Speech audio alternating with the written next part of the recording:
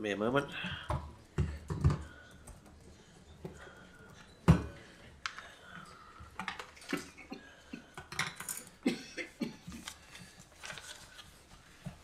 Already.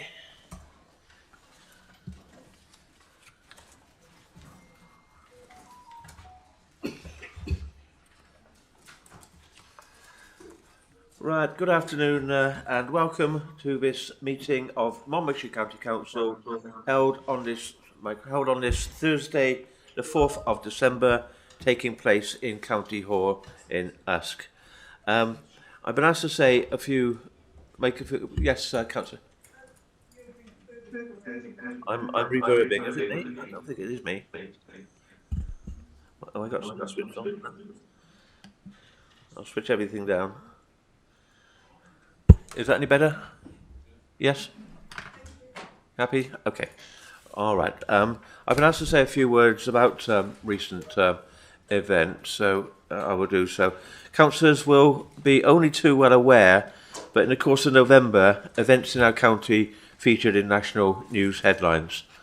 On November the 2nd, a child in Roggett was killed by a dog. I mention this really in order to pay tribute to the emergency services, police, paramedics, ambulance crews who attended the unbelievably awful scene and have been dealing with the aftermath. And the police have done a particularly good job of looking after the community since that event. Then later on in the month, the flooding which affected several of our communities, including Skenthriff, Abergavenny and particularly Monmouth. Fortunately, no lives were lost, but hundreds of lives have been turned upside down.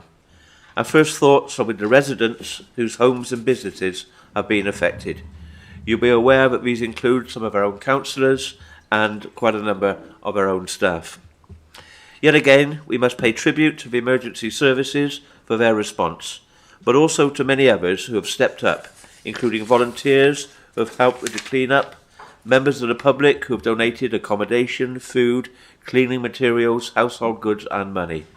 Charities, both local and from further afield. Monmouth Town Council, county and town councillors and our own MCC staff at all levels, many of whom worked to the point of exhaustion. Apologies for not naming individuals and any organisations that I've missed. That in itself is a reflection of the sheer numbers who came forward. I am sure councillors would like to join me in giving them all our heartfelt thanks.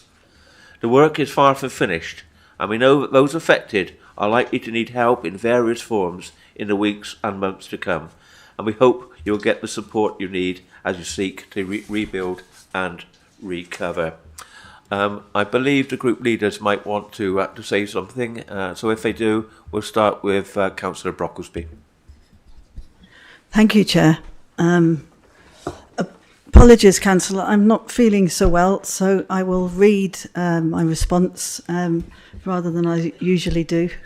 Have a chat with you. And I wanted, as leader of the council, to take a moment to update you on the response to and recovery from Storm Claudia. It's hard to believe, isn't it, that it's just shy of 3 weeks ago when North Monmouthshire endured one of the most distressing flooding events in living memory. Communities across Monmouth, Abergavenny, Skenthriff, along the Monnow Valley and outlying rural areas have suffered deep and lasting damage.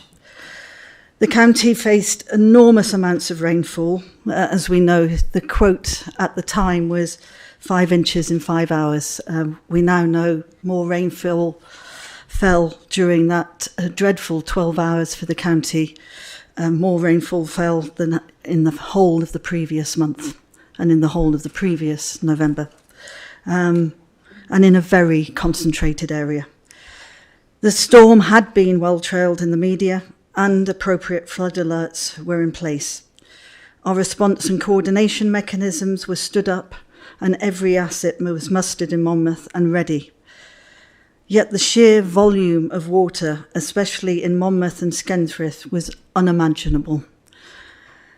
And let us be clear, councillors, prior to that deluge, there was no evidence of damaged defences or broken culverts, and we had completed a major cleaning exercise in advance of Storm Claudia. It was undoubtedly, Storm Claudia, a test of our systems, our people, and our community spirit. And whilst the storm was exceptional, what stood out most was the extraordinary response by officers, emergency services, NRW, health service, volunteers and neighbours alike. Local authorities across the region stepped in with advice and support. The Welsh Government reached out early Saturday morning and continues to work closely with us. Together, all of us, we showed what compassion, community and resilience truly means. And we can be no less thankful there was no loss of life or injuries. However, around 200 residential properties and 120 businesses were directly impacted, and more than 150 boat rescues were carried out. In Monmouth, our emergency rest centre was stood up quickly. Evacuees were kept warm and fed before being routed to overnight accommodation. Our comms teams worked tirelessly, providing clear and consistent communications, responding to the demands on the ground, and signposting residents and businesses to advice and support. Fire and rescue services, with our support, pumped water out of hundreds of properties, and the clean-up began immediately. Over 150 tonnes of flood-damaged waste was removed within 36 hours. Troy Depot was open so residents could dispose of items themselves. Hundreds of volunteers turned up from near and far. They organised, they stayed, and an extraordinary community response kicked in as donations of money, food and goods poured in. I myself attended the Methodist Church around the corner from our Shire Church on Saturday afternoon, which was full to the ceiling of donations of clothes, toiletries, towels, bedding, shoes, just brought in from all across Monmouthshire and beyond. The needs of all those receiving domiciliary care were met, and our carers, often hidden heroes in our county, truly shone. Important community assets were quickly relocated and re-established. The bridges to the Market Hall and the GP surgery to Monnow Vale.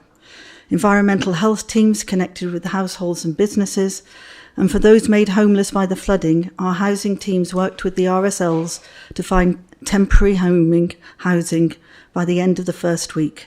Nobody was without a safe place to stay, either through the homes we found or with neighbours, friends and family.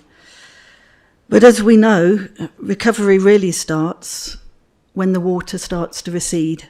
And from my experience in assessing the impacts of flooding globally, that's when people begin to comprehend the scale of their loss, where the shock and adrenaline gives way to the realisation of the struggle ahead. That's never easy. The emotional and psychological impacts are as great as the loss of property and earnings, and that's going to stay with us, not for months and weeks, but for years.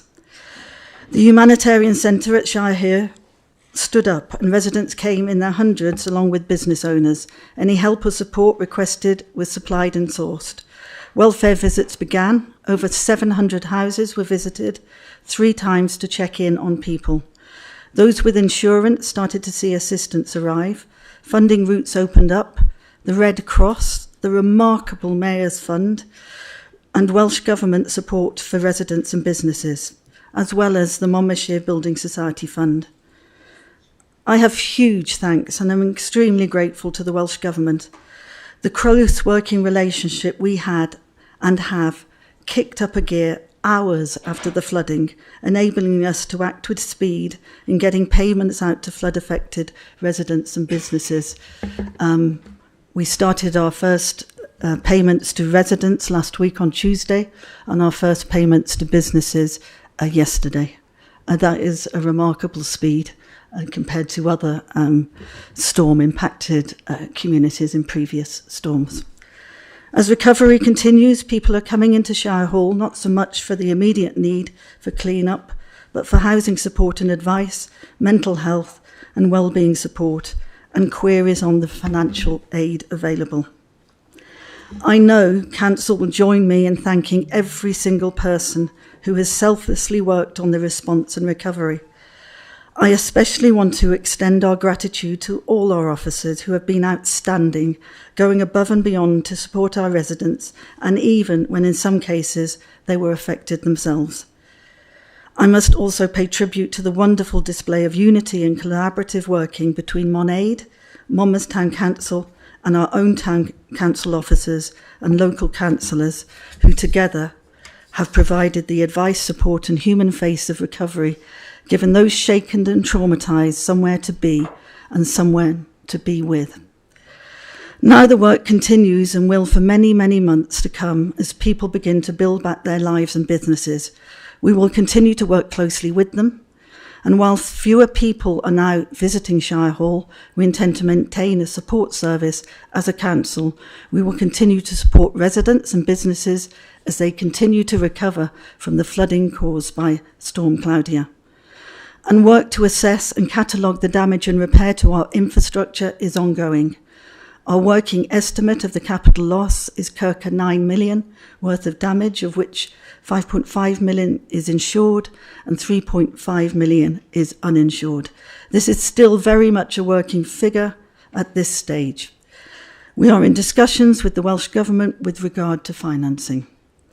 Finally, as I said in my public statement on November the 19th, we will work with the Welsh Government and NRW to review flood protection given the increasing frequency of severe weather events and report back to Council in due course.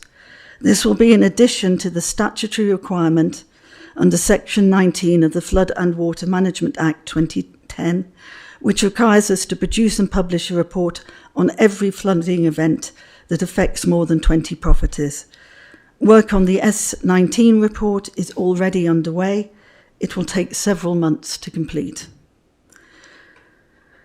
As I end, I would say I am pleased that Councillor Newell has brought a motion to Council which allows us as councillors to share our own experiences and those of our residents in the affected areas, as well as discuss further the actions of the Council. Thank you, Council. Thank you, Councillor. Councillor John, you're online. Would you like to say some words? I would. Thank you, Chair. Good afternoon, everyone. I hope everyone's well. First of all, on behalf of the Conservative Group, can I say that our thoughts are with the community of Roggett. No parent should ever have to cope with the devastating loss of a child. So I can't imagine the shock and unimaginable distress that the community has suffered. On to the horrendous impact of Storm Claudia. Can I associate my group with the comments of the leader and express our heartfelt thanks to everyone who has worked so tirelessly during and responding to the floods. The impact was more severe than we could possibly have feared. The images and videos from Monmouth were absolutely shocking. The sheer power of water flowing back down Mono Street, smashing windows and carrying anything in its path. Our thoughts are with all those who have been affected. And while Monmouth bore the brunt, Abergavenny, Little Mill, Skenfrith, Penpetheny and other communities were also greatly affected. The emergency services were just incredible. I know other councillors had the chance to meet many of them ourselves and to say thank you. Many of those who responded from the emergency services were neither local nor even in work that day, but felt the need they should respond.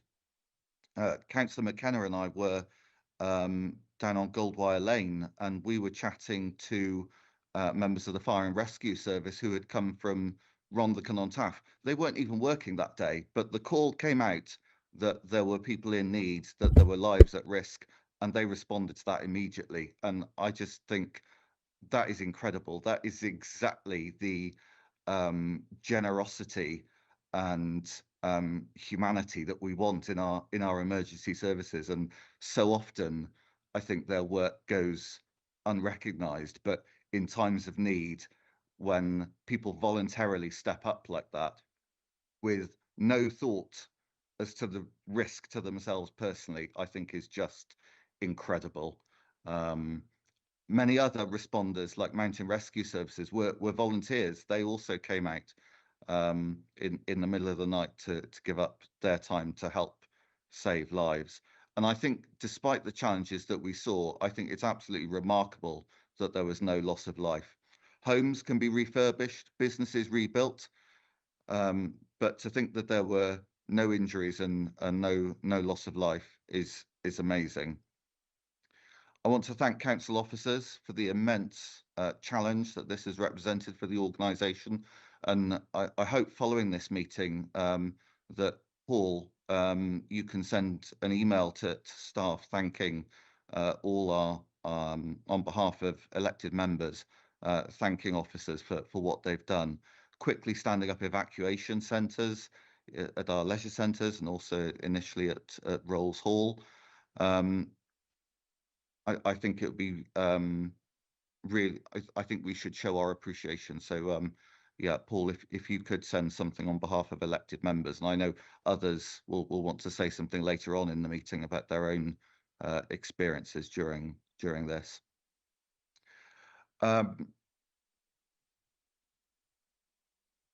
Obviously, our thoughts are with all those who have been affected, and I also want to thank all those residents for their generosity, which never ceases to amaze. The number of residents who came forward following the response, just as they did during the Ukraine crisis, offering temporary accommodation to those in need, and of course all those residents who have responded to calls for emergency funding and donations of baby food, clothing, bedding.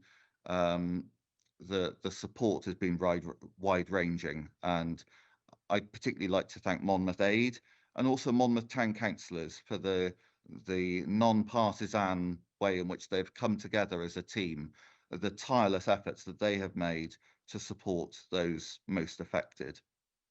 I'm particularly proud of a number of individual ward members here who have really stepped up to support their residents, providing that friendly face and point of contact for help. I know that has been greatly appreciated. The impact of this is going to be felt for some time. We all recognised the great nervousness there was this weekend when there were forecasts of significant rainfall. The impact of this is going to last for many, many months, way beyond this disappears from news headlines. So part of the responsibility for rebuilding falls on our shoulders to ensure that no business or resident misses out on the support they need. And many businesses are going to really struggle to reopen both in advance of and after Christmas. And I know later on in this meeting, we will have an opportunity to discuss some of the lessons that should be learnt, also to recognise those extraordinary contributions that have been made from emergency services, partners, and our communities. So looking forward to that discussion later on, including the support that further needs to be provided to affected businesses, particularly those who don't have insurance or having issues with insurance companies paying out. So looking forward to those discussions later on, but thank you to everyone who has contributed to what has been the most extraordinary challenge for this organisation and many of the partners we work with. So thank you all very much. Thank you, Councillor. Much appreciated. Do we have Councillor Taylor? Councillor Taylor online? Councillor Howarth, do you wish to speak for the independent group? Yes, please. Yes, please, and good afternoon, Chair and members. Just following on from the leader, thank you, leader. Very kind words for everyone, and well spoken, and for Councillor John as well. Not much to really say on top of what you've said, really.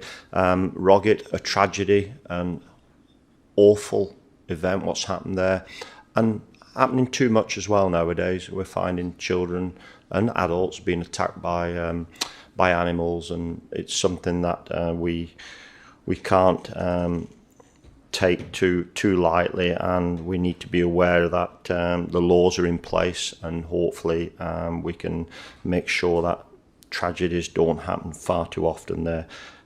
Just going back to what Councillor John has said and the leader of the council, Special thanks to our SLT team out there who were probably the first people who ended up having to go into action, an action plan that they put in place. So thank you for that, Paul, and the team for your guidance in leading our staff in the right direction. Special thanks to our emergency workers, and Councillor Johns said that the fire teams and the mountain rescue, they were on hand and came whenever they wanted to come. They came, and I take my hat off to them because they are volunteers, many of them people as well. But a special thank you to all our volunteers out there in this county. As we know, we are a unique county. We're a very unique county in Monmouthshire. We have masses of volunteers, and without them, this county would be nothing. So I take great pride in saying thank you to them, and thank you to everyone who went to Skenfrith, went to Monmouth, went to Abergavenny, and other areas as well, which we don't know about, but we may find out later, who suffered with issues with water.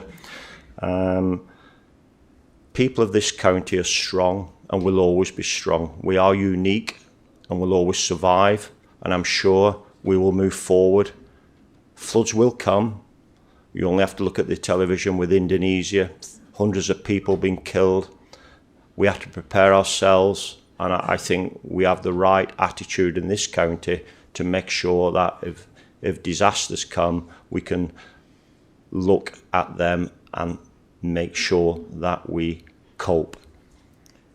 May I take this one item as well? I think during the next 3 or 4 months, I think what we need to be doing as a county as well is making sure the teams that we used to have in place, going around our county, making sure that our culverts, our drains, our infrastructure is operating to the best it can, need to be put back in place.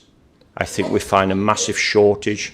Every member here today will say how them teams are so important to go around in our areas and make sure all our apparatus was working and working correctly during the winter months. I, for one, made a request during October, knowing that during our winter months, culverts in my community need to be cleaned. And if they're not cleaned, we have a disaster and it will cost us a lot of money. So I think every member has a duty and a responsibility, but we as a council as well. And I think our highways team need to be focused on making sure and speaking with the Cabinet on whether we can bring teams back into play during the oncoming months during the budget. Thank you, members. Thank you, Paul, and thank you to the team. Good afternoon, Chair. Thank you, Councillor Howarth. Councillor Chandler? Yeah, thank you, Chair. So I'd like to add my thoughts as leader of the Green Independent Group, but also probably as a elected member for Llantylia Cresceni Ward, which contains some of the most affected communities, the flooding. Because in my ward, Skenfrith and also Rockfield village, which often doesn't get a mention, were badly hit. Obviously, homes and businesses were flooded in both those areas.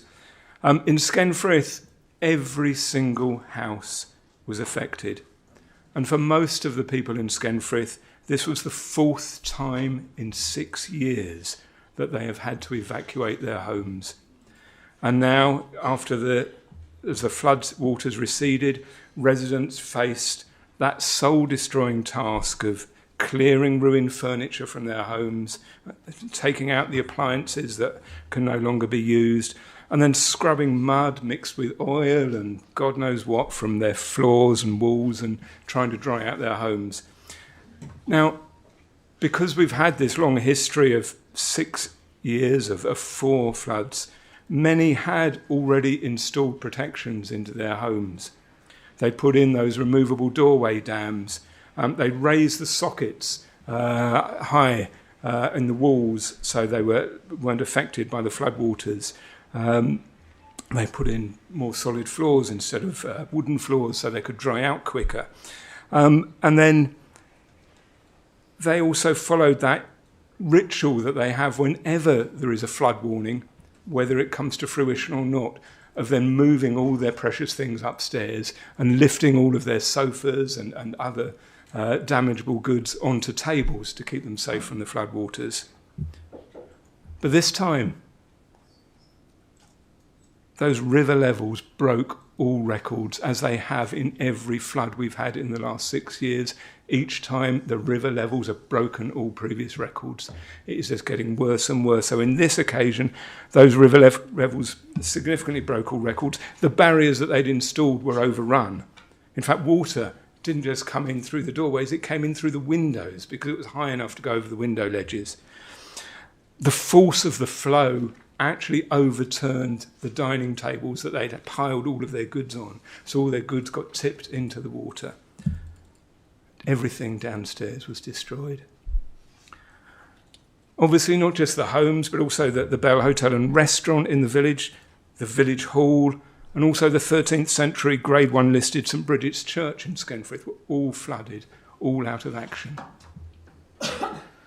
But I think what I want to just say is that amid this devastation, whether it be in Skenfrith, whether it be in Rockfield Village, whether it be in Monmouth, where I also went door to door with part of the teams doing welfare checks and talking to residents, talking to neighbours.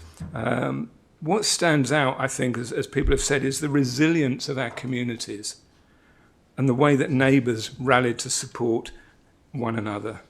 And I think that spirit of togetherness, of fortitude, is something that we should all be proud of. And it's something that really marks our community out. Like the other group leaders, I also want to pay tribute to our council teams and the emergency services who work tirelessly to keep people safe and begin the recovery. In my cabinet role for social care, I do particularly want to make a special mention to our maybe less visible input of our social care staff who ran the emergency centre first at the Rolls building, then at Monmouth Leisure Centre alongside Mon Life staff, providing warmth, care and reassurance to all of those who've been evacuated from their homes. And I just to everybody involved, residents and those involved in the extensive clear-up operation, the amount of workers that are taking away the ruined goods from the roadside, people working in the recycling centres, everywhere else.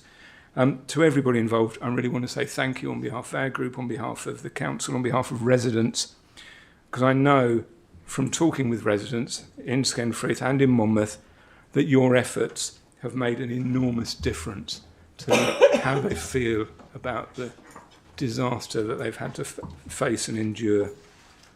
Looking ahead, we know this cannot continue.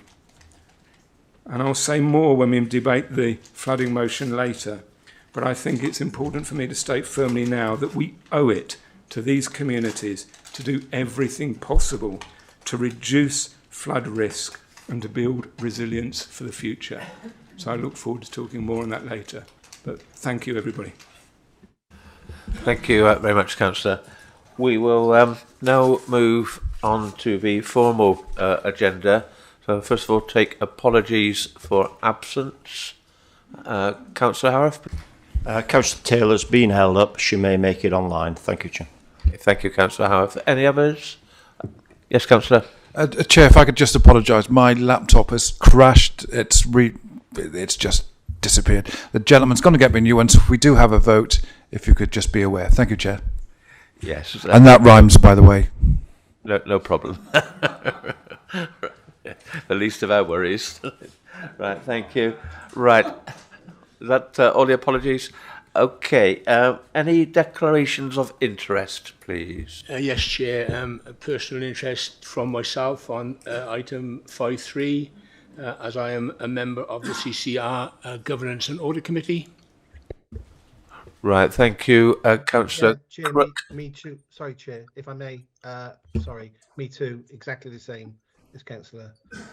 Yes, thank you, Councillor Watt. So those are noted. Councillor Brocklesby?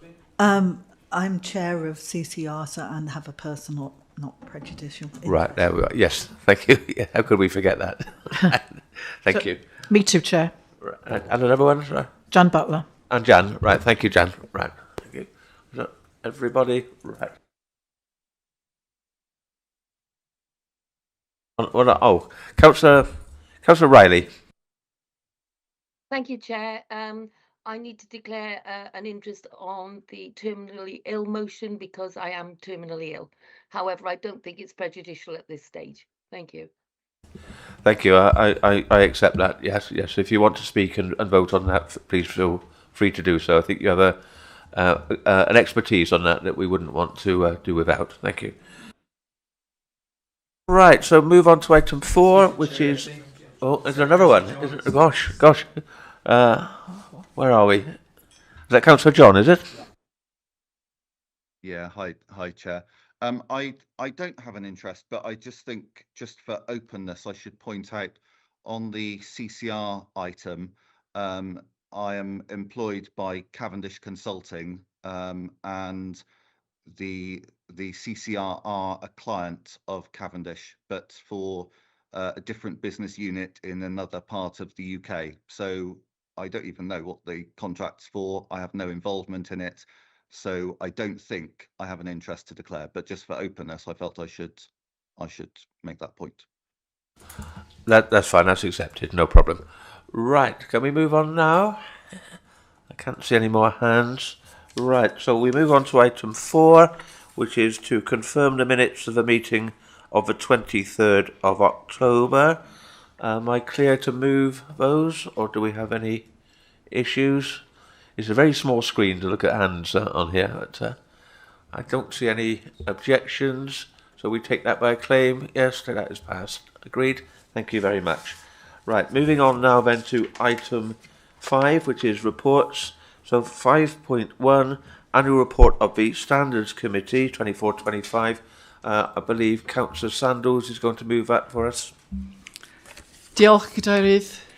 This is a statutory report that the Standards Committee is required to make to Council annually under the Local Government and Elections Act 2021. The content of the report is prescribed by the legislation as set out by the various headings within the report. To summarise, the committee met 3 times during the municipal year on the 10th of June 2024, 16th of September 2024 and the 16th of December 2024. The committee did not receive any referrals from the Public Service Ombudsman for Wales, and no notices were received from the Adjudication Panel for Wales in respect of any member of the County Council or any member of the community or town councils in our area. The report notes that all members have received relevant Code of Conduct training, and the committee has no recommendations to make to the authority.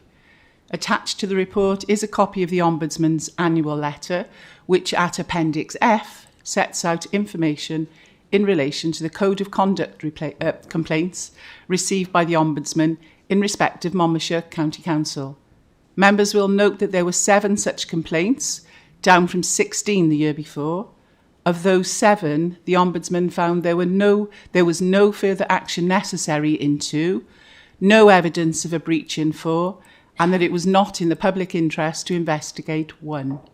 The Chair and the rest of the Standards Committee strongly commends all members of the authority for continuing to maintain high standards and conduct throughout 2024-25.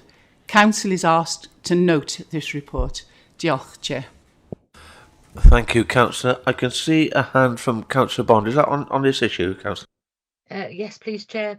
So just noticing that there were two complaints and that were not complied within the time frame. Did not comply within the time frame, the response to those complaints.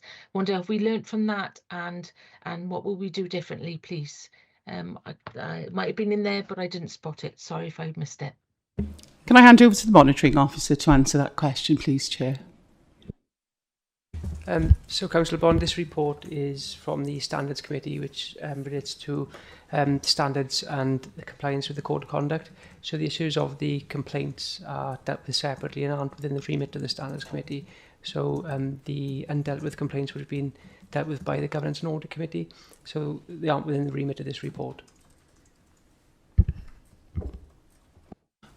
Okay, you okay with that, Councillor, or do you want to come back? Thank you, Chair, and thank you, James. I guess I need to assume then that that was picked up by the Standards Committee then. Is that what we're suggesting?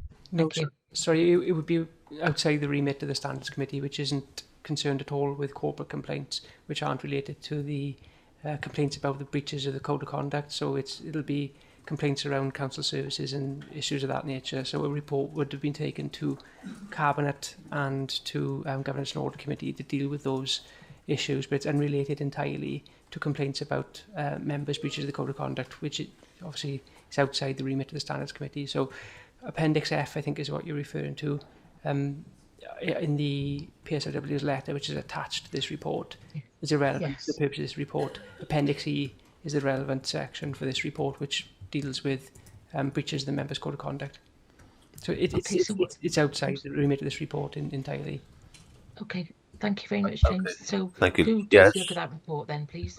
Where is it looked at then, please? It'll be Cabinet and the Governance and Order Committee. I think Matt might be able to answer that question potentially. Thank you. Okay, so an exchange of emails for something that's quite complicated, yes, would be the best first. Yes, yeah. Okay, thank you. Right. Are we okay to note that report then? Councillor?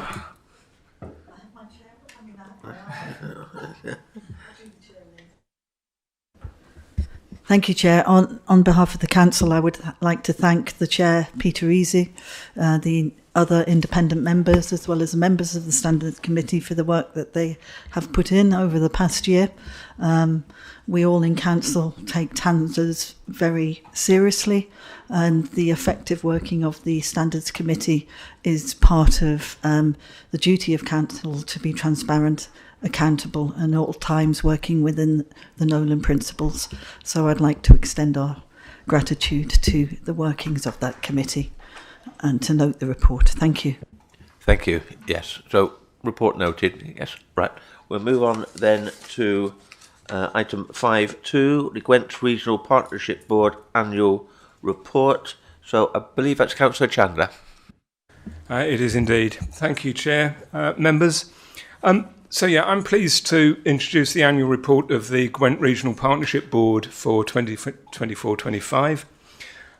The Gwent RPB is one of 7 regional partnership boards in Wales who are established under the Social Services and Wellbeing Wales Act. Its purpose is clear. It's to drive the integration of health and social care services and improve the well-being of people across our region. This is a true collaboration. It brings together local authorities, the health board, the third sector, care providers, citizens and carers. Together, we work strategically to integrate services for priority groups identified by the Welsh Government. As an RPB, we have several statutory responsibilities. These include producing a population needs assessment for Gwent, which identifies care and support needs through robust data and community engagement. It includes developing an area plan that sets out our actions to meet these needs, and it also includes aligning our work with the Gwent Public Services Board to ensure the wellbeing plan for Gwent complements our objectives. So the annual report before you today summarises progress against that area plan that I've referred to. Pardon me. It reflects the work done across the 5 local authorities in Gwent. That's Monmouthshire, Blaenau Gwent, Caerphilly, Newport and Torfaen. And section 3.2 of the report highlights several key regional developments. But I'd like to share a snapshot of some of the achievements that have been made here in Monmouthshire. I'd like to highlight that early intervention and person-centred support are now embedded across the region through the Community Connectors and Wellbeing Workstream. So, for example, in Monmouthshire, over 480 volunteers were supported through our strong partnership with the Bridges Centre. The Building Bridges project has supported over 100 young people with additional needs, who have now gained confidence and built community links through this initiative. Family group conferences have helped families stay together and avoid care proceedings. And in Monmouthshire, 21 families have created contact plans supported by positive feedback that's showing stronger family networks and better informed plans. And through the Gwent Career College Consortium, we're innovating to recruit and develop health and social care workers. And in 2024-25, Monmouth Comprehensive School and Caldicott School were among 10 Gwent schools involved in our integrated career pathway programme, inspiring over 500 learners. This work was recognised nationally with a nomination for an Outstanding Achievement Award at the Careers Wales Awards. On hospital discharge, the Improving System Flow work stream has strengthened discharge processes, reducing delays and improving outcomes, and embedding occupational therapists and social workers directly into hospital settings has enhanced planning and recovery. And new carer support hubs in all 5 main hospital sites now provide vital information and assistance for carers, delivered in partnership with the Health Board and third sector organisations. And finally, our innovative Microcare Monmouthshire model continues to grow, using the Duis Cymru platform and attracting interest for potential national scaling. So, in summary, this report demonstrates the impact of regional collaboration and the difference that it makes locally.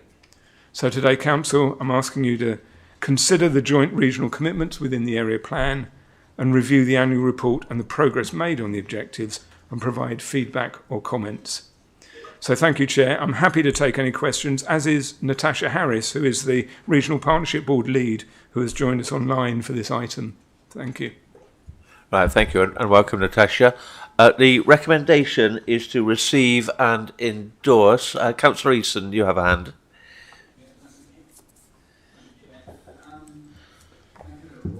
Can't hear you.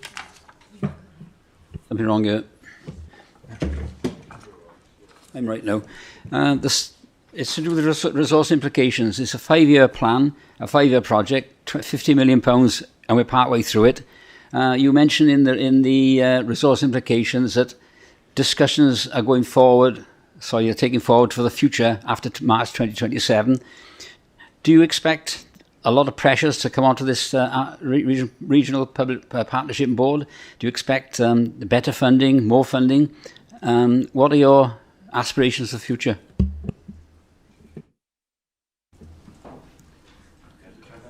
I think any future funding nothing is certain of what's going to happen after May 2026 and what that implications for the funding arrangements after 27/8 onwards. So I don't think we can say anything with any certainty, but I'd maybe refer through to either Natasha Harris or to Jane Rogers to maybe talk a little bit about the specifics of the funding streams. But I know there's been a lot of conversations been taking place. So, okay, Natasha or Jane, do you want to come in? I'm happy to come in if that's okay with Jane. So just to give you a flavour, the Regional Integration Fund portfolio is around sort of 29 million, and we've got 14 strategic programmes that sit across 28 work streams and 179 projects. So, there's a lot of work going on in the health and social care and community space. Yes, it will have an impact across Gwent if we lost the funding, but we're working very hard at the moment with Welsh Government to identify what that would look like if we don't get the funding, but also what it would look like if we could get funding in place to set up a new programme, which would be ongoing, so that we're not under the pressure that we're continuously under with the short-term funding. So I know that doesn't really answer your question, Councillor Easton, but it's just for reassurance really that the RPB and all the structures across the RPB and the RPB chair are constantly championing this issue with Welsh Government so that we can get an answer as soon as possible around the funding streams. Okay, thank you. Thank you. Yes, a pre-election period of uncertainty, we might call it. Right. Are we okay to receive and endorse that report? Oh, sorry, Councillor Neil. Yes, you had your hand up. My apologies. Thank you, Chair, and thank you for the report, Councillor Chandler. It's very informative and very interesting, and there's some really positive aspects that speak well for joint working in the future with neighbouring authorities. My question is really, can you see other areas that we could extend joint working in within this wider remit? And are you working on any of those just now that you'd be able to share with us? Because the report tends to point in that direction of more being a good thing. That's an interesting question, Councillor Neil. I think within my portfolio area of social care, I think pretty much all of it is covered in some form or other within the RPB. So the RPB itself has a number of strategic partnerships within it. So some focusing on adult social care, some on children's, some on learning disability, some on supported housing, and various things. So I think it's there. It's covered. I think the question is there is maybe more that we maybe have to grapple with at various points. It is to what extent do we coordinate and learn from each other as part of that collaboration, as opposed to what extent do we do it as a single body? And I think that's the question. I think that varies from instance to instance. So if you want to, from my perspectives on it, because there are sometimes when actually having much more local approaches is more appropriate, and sometimes the ability to scale and to work together has benefits, and I think that's a case-by-case basis. I wouldn't want to give any sweeping answer to that, but I think it's a very pertinent question. If you wanted to ask, if the question was saying, is there any other areas that aren't already covered that should be brought in? I don't know. That would be outside of my portfolio, and I wouldn't want to speculate on that. But I don't know whether, again, with Natasha, whether you want to come in on that particular question in terms of that level of where integration starts and finishes. Yeah, no problem.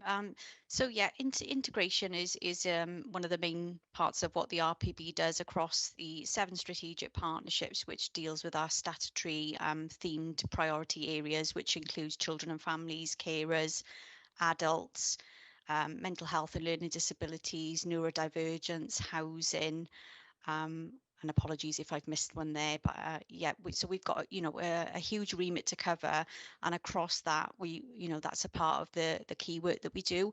What I will say is that we'll be going out next year to renew our population needs assessment and doing the work on that, which will involve collating all the data across Gwent.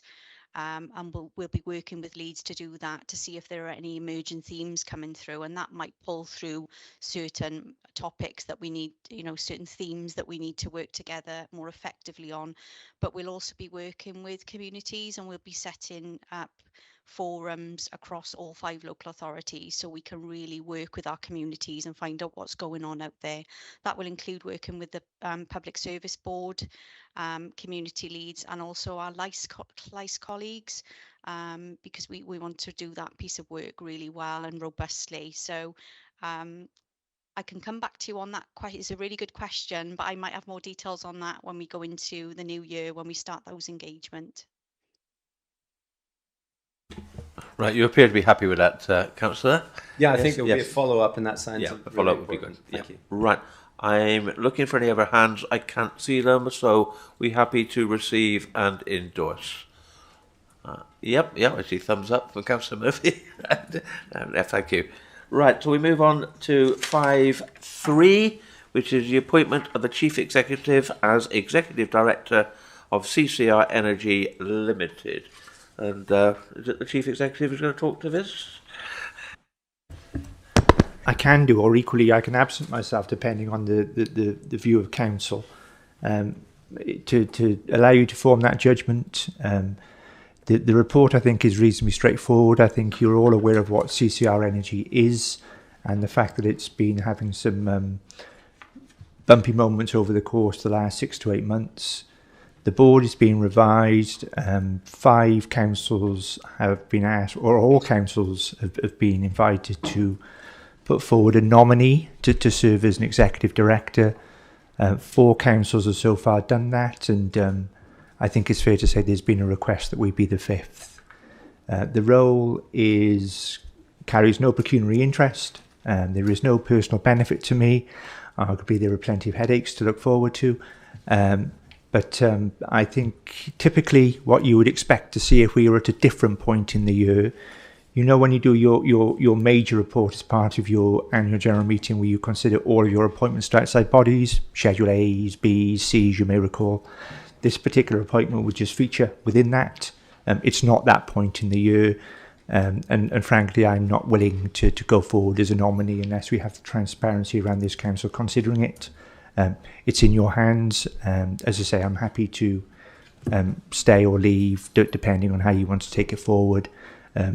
The advice I would offer you, I think James would support it, would be that because there is no pecuniary interest, there is no real reason for me not to be in the chamber. But I'm in your hands. Right. Councillor, have you got your hand up, or is that a previous one? No, it's a new one. Chair. It's a new one. Right, go ahead then. Thank you. 2 hands. And thank you for the report, Paul. And from my perspective, I would absolutely support the idea that you would be part of stabilising the activities of what I think does cause quite a lot of concern for, I imagine, everybody in the chamber and anyone who is looking at this. And it really is against that I raised the question.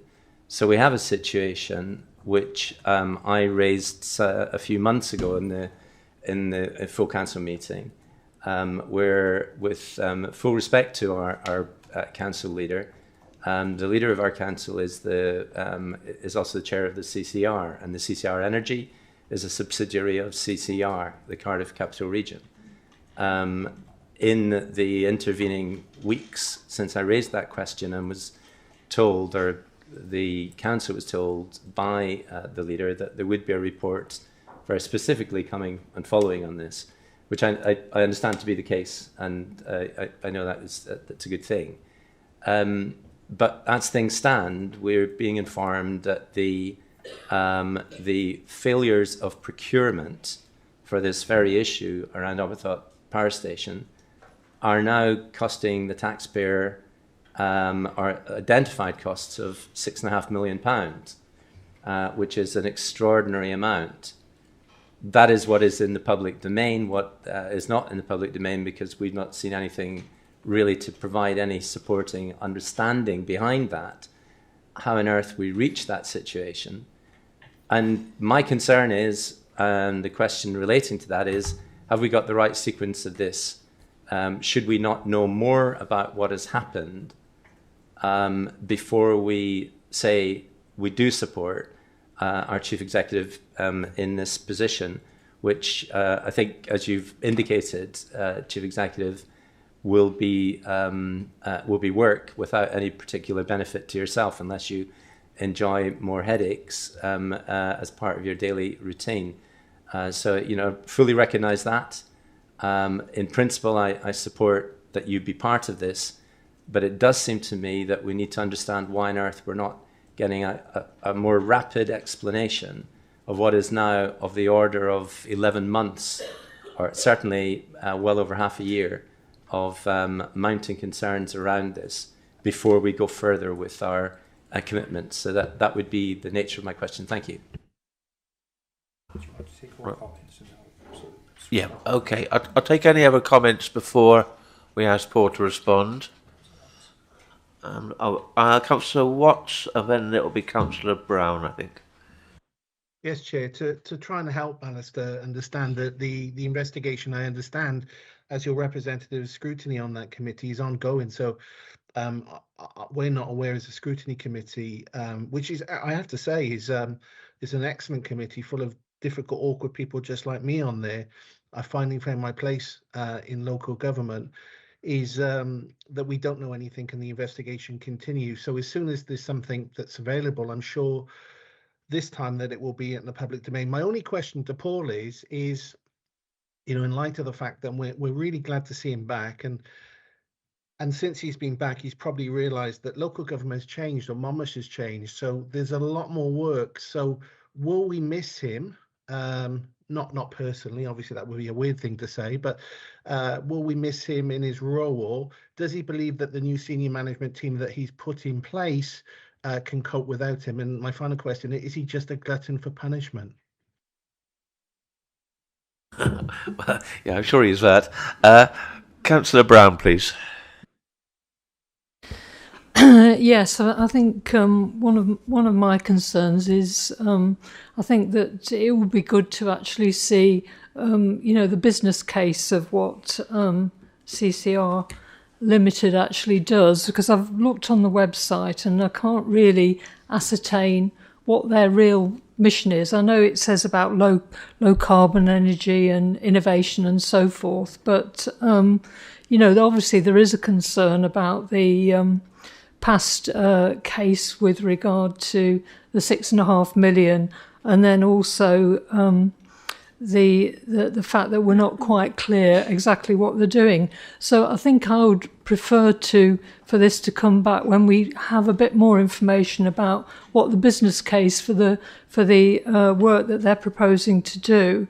And although it's useful to have local authority expertise, I'm just wondering about the commercial expertise that they might have in relation to this particular area, because I know that local authorities, for example, not necessarily in relation to low carbon, but in relation to other things, have involved themselves in the energy market, and it hasn't actually worked out terribly well. I think there was Robin Hood Energy in Nottingham, and there was also, for example, in the local authority I was in before, the Cheshire East, tried to have a go at an electric type of company. So my concern is I don't know whether or not there is that commercial expertise to actually guide what's being done. The other thing I am concerned about is in relation to the feedback that we get from the Cardiff Capital Region thing that all local authorities in the area contribute to.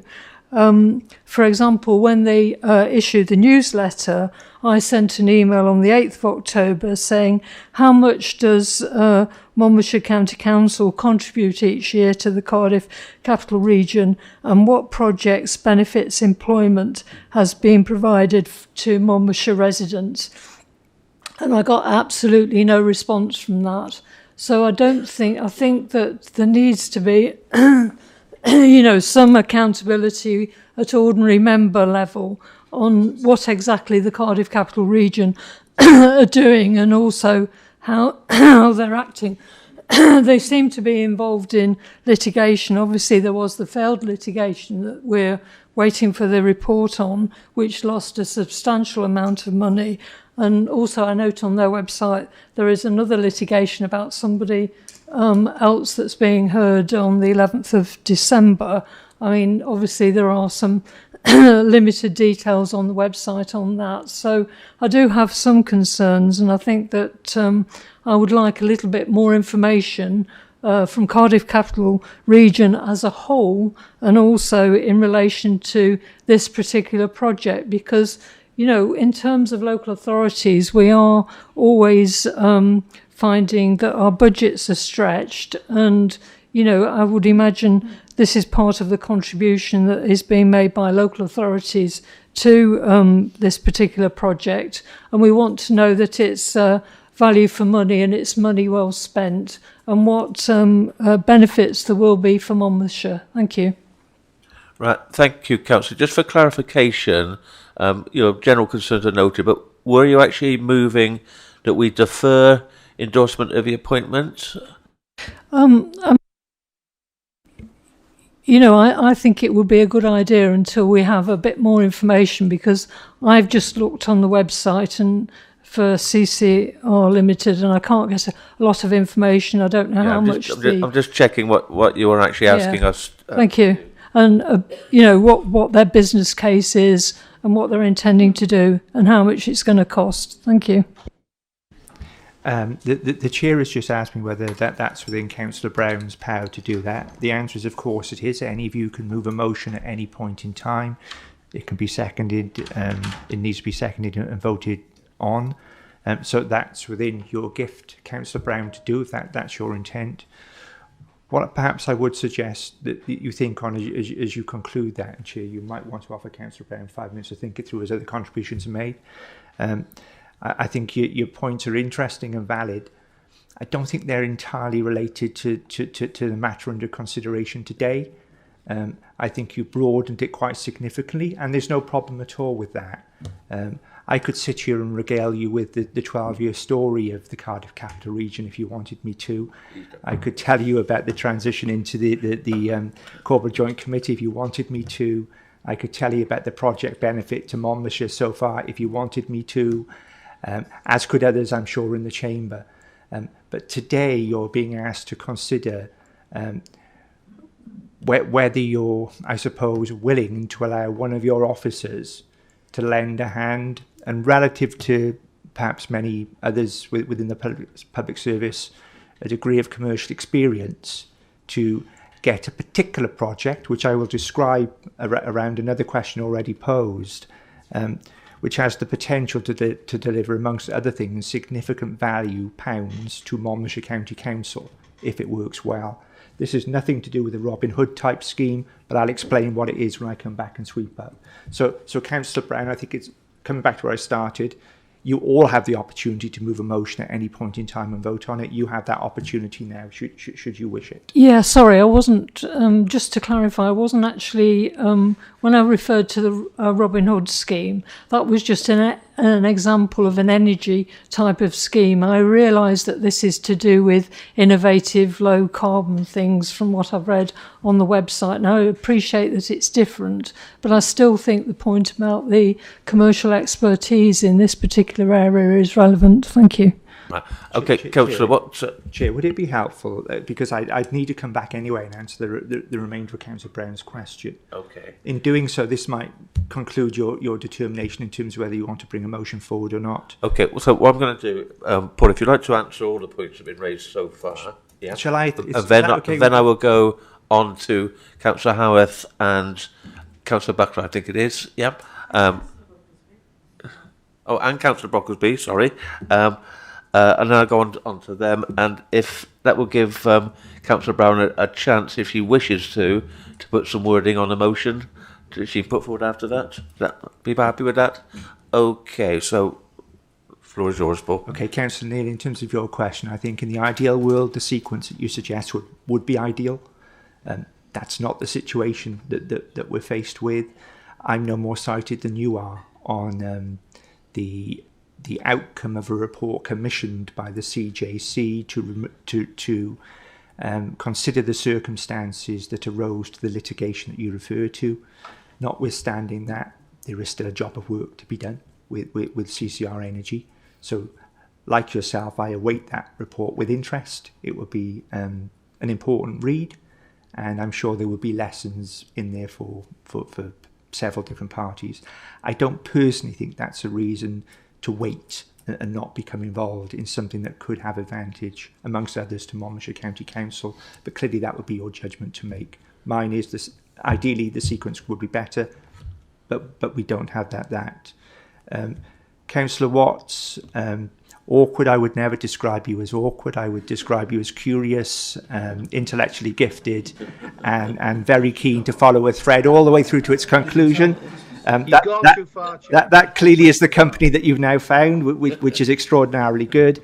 The other part, the question was really around capacity. This report, should you choose to support it, will not see me disappearing to Aberthaw 3 or 4 or 5 days a week. It's got more a sense of I might do a couple of hours on a Teams meeting every other week, something of that nature. So I think it's quite important that we get I give you a sense of the commitment. No doubt there is one, but it's not going to mean that I'm going to disappear in any way, shape or form. Even if I did, the second part of your question was my confidence in the capacity and capability of the leadership team that I'm a part of. That confidence is absolute. They've showed me over an extended period.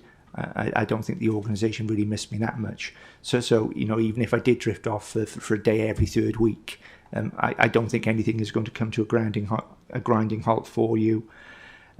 To other parts of Councillor Brown's question, I think actually CCR Energy is probably poorly named. I do see why people might perceive it to be an energy generating company. It's nothing of the sort. CCR Energy was set up by the Cardiff Capital Region before it became a corporate joint committee. So the Cardiff Capital Region was not an organisation that was able to contract, to buy, to employ anybody. It didn't have the status that it now has. So it needed to create a vehicle to allow the acquisition of 300 or 400 acres of land, brownfield land, down on the coast, which currently contains an old coal-fired power station. The purpose of the company, when you cut to the chase, is to knock down, blow up that power station, clean the land, reprovide it, and create probably one of the most significant brownfield opportunities anywhere in South Wales, and have it with a significant public interest, currently a 100% public interest.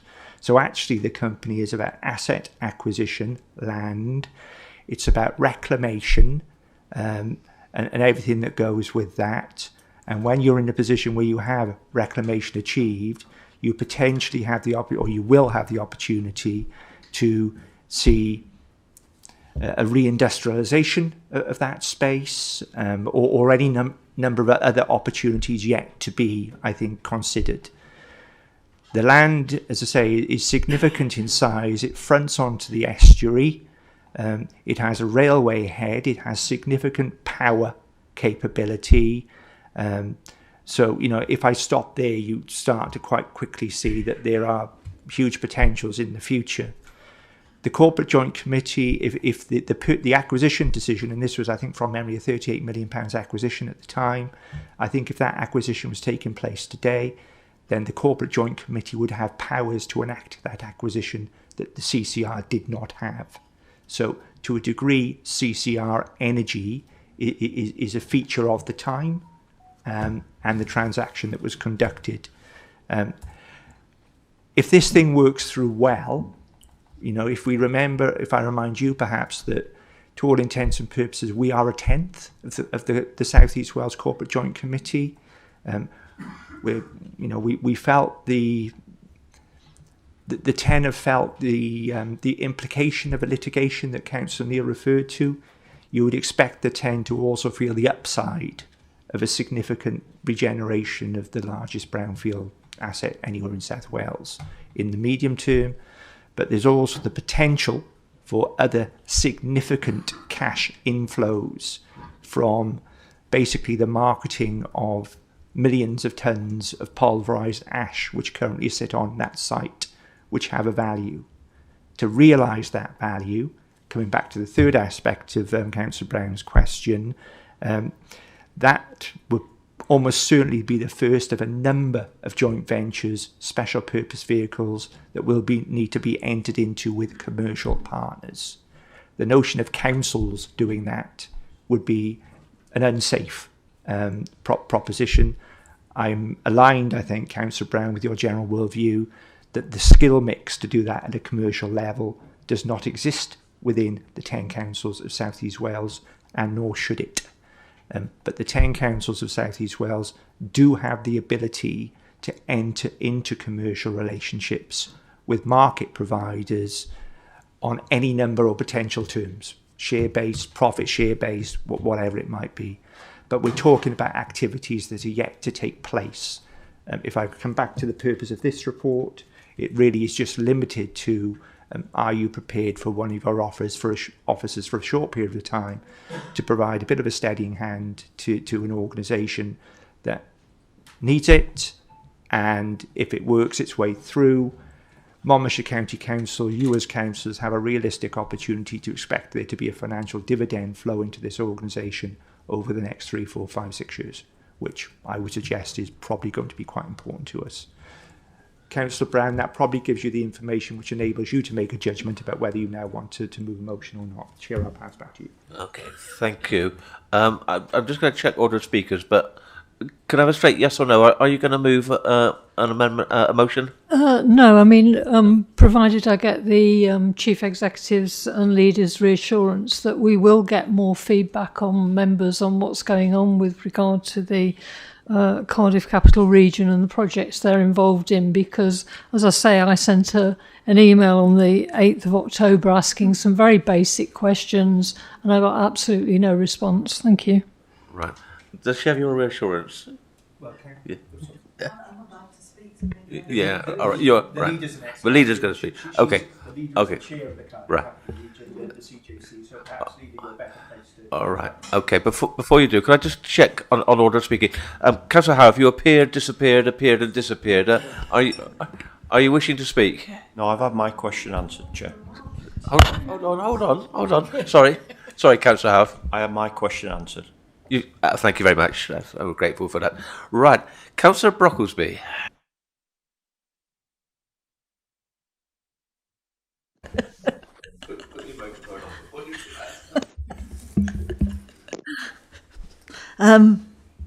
Councillor Brown, I think you ask very reasonable questions, and I am sorry to hear that you didn't get a reply to your very basic email of the 8th of October, and I think I will ensure that you do so.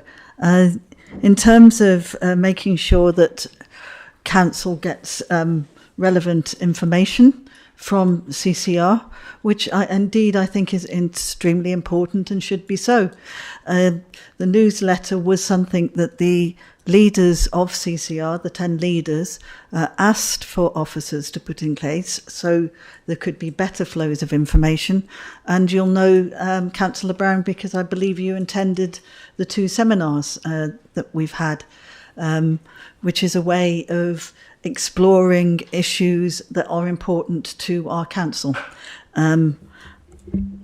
We will have more. I can guarantee that for you, Councillor Brown. We're also in a far better position now. We are a CJC, a corporate joint committee, which is a statutory committee under law, in that we now have our... How do I describe our intellectual genius, Councillor Watts? We have him. We have him indeed on scrutiny, but we also have Councillor Butler and Councillor Crook on governance and audit, who going forward are in a position with myself to give feedback to the council in regular ways. That is better than when CCR was a city deal mentioned by Paul here. So we now have a governance structure in place which does allow each individual council to hold CCR to account. I should add the contribution we make is to the city deal, not to the CJC. That's a historical legacy, but there is no provision under the law currently to make a financial contribution to the CJC. Also, I would inform Council that Paul and I, as you would expect, did have a number of discussions over the decision that was taken.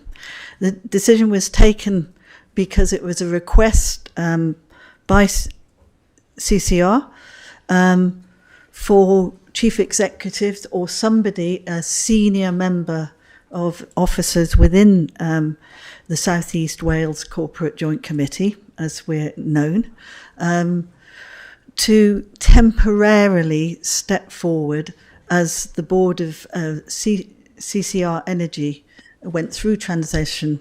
And that's what Paul has stepped forward to do. We have agreed, and you know Paul always listens to the leader, that it would be down to 1 day or thereof per month on CCR Energy work in a transition piece that we would review and assume at this point would not be permanent, but very much temporary as we move through that transition period. To reassure you, Councillor Brown, there are currently commercial non-executive directors with absolute expertise within that sector and in the industry sitting on the board. Okay, thank you very much. I must say, I used to write school reports for Councillor Watts, and I may well have used some of the words that have been used to describe him today, but not necessarily all of them. Right, Councillor Buckler, please. Or in the same order, in fact. Thank you, Chair. I've sat since the birth of this thing, actually, as the non-voting member behind Armand.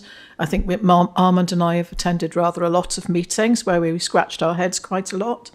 The CJC has been quite a long and painful birth, to be quite honest with you. It's been a bit like watching the Kraken wake, I think. And I think Paul is an excellent choice.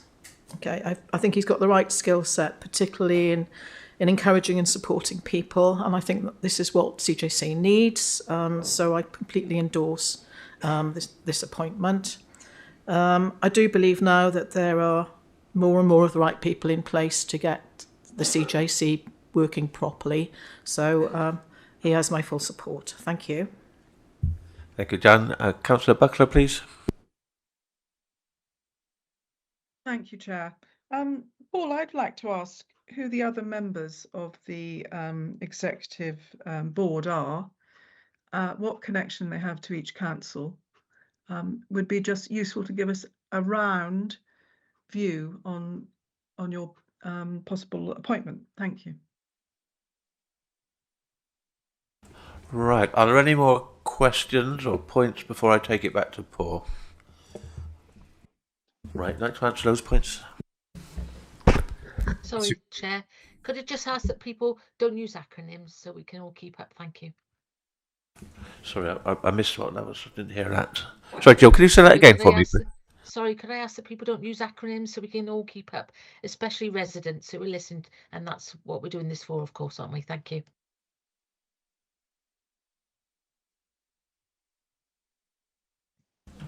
To the last question, gosh, I should know the answer to that, shouldn't I?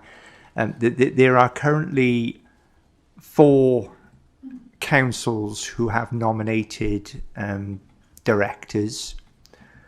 One is Rhondda and Taff. One is the Vale of Glamorgan. And given 5 minutes, I'll come up with the other 2. I think Merthyr might be one. No, not Torvine. I did well to get 3 out of 4 actually. So they're the sort of councils represented. They're, as Councillor Brocklesby has said, they are matched by a similar number of individuals drawn from a commercial background. Your gather today is about seeking, your opinion on whether you want to put me into this environment. Consequently, I've never been to a board meeting. Why would I? I'm not involved in the board. So I don't know those individuals. I've looked at their bios and they seem very credible in terms of what is currently expected from CCR Energy. As that company moves into different activities, the company cannot rely on its commercial director experience to take forward commercial activities. They will need to be the subject of separate contracting, separate arrangements. But as I say, if you give me another couple of minutes, I'll come up with a 4th, but at least I give you a sense of 3 nominees who I know are all active.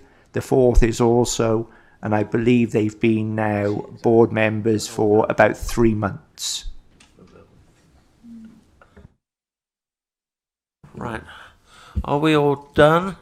So the recommendation is to appoint. There are no amendments or contrary motions. So can I accept that? Yep. Right. Is that a new hand, Marianne? Sorry, Councillor Brocklesby. No, you're trying to vote, are you? All right. Okay. All right. Okay. Do you want me to take a formal vote? Yep. Okay. We're going to take a formal vote on this. Yep. So, Nicola, going to put it on the system for us.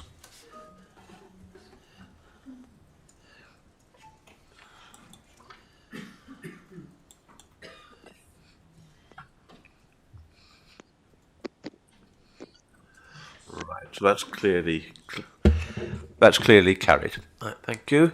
Right, moving on now to item 5.4, which is the annual safeguarding evaluation report for 24-25, and again I think that's Councillor Chandler with possible contributions from Jane Rogers. It is indeed. So, yep.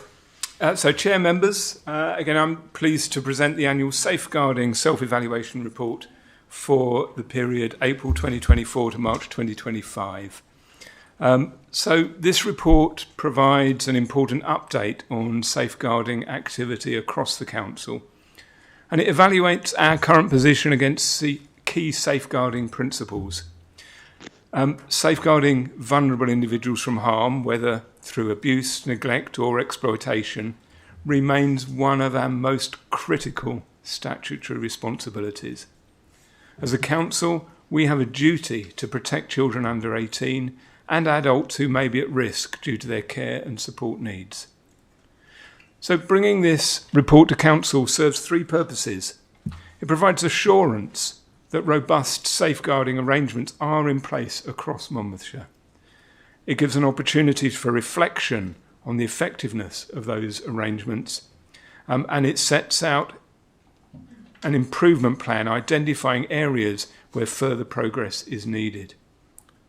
So members will note that the evaluation report was previously considered by the Performance and Overview Scrutiny Committee on the 23rd of September, and the questions and discussion raised there are summarised in today's cover report at point 7. But I think it's important to say that this annual process of self-evaluation and scrutiny is testament to the commitment to retain safeguarding at the heart of council activity and attention. Because safeguarding is a whole authority responsibility. And this annual report, is developed by the whole authority safeguarding group, which brings together senior representatives from all directorates. And that cross-divisional approach ensures shared intelligence and a collective response to the risks and issues affecting people in Monmouthshire. Our self-evaluation process is structured around 5 well-established pillars: good governance, safe services, safe workforce, preventative approaches, and robust protection. And I'm pleased to report that this year's self-assessment shows a slight uplift, with preventative approaches now consolidating at level 5, which means good with major strengths, under the corporate evaluation framework that we use. Before inviting questions, I want to highlight a few key developments. Safeguarding leads continue to work closely with the safeguarding team to ensure that each service areas complete their individual safeguarding assessments using the Safeguarding Assessment Framework for Evaluation tool, or SAFE, and this year has seen the digitalisation of this process to enable increased efficiency, transparency and opportunity for quality assurance as we move forward. In regard to national safeguarding training standards, we've transitioned, these are new standards that have come forward, we've transitioned them to the Thinky platform, ensuring consistent training aligns to the various roles and responsibilities that staff and elected members have in this authority. Our priority for the coming year is to make further progress on the Group B training under those standards. With regard to preventative services, Monmouthshire continues to demonstrate real strength in the breadth and diversity of its preventative services. Multi-agency approaches from youth services to passenger transport, for example, are in place to prevent and respond to a range of ongoing and emerging safeguarding issues. And then finally, when it comes to statutory compliance, our compliance with child and adult protection statutory frameworks has maintained an improved picture this year, and we remain focused on supporting our workforce to respond to concerns and manage risk in the face of increasing complexity. So in summary, safeguarding is a continuous endeavour. Risks can never be fully eliminated, but this annual report ensures that safeguarding remains at the forefront of our attention, holds our directorates to account, and sets out priority actions for the year ahead. So I'm happy to take any questions. Thank you. Thank you, Councillor. Are there any questions here? I don't see any hands. Okay, the recommendation is... Chair, sorry. Sorry. Oh, there's a hand. Where's it appeared from? Councillor Neil, sorry. Sorry, Chair. I know it's very small on the screen. I had the same problem yesterday. Yeah. See. Thank you very much for the report, and there's a great deal that I'm sure we would all want to say in support of the incredible amount of work that is done in the whole effort of safeguarding. There could hardly be anything more important that the council does, and so we really value it, and we recognise all those efforts. I was just particularly interested also in the issue of those young people who are not in education or employment or training. And whilst the level within Monmouthshire is below the national level within Wales, it nonetheless is a worrying number. And if we also look at the number of young people in schools who are failing to attend school, and particularly those young people who are eligible for free school meals or failing to attend school, the numbers are really in many ways shockingly high, which may well preempt or predict some further future problems within those young people when they leave school in terms of not being able to achieve education, employment or training. And so thank you for that, allowing me that preamble. My question is, how much more could we do to support this area in such a way that it's across the whole council and something we all recognise to be fundamentally important to the future of the county? Thank you. I'll take Councillor Brown, and then you can answer several at one time if you need to. Thank you, Councillor Brown. Yeah, thank you, Chair. I think, look at the documentation. It says that safeguarding is everyone's responsibility, and I just wanted to know how this was dealt with in relation to, obviously there's a tendency to concentrate on the social services side of work, but how do you ensure that the safeguarding cuts across all departments of the council? Thank you. All directorates, thanks. Thank you. Councillor Howarth? Yes, Chair. I'd just like to ask a quick question on the safeguard in reference to our children which are home educated. We don't seem to have any idea really how many children are home educated, and I think the last couple of sessions we've had there, we have asked the question and we haven't actually had a realisation how many children we do have being home educated. What is the realms of making sure that we safeguard a lot of our children there in Monmouthshire who are being educated at home without any record? It's quite a blank canvas really. Thank you, Chair. Thank you for that. Councillor, I don't see any more hands at the moment. Councillor Howarth? Not Councillor Howarth, sorry. Nearly promoted you, Councillor Howarth. Councillor Chandler. Yeah, thank you, Chair. Yeah, and thank you for those questions. All good questions and important ones, which I'm going to definitely hand on. I think I'm going to ask Will McLean as Chief Officer, well, whose responsibilities include education, to respond on the issues around those that are electively home educated, those that are not in education employment, and those that are absenteeing him.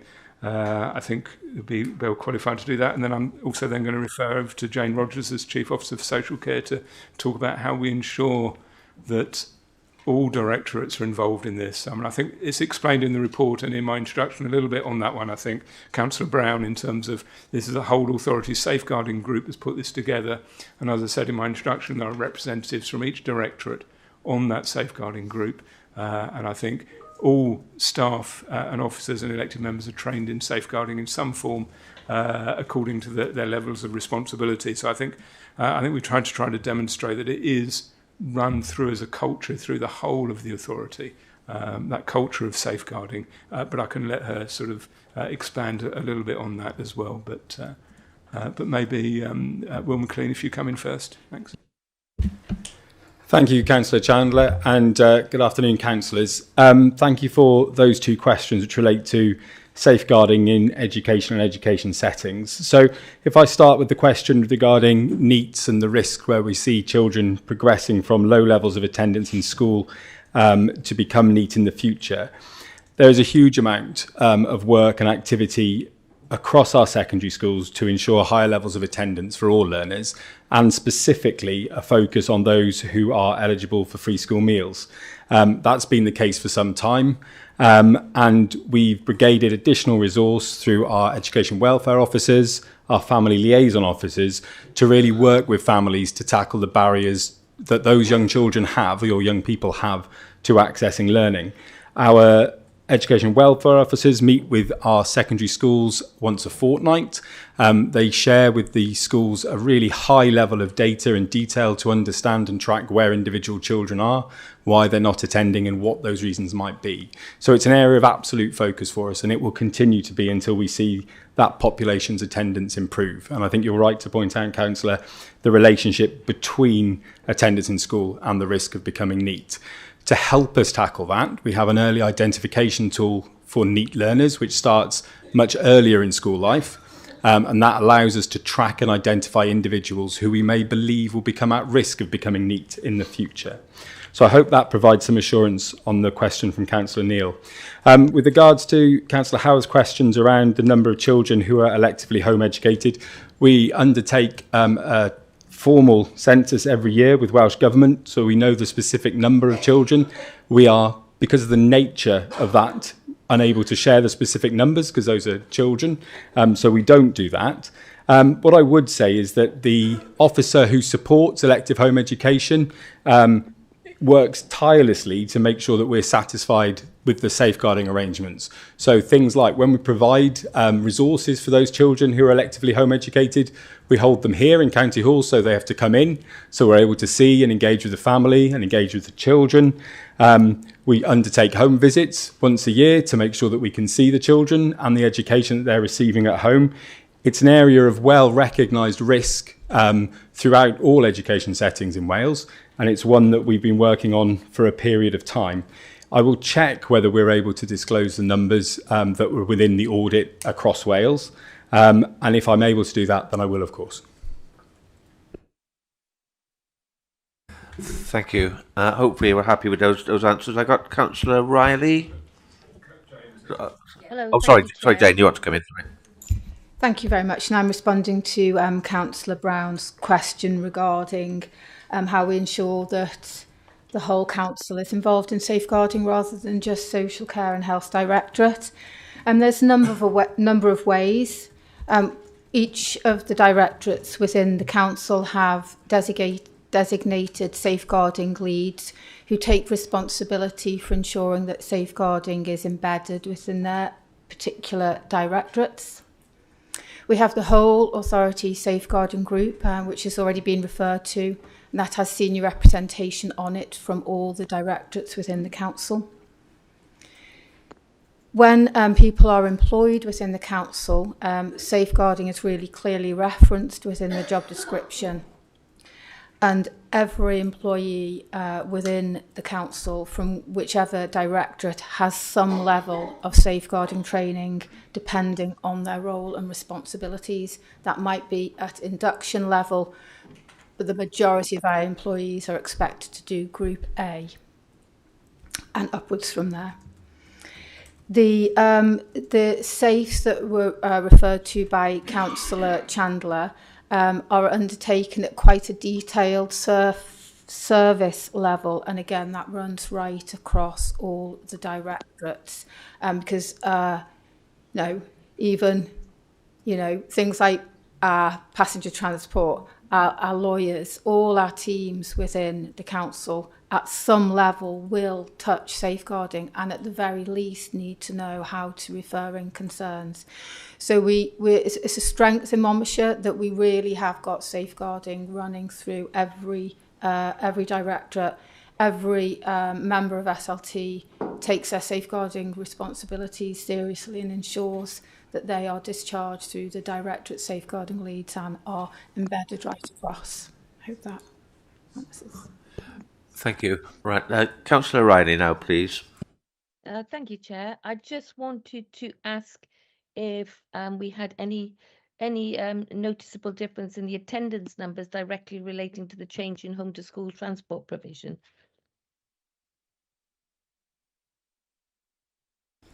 I'm reliably informed that no, we don't. Is that no? We don't have any figures yet, because we were promised them, but I don't believe we've reached the timescale that we were promised. But is that you don't have any figures, or you don't have any? Right, anything Councillor Wright, do you want that one? Please, Councillor Riley, we don't have any changes. Okay, that's lovely. Thank you very much. No problem. Lovely. Lovely. Right, Councillor Brown, did you want to come back on an earlier point? Yeah, just to say, thank you for the answer to the question, Jane Rogers. Could you actually send members the contact details of the people who are the leading safeguarding people in each directorate? I think it would be helpful if we had those contacts, so that in case we do have to raise an issue that's outside of the social services area, we know who to contact. Thank you.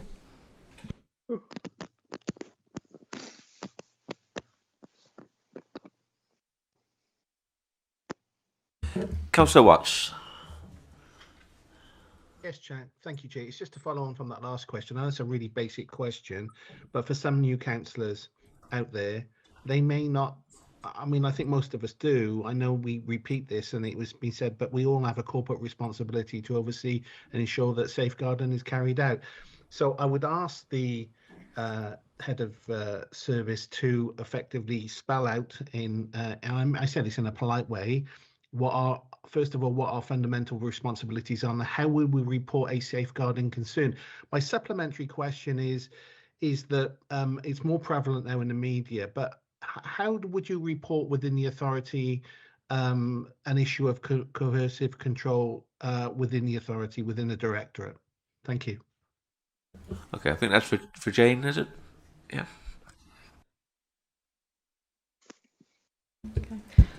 So regarding the first question, to report a safeguarding concern, you would contact either childcare duty if it was a concern related to a child, or the duty teams within the integrated services if it was a concern related to an adult, or alternatively for an adult safeguarding concern, you can contact the adult safeguarding team that sits under the safeguarding unit. So those you can do that via phone call, via an email, or by submitting a filled in referral form. In relation to a concern about a coercive controlling situation occurring within the council, I'm not sure I'm entirely qualified to answer that, other than you would need to go through your own group leader, your own then HR processes wherever that concern was happening. I don't know if there's anybody else who can come in and say more about that. I mean, if it was depending on the seriousness, you might consider contacting the police, but without the details, it's extremely hard to answer that question. Right, Councillor Thomas. Thanks, Diolch yn Fawr.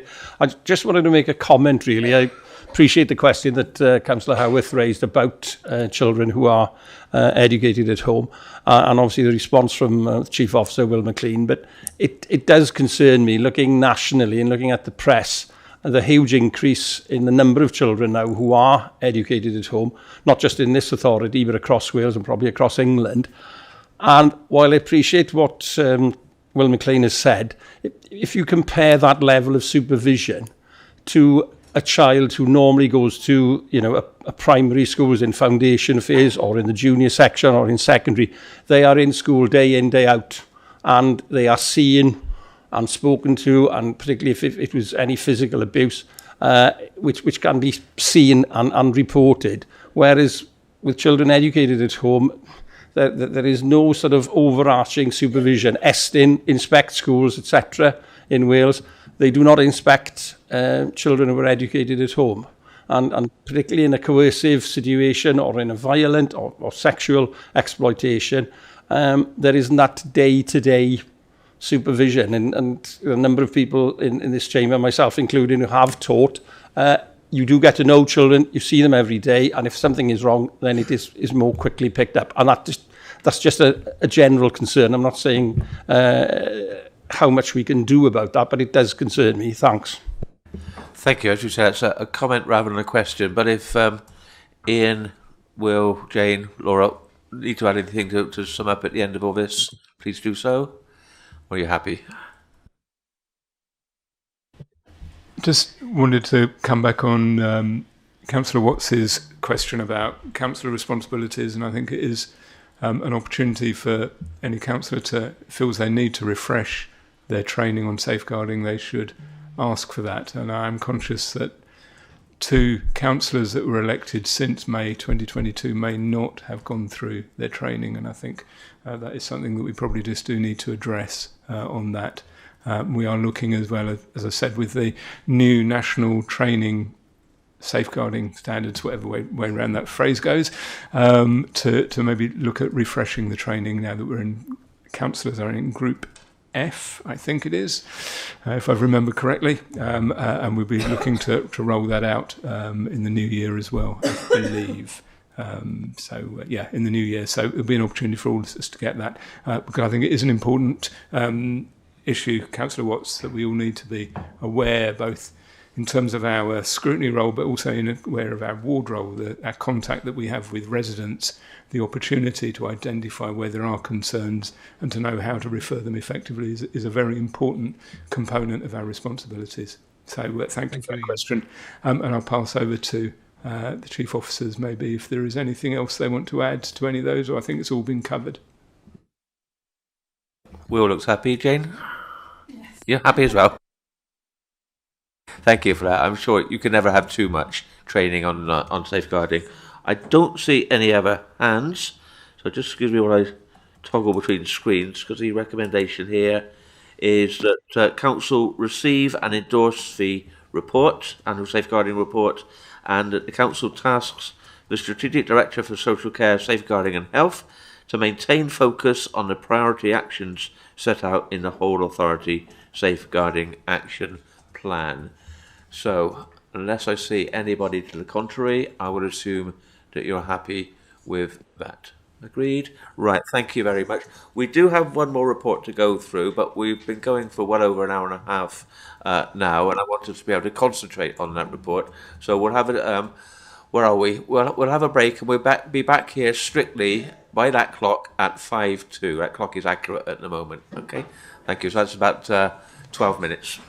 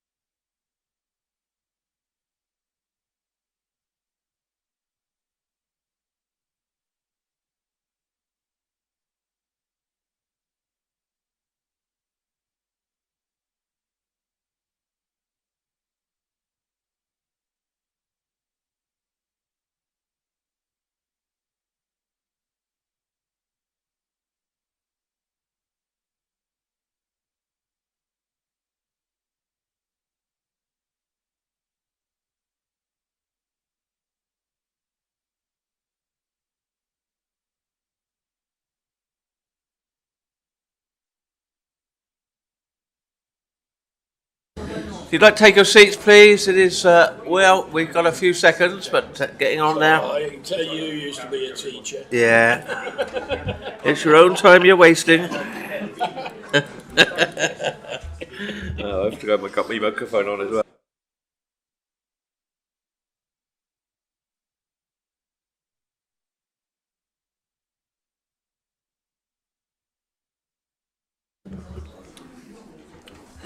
All right. Councillor Neil, if you'd like to take a seat, I'm keen to start on time. You do have about half a minute. That's all right. Come on. Although I'm checking to see you haven't brought food into the chamber, or it's an apple. We might let you get away with that. It'd be in line with the county's healthy eating policy.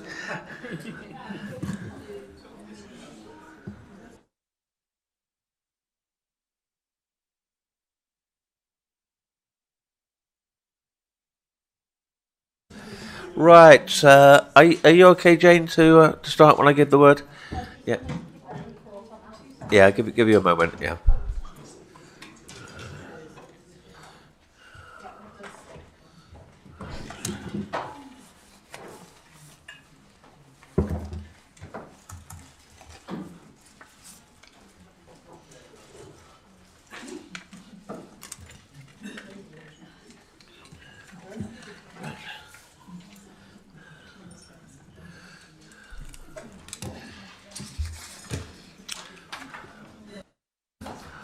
Right, so we move on then to item 5.5, Annual Director's Report. So, Jane, the floor is yours. Are you doing it for now, or do you want the rostrum? Yeah, that's fine.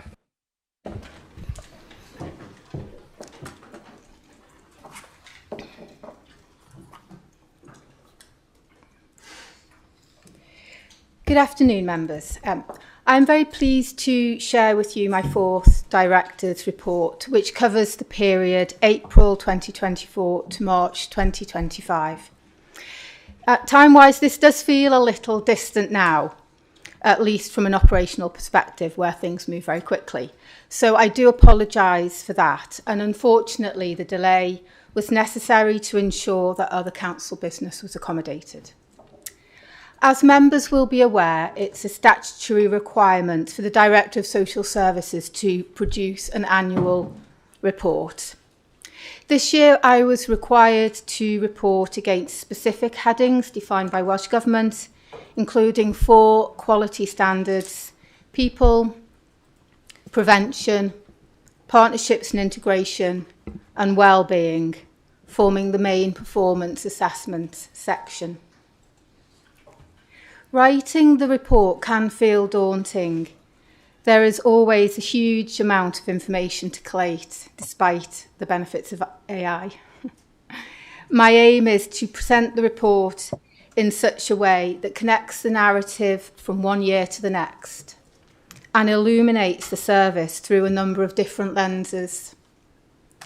Performance data and metrics, the real experiences of people, their stories and their outcomes, as well as the impact we make through professional practice.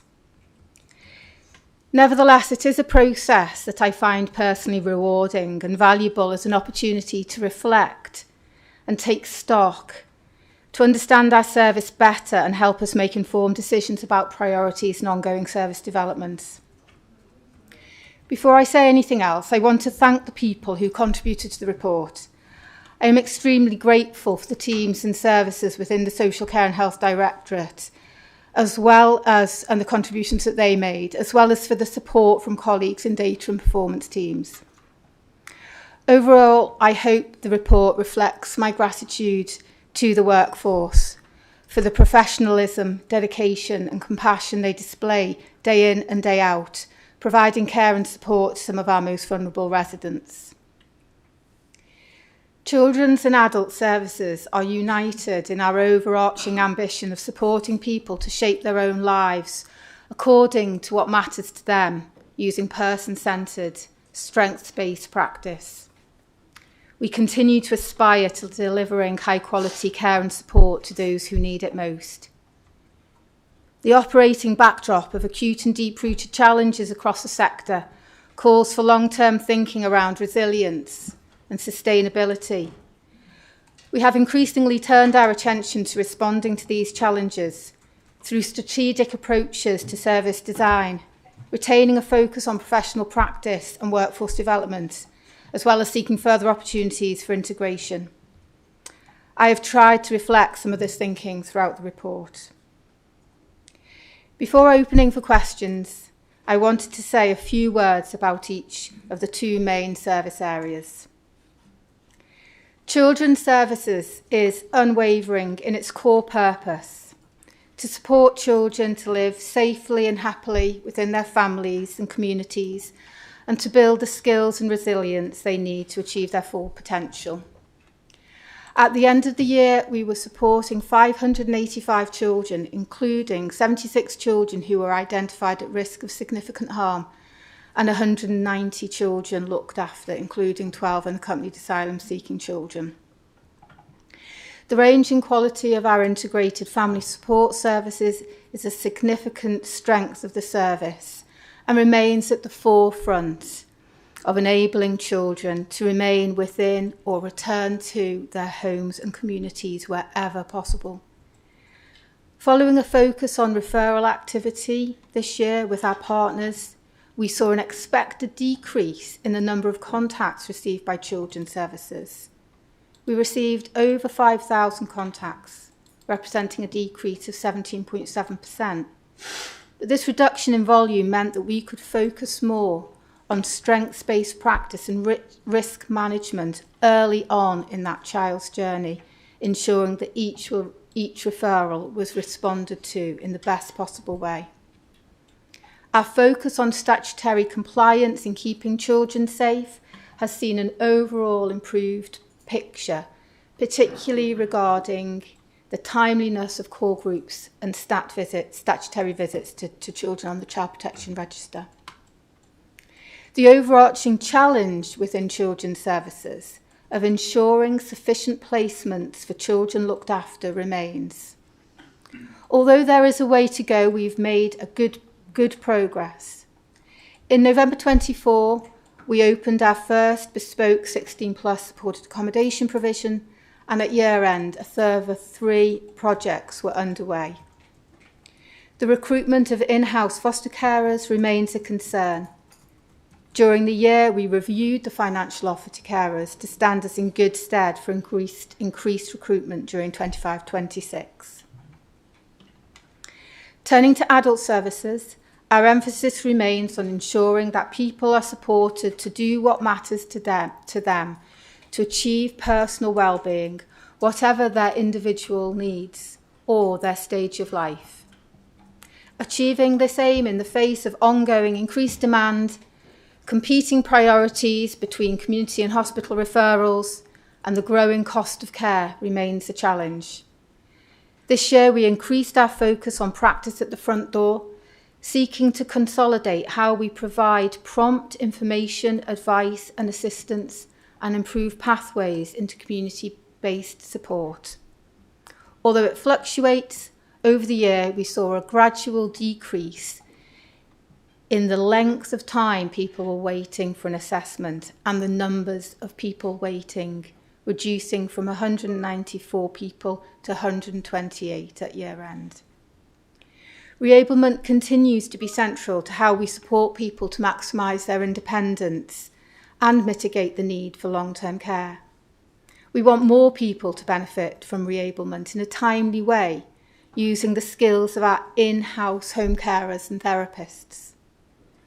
In turn, this depends on having sufficient capacity and good partnership approaches with our domiciliary care external providers. We have started to implement these new pathways and approaches. Over the last 2 years, we have increased the number of people accessing reablement and significantly reduced the number of unmet care at home hours from 804 in March 2023 to 132 in March 2025, meaning that at year end, over 98% of the need for long-term domiciliary care was being fulfilled. Assistive technology remained central to supporting people's independence. And again, there was a steady increase of people accessing digital methods of being independent. Nevertheless, in line with the ageing demographic, the demand for external care home placements continues to rise, this year from 310 to 341 at year end, contributing to budgetary overspend. Equally, responding to pressures within the hospital system and ensuring well-coordinated, timely discharges for people forms a significant proportion of our work in adult services, increasingly so. Monmouthshire's integrated structure supports close partnership working at a local level with our health colleagues, and by year end we did manage to show some improvements. Nevertheless, hospital discharge remains an area of critical pressure and risk for the service. So, to conclude, and in a nutshell, we remain very much a work in progress. There are lots of reasons to be positive and proud of our achievements, but with plenty more to do and many challenges still to face. As ever, our reasons for optimism spring from our strong service base and the expertise of the workforce, the strength in our local and regional partnerships, the stability within our leadership, and most of all, our commitment to keep true to our values, supporting people in Monmouthshire to live their own best lives. So thank you very much, and happy to take questions. Thank you, Jane. Right, who can I see? Councillor Neil.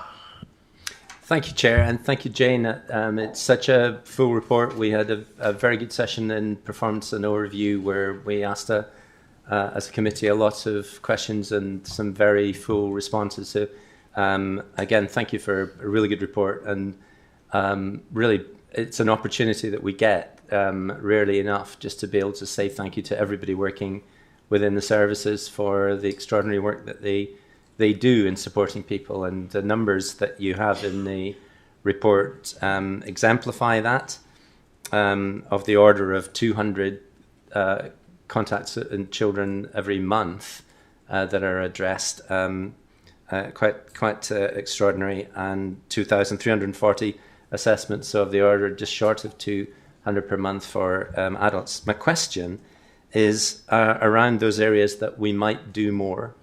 It's quite right that we recognise those areas that we're doing well, but where you're asking what difference did we make, and in regard to children, your younger people, younger care leavers, you're describing 74% who are in education, training or employment. And I go back to the area that we were discussing earlier in the meeting. Would it be something that we should start to do, that you could consider doing, that is to say, we focus in that one service on one really big target for 3 years. And if that is the target, we want to get from 74% to as high as we possibly can.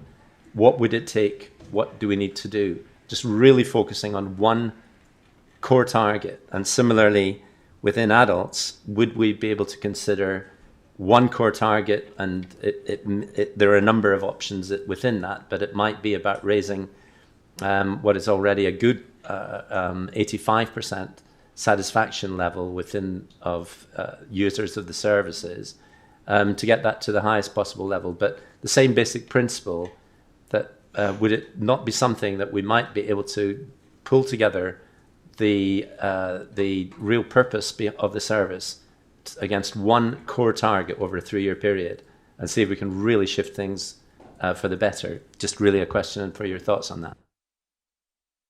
Right, do you want to answer now, or do you want me to take others first? You look like you want to do that now. Yeah, go on. Thank you very much, firstly, for your kind words about the service and the thanks extended to the workforce. The question regarding the 74% of care leavers who are in education or employment, I should firstly say that the numbers of care leavers that are included in that cohort are quite small, so percentage can sort of be affected by 1 or 2 people, sort of thing. But nevertheless, The other that, sorry, let me just gather my thoughts, because the reasons why some of those care leavers are not in employment and training are very valid. So there are some who are parents, there are some who may be ill and not able to work. So there are some valid reasons. Nevertheless, it's always important that we ensure that anybody who can and should and is able to be in work or employment should be. There are a number of factors that affect that. Some of our young people do come from very turbulent backgrounds. The more support that we can give them through their care journey and in really supporting that transition of leaving care, the better. We're trying to do that through some of our bespoke supported accommodation provision, which really targets on developing their independence, their social skills, their ability to self-organise and manage as a young adult. That can help. There are other, so the more we can do of that, the better, to sort of get that target up. We try to start our pathway planning as early as possible, so we really sort of have that whole trajectory of a young person, sort of later years in care and exit from care. Through our corporate parenting panel, we really emphasise the need of trying to make sure that there are opportunities for young people to land in. We've talked about apprenticeships. These are really important, but quite often we get feedback from young people at the end of it, yeah, but there's still not a job. It's still not a job. We do get young people getting caught in benefit traps, so particularly in sort of supported housing situations 18 plus, where actually, because of the way housing benefit works, it becomes very difficult for them to move into low paid work, such that might give them that sort of starting point. So there's lots of things that we can do, and I think you're right. You know, if we're sort of thinking, right, 3 years, what can we really do around increasing employers to take care leavers on? You know, we've got our own policy within Monmouthshire to make sure that if a care leaver, a care experienced person meets the criteria, they should be interviewed. Or we need more of our corporate parent partners to do that. We need to make more of those opportunities. We need to really start to prepare young people well and early who are leaving care. And really have a think about how we can sort of tackle some of the things that are slightly out of our area of control and influence, around making sure that they're not at financial detriment if they move into an employed situation. And with 3 years, we might be able to make some progress on that 74% figure. I think within adult services, where we would apply that same question, if speaking just where I am at the moment in my head, that would be in reablement.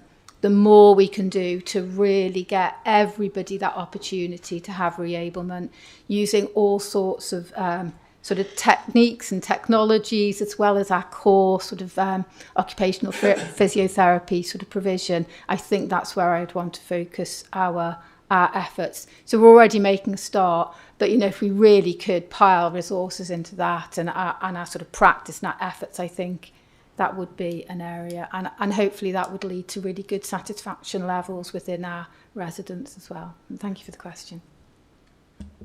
Thank you, Jane. Right, we'll move on. Councillor Penny Jones, please. Thank you, Chair. Thank you, Jane, for this report. Once again, really interesting and detailed. And thanks to all the staff too who work under such hard duress. But it's good to acknowledge your emphasis on staff well-being. That comes over clearly throughout, and I think that bodes well for the team as a whole. It must be a team that is happy to work here. My question is, assistive technology room is planned for Mono Vale, and I just wondered, is the purpose of this or the aim of this to increase independence? And will it be cost effective? Thank you, Jane. Yeah, thank you very much for the question. The purpose of the assistive tech rooms is to make sure that both carers and individuals who might benefit from assistive tech really have that exposure to them really early on. So when they're even first coming in to like maybe outpatient appointments, they've really got somewhere they can go and look around, experience the technology, see it, feel it, understand what the potential there is. you know, we're talking about sometimes a group of people who may have not grown up with technology in the way that other younger people may have. So the more opportunities they have to experience that before their care needs get really more complex, the better. If we can be introducing assistive tech early on, and to carers too, and to families, they can be then supporting their loved ones to benefit from assistive tech. And we've found that assistive tech really is cost effective. It's cost effective, but it gives people great outcomes. It gives people that sense of control, that sense of independence. You know, so rather than needing maybe that extra-handed call to come in, they can actually, in their own way, in their own time, manage their own needs. So yeah, it's a great question, and we're very excited about the development of assistive tech within care. Thank you, Councillor Pavia. Yeah, thanks, Chair. I'd too like to acknowledge the work of Jane, Chief Officer. I think she's strategic officer now, new title, and her team for another comprehensive annual report. The report, like previous reports, always provide real valuable detail and always an honest appraisal of the current state of social care in Monmouthshire. And it's clear the service is operating in a climate of challenge and change, which is important to focus on the change as well as challenge. Pressures facing the service are acute and multifaceted, as you said. And whilst this is not just a local issue, any of the challenges obviously have real consequences for our residents and for the sustainability of the service moving forward. I won't, in terms of my questions, I won't ask about finance, because every time you come to performance and overview, you're grilled intensively on the finances. Just in terms of workforce well-being and recruitment, and it's clear that absenteeism and turnover still remain high, particularly due to stress and mental health. So what specific actions are being implemented to support workforce well-being, and how are you addressing recruitment and retention, the most critical roles, including foster carers? My second question is relating to quality assurance and case management, and the issue you highlight in terms of the Care Inspectorate Wales identified the need for a stronger quality assurance framework and improved case recording. I think you sort of reference in the report about this financial year is a focus in terms of delivering on that. So I don't know whether you've got a timetable and structure for implementing these improvements, and how will you measure their impact on service quality and consistency? And finally, Chair, preventative services, and clearly prevention and early intervention are absolutely critical in terms of stemming demand. With an ageing population, increased complexity of need, I suppose, what evidence do we have that our preventive strategies are reducing demand for long-term care? And how are you evaluating and scaling up successful interventions across the county? Thank you. Thank you, Councillor. Jane? Thank you very much for those questions. So in relation to the well-being of the workforce, we have a number of things in place that support the well-being. I think fundamental to that is making sure that people have their own, line management arrangements, and that supervision is effective and is consistently carried out. We use supervision in social care as that one-to-one relationship where well-being is discussed alongside of other professional matters. I think that's the bedrock for staff well-being. We have access to, the wellbeing resources that are the same across the council, the go-to. We've got our Connect 5 trainers that help with ensuring that people have that ability to have first conversations with people that support their well-being. We have various resources through health and access to the Mellow website, and we prioritise it through routinely talking about it at team meetings, making sure that well-being of the workforce is the currency of the service. Nevertheless, we do work in quite emotionally and physically and mentally challenging situations. I should have just jumping back slightly. I would say that we do look at it in an individual level. So we have really done quite a bit of work within children's services specifically in terms of understanding, how what a good caseload looks like. How many cases you should be working with, what your shift pattern really should look like. Are you not working over your hours? We try to take that sort of individual level quite seriously, but yeah, we're not quite where we want to be in terms of our sickness and our turnover. We could benefit from some increased stability and some slight improvement to our sickness records. We work really closely with HR to look at sickness again at an individual level, and I don't suppose we're alone as a social care department in struggling with some of these issues, but all I can say is we've got a lot of resources in place that people can access. We take it seriously. We tackle things at an individual level where they need to be.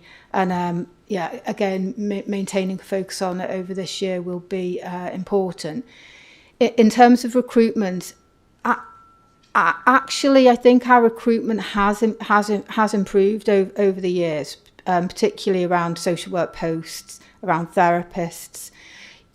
A lot of recruitment depends on reputation and whether you are understood to be a reasonably good employer and a reasonably good place to work. And we've managed, particularly within children's services, to sort of get up to the top of the pile. So we do benefit from that. And we continue to run specific campaigns where we need to, including around foster carers.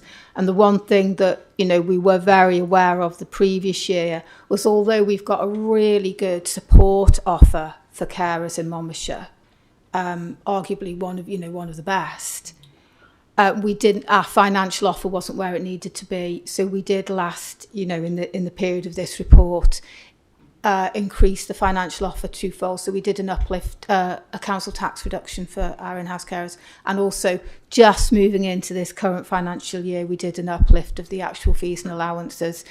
And we are seeing that is having, as luck would have it, I don't know, but anyway, we have had some real good uptick in our foster care recruitment activity this year, which is cost effective for us, of course, and better for our children. So moving on to the other couple of questions, the quality assurance framework. It's a good question. Of course, it was picked up in the CIW adult services inspection. Again, I do think that supervision, good quality supervision, is the bedrock of that. We have relaunched our sort of revamped supervision policy this year. Now it's about really making sure that it is followed, it's implemented. One of the issues that we had was the inability through Flow for adult services. There wasn't that sort of workflow sign-off for assessments.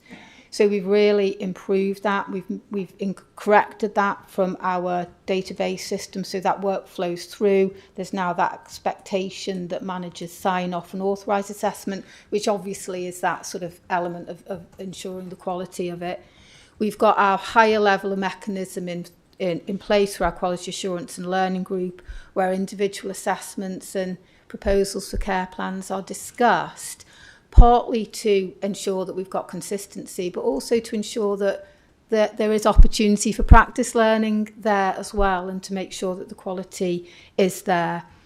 Quality assurance is, it's multi-layered. We get it through complaints, we get it through our feedback from people, we get it through understanding the work, that goes out. So in terms of really having that layer up of a quality assurance framework, we're probably not quite there, but we've got lots of the strands for it already in place.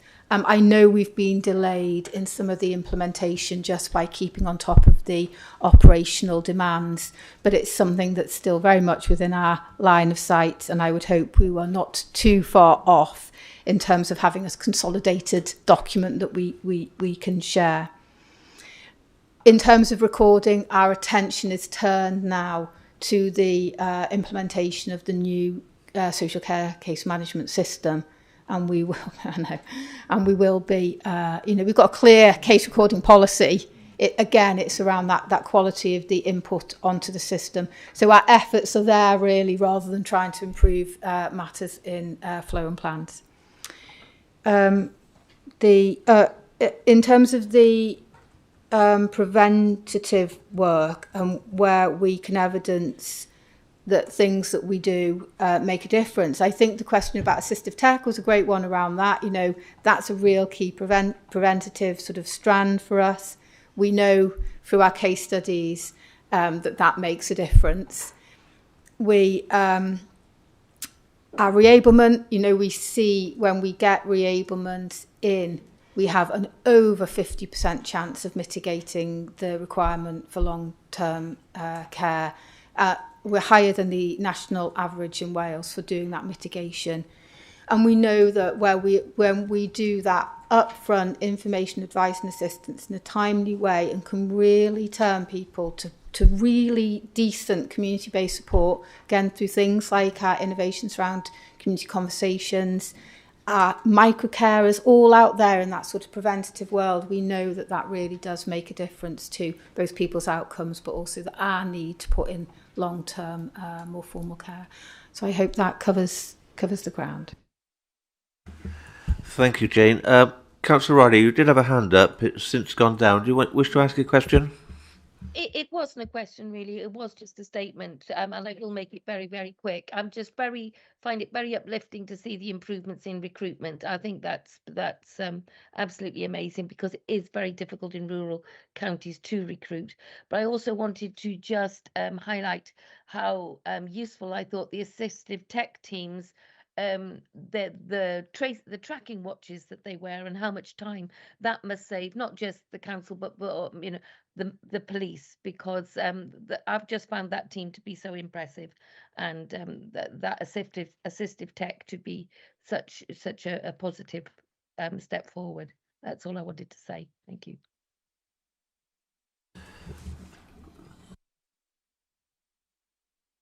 Right. Sorry, did you want to say anything in response to that?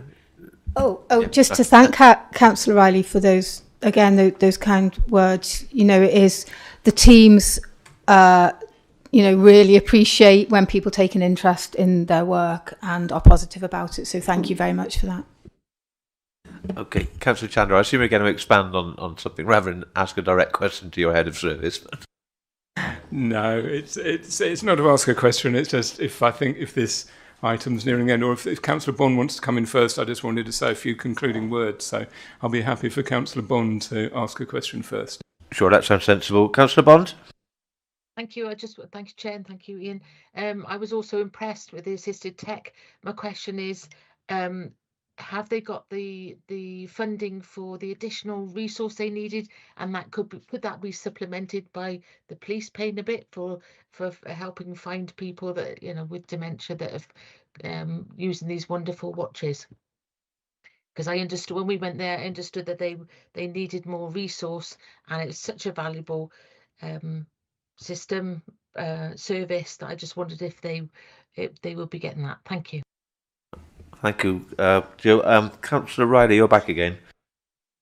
Sorry, it was just to add to, I think when they told us that each watch was £500 and they were funding it themselves, but they were also looking for another half post, and I just wondered how close they were to getting that.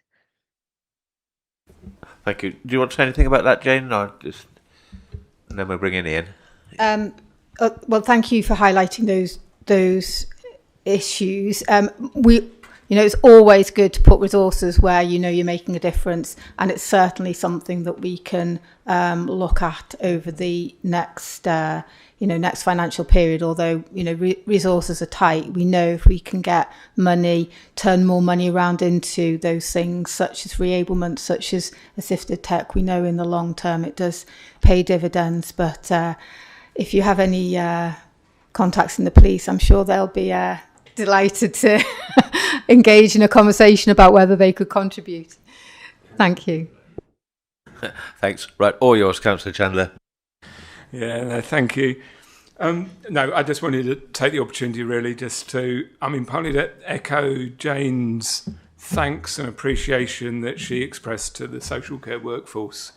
And I think it is something that I want to say as an elected member and as cabinet member on behalf of, I think, all of the councillors here, all the elected members, just to really express that appreciation for our workforce in social care, because we do ask increasingly more of them because of the pressures that are in the service. We're asking them to do more. We're conscious that we're not able to resource the service as well as we would like to. We're always looking to make savings. We're always looking to see how we can get the best outcomes with the minimum resource. And I think it is a challenge that we put on our workforce, and it's a challenge that our workforce really do live up to. But it does put a pressure on them, and I think asking them to balance outcomes with risk is quite a keen judgment call in many ways. But we are providing them, and it comes down to good professional practice and professional pathways that we put in place. So we really do need to appreciate them, and I really do think I want to echo Jane's thoughts there. But I also just want to take this opportunity really to extend my sincere thanks to Jane herself as Strategic Director for Social Care Safeguarding and Accessible Health Services, for the annual report that she's just given, but most importantly for the leadership that she's given to the Directorate. Because what stands out is not just the data in the report, but the compassion and that unwavering focus on individuals that runs through the report, the focus on the outcomes that really matters to people. Leading a directorate of the size and complexity of social care is no small task. But under Jane's guidance, we've seen real positive change. She's shown that when leadership is rooted in empathy, but aligned with a clear clarity of purpose, transformation is possible, and we're seeing that happen. So I do want to say on behalf of the Council, thank you to Jane and to your team for your dedication and for putting people at the heart of everything you do. So thank you. Thank you, Councillor, and I'm sure we can all endorse those comments. In the meantime, we need to receive and endorse the Annual Director's Report for 24-25, and also that Council tasks the Strategic Director of Social Care, Safeguarding and Health to maintain focus on the priority actions for 25-26 as set out in the summary section. Can I take it that all approve? Yes, very clearly. Right, thank you very much, and thank you, Jane, for that. Right, we'll now move on to motions. 6.1, motion submitted by Councillor Pavia. Do we have a seconder for that motion? I'm sure we do somewhere. Somebody shout. All right, Councillor Chandler, I'm assuming you will reserve your right to speak. Yep, right. Councillor Pavia. Thank you, Chair. Members, I move in this motion because for too many families, a terminal diagnosis doesn't just bring grief and practical upheaval, it brings an unavoidable financial shock at exactly the worst time. I first saw Marie Curie's campaign at the end of the summer, and it was clear my sensitivities to the subject matter were heightened due to the fact that as a family we were about to mark a milestone anniversary, which was the 20th anniversary of the passing of my own sister to cancer. I know how acutely tough it was to care for someone with a terminal illness, particularly with a young family, and the emotional roller coaster of meeting every day, wondering whether this would be her last. Marie Curie's UK-wide campaign is focused on one big idea. When someone is living with a terminal illness, there should be a clear, fair route to council tax relief, not a postcode lottery and not a process that adds stress and bureaucracy to an already overwhelming situation. Here in Wales, the evidence for action is stark. Marie Curie's Dying in Poverty report, published just last month, highlights that in Wales in 2024, 6,100 people died in poverty, and that was around 17% of all deaths. And we know council tax is often one of the biggest fixed household costs after housing. The technical briefing notes that accompany the report state that the average Band B council tax in 24-25 was £2,024 a year, about £169 a month. And if your income drops suddenly because you can't work, because you're providing care, or because of costs through travel or heating or adaptations, that monthly bill can become the difference between coping and crisis. Now, the campaign has adopted different approaches across the UK. In England, the ask has been for councils to adopt local discretionary schemes, and some authorities have done that, or are in the process of doing that, and others are considering it.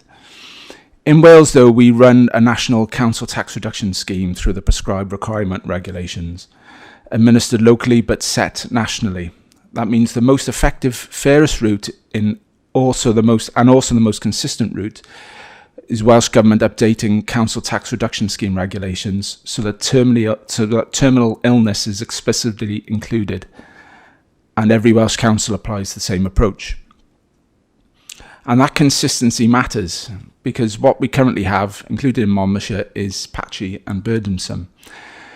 I have sought officers' advice about our current position and what we can offer now, and they are clear that there is no statutory exemption or discount specifically for terminal illness.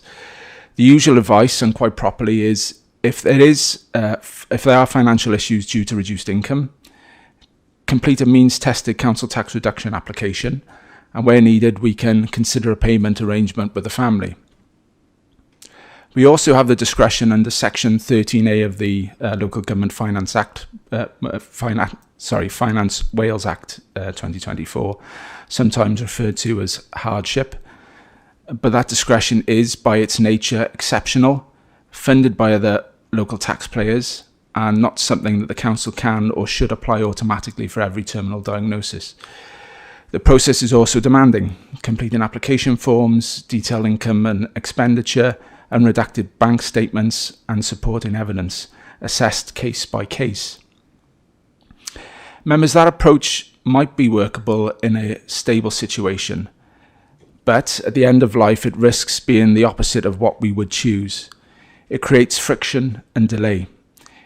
It depends on people having capacity and energy, and it places families in the position of having to prove hardship rather than us recognising the predictable financial impact that terminal illness can bring. That is exactly why the Marie Curie briefing paper proposes a Wales-wide specific solution that fits our system. As I said, the technical briefing paper that came with the Dying in Poverty report points to the Local Government Finance Wales Act, which places a duty on Welsh ministers to make a single national council tax reduction scheme through regulations. It points out that the reforms are on a longer timeline, with wider changes due in 2028. But that consultation on specific discounts and reductions will come forward as they are developed. So the message, I think, is clear and it's simple. This is a live policy window and we should use it. Crucially, Marie Curie's briefing explains how Wales could make eligibility straightforward using an existing trusted route, which is the special rules process. Under special rules, in England and Wales, a clinician can complete a SR1 form when a person is likely to have less than 12 months to live, enabling faster access to certain benefits without unnecessary assessment. The proposal is that the same SR1 evidence could be used to trigger council tax reduction and potentially enable auto-application similar to the direction of travel we see with the universal credit data. That matters because it shifts the system from prove you're struggling to we recognise your situation and we can make support to ease access.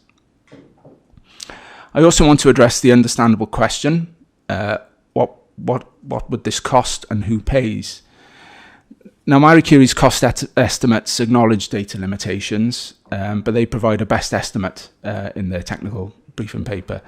And the model of 34,200 people living with a terminal illness in Wales in 2023-24, with 26,809 estimated to qualify once you account for those already likely to be receiving council tax reduction scheme via other routes. So the estimate Wales-wide annual cost is circa £28.8 million, which is around 9.6% increase on the council tax reduction scheme expenditure in 2023-24. For Monmouthshire, the estimate is in the same paper, and that's 1.234 million. We know our financial position all too well, and that's not a number we can responsibly absorb silently inside an already stretched local government settlement, which is exactly why the motion is explicit. If Welsh Government changes the regulations, it must fully fund the change centrally and ensure the cost flows through the RSG, the Revenue Support Grant, not pushed into local cuts or council tax pressures. So today this motion does two reasonable things, I believe. First, it asks us to support the aims of the Marie Curie campaign in principle, because no one should spend their final months worrying about bailiffs' letters, arrears, or whether they can keep the heating on. And the second is it asks our leader and the Cabinet Member for Finance to write to Welsh Government and to work with the Welsh Local Government Association to press for a Wales-wide statutory solution using a consistent framework based on special rules evidence which is fully funded. Members, this is a Welsh local authority response to a Welsh policy lever. This is not about creating a new burden for councils. It's about removing the current burden from families, replacing local discretion and complexity with and case-by-case hardship processes with a clear national entitlement, one that is compassionate, administratively sensible and fair across Wales. Chair, I ask members to support this motion. Thank you. Thank you, Councillor. Councillor Riley, please. Thank you, Chair, and thank you, Councillor Pavia, because in principle, I think this is absolutely laudable. However, there are one or two things I would like to add. You're asking for full funding support from Welsh Government with the full costs passed down to local authorities. But as you say, well, you say that it's sketchy, the data, but my understanding, because I have made a lot of inquiries about this, is that there is no current data at all available for this costing, as numbers for terminally ill patients don't exist. To exacerbate that situation, there is more than one definition of terminal illness. Marie Curie defines terminal illness as an incurable condition. Modern medicine could mean that patients live much longer than the financial institution's definition of under 12 months. Incurable patients might live for 2, 5, 10, even 20 years. Financial institutions define terminal illness as that of 2 senior doctors, one of whom they would select themselves, agreeing that a patient is unlikely to live for 12 months. And this is the definition for claims for a critical illness policy. And that is known as SR1 status, although Marie Curie conflictingly also used SR1 status, but in relation to terminal illness that may or may not be long-term. So in conclusion, I think this is quite an astute political question, and I'm sure you know these definitions. This costing being asked for is currently incalculable in terms of numbers of patients, and then costable as life expectancy is very often described as in excess of 12 months, as is mine. I am interested to know how a Conservative leadership would in reality propose the costing and how to pay for this.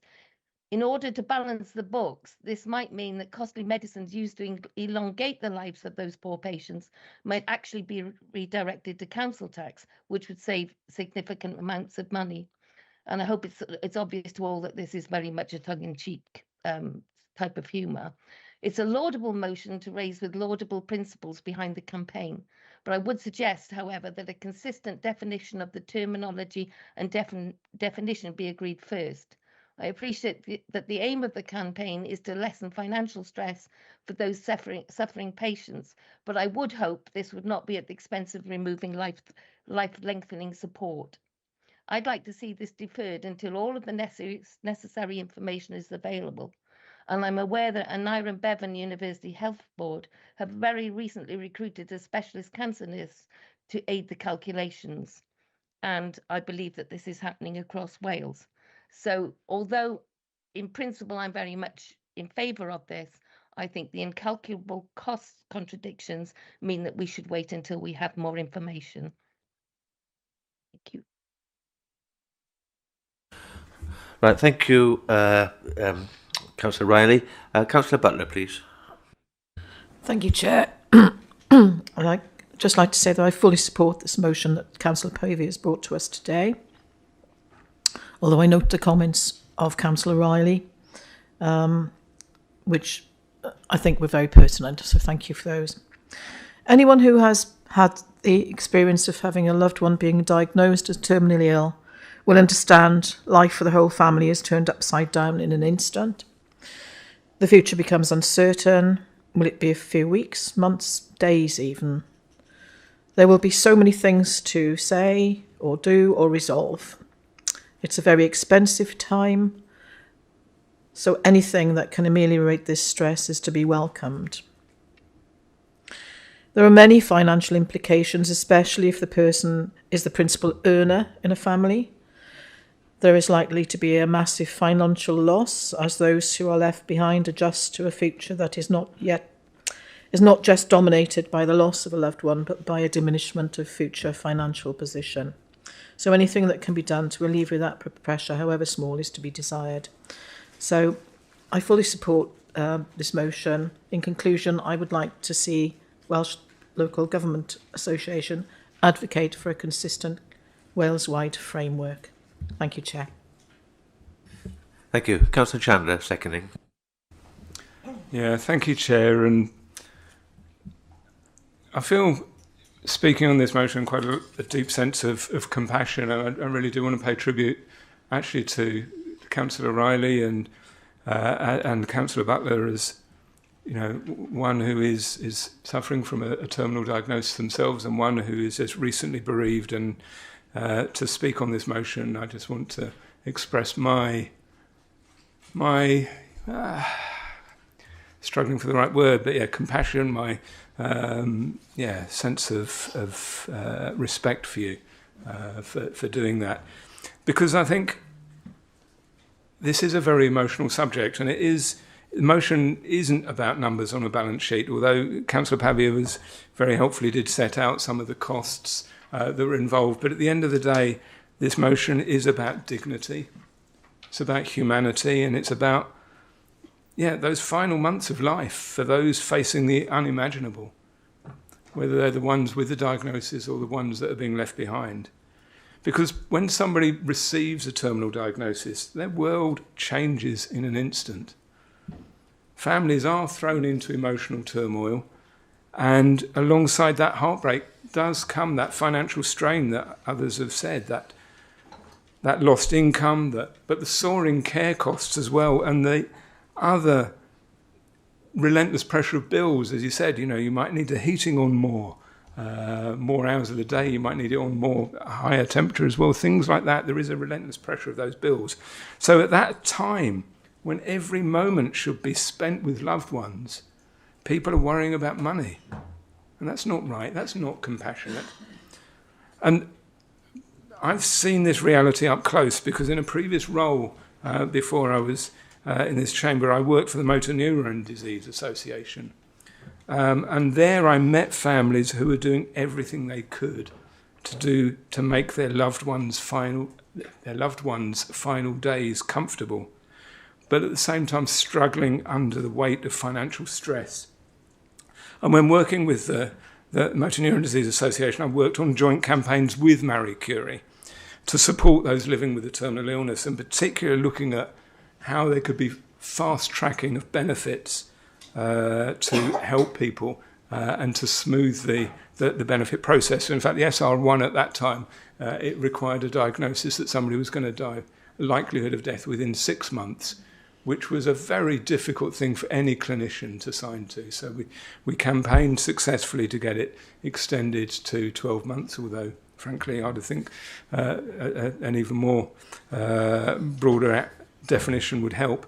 But to use that as a fast-track mechanism for people being able to claim universal credit, housing benefit, and all sorts of other means without having to go through laborious and quite often stressful and distressing financial assessments, financial application processes. And I think, as Councillor Pavia set out, if we had the ability to use the SR1 process to grant a council tax exemption without forcing people to go through a fairly distressing financial assessment, then that in itself is worthwhile in my view, because it takes away that stress and it provides people with a dignity and time. And time is so precious when you have so little of it left.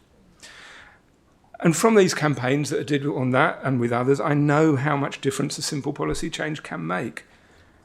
And council tax exemption is not going to cure anybody's illness, but it will give people peace of mind when they need it most. As we've seen, other councils have already shown leadership on this issue. Manchester City Council has already taken its discretionary powers to do this. Wales should do the same. We should say as a nation, we will not allow people to spend their last month worrying about bills, and we will stand for that dignity, compassion and fairness that's set out here. And as Marie Curie reminds us, you matter because you are you, and you matter to the end of your life. So let's make sure that our policies reflect that truth. So I urge you to support this motion. Thank you. Thank you, Councillor Chandler. And Councillor Griffiths, please. Yeah, I'm speaking in support of this motion. I intend to vote in favour of it. I think we should write to Welsh Government. I think we will put it on the agenda of Welsh Government, but I take very seriously the points that Councillor Riley raises. It occurred to me at first look, and I think Councillor Riley has spelt it out even more forcibly, that the definition of eligibility for this will require an awful lot of thought, and that we should all recognise that depending on how those definitions are concluded, the sums of money are significant. Councillor Pavia referred, I think, to 28 million. That money is going to come from somewhere. We say it doesn't come from the council budget, it comes from Welsh Government. It'll come from somewhere in the Welsh Government budget. It's equivalent to the best part of 1% on our RSG settlement in a year. We would notice the difference. If it doesn't come from there, the only other source is some part of the health service. So we shouldn't pretend that it comes at no cost. It would.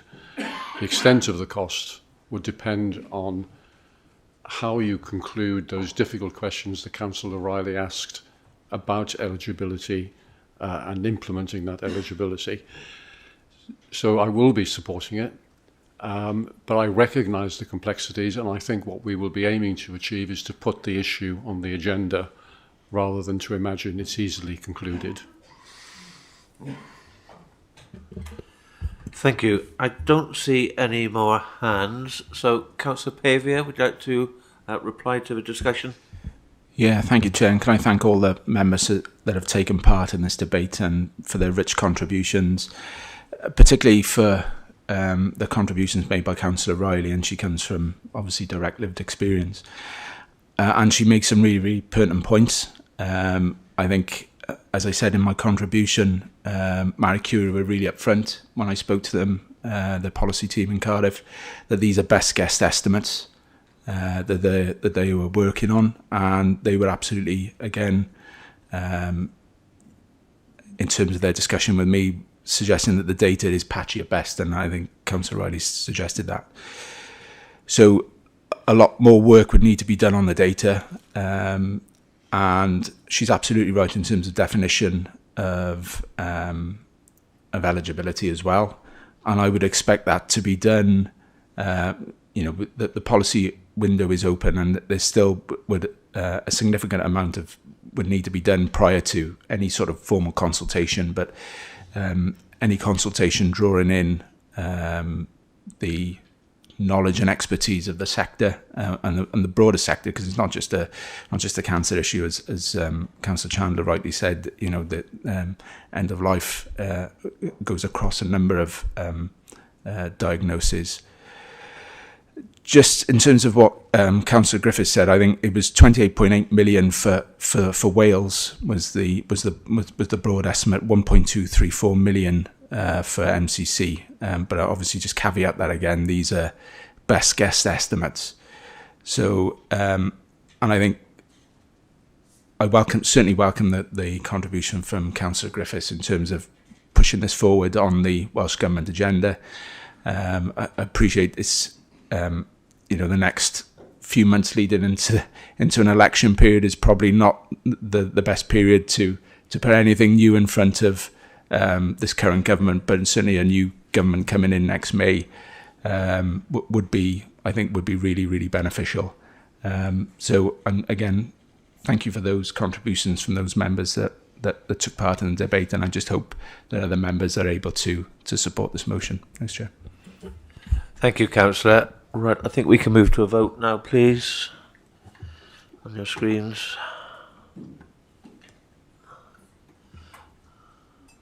Here we go.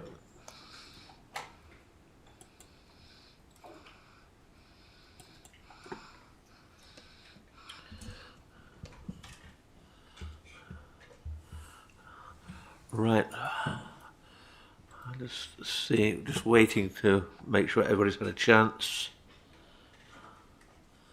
I think that's more or less complete, and that is unanimous support for that resolution. So thank you very much, councillors.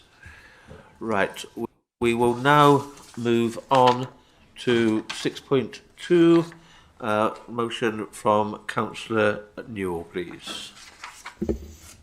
Thank you, Chair. And before I start with this motion... sorry, Councillor, I have to ask for a second. My apologies. Beg your pardon. I assume we've got one. Who we Yes. got? Right. Yes, thank you. Councillor Lucas. Okay.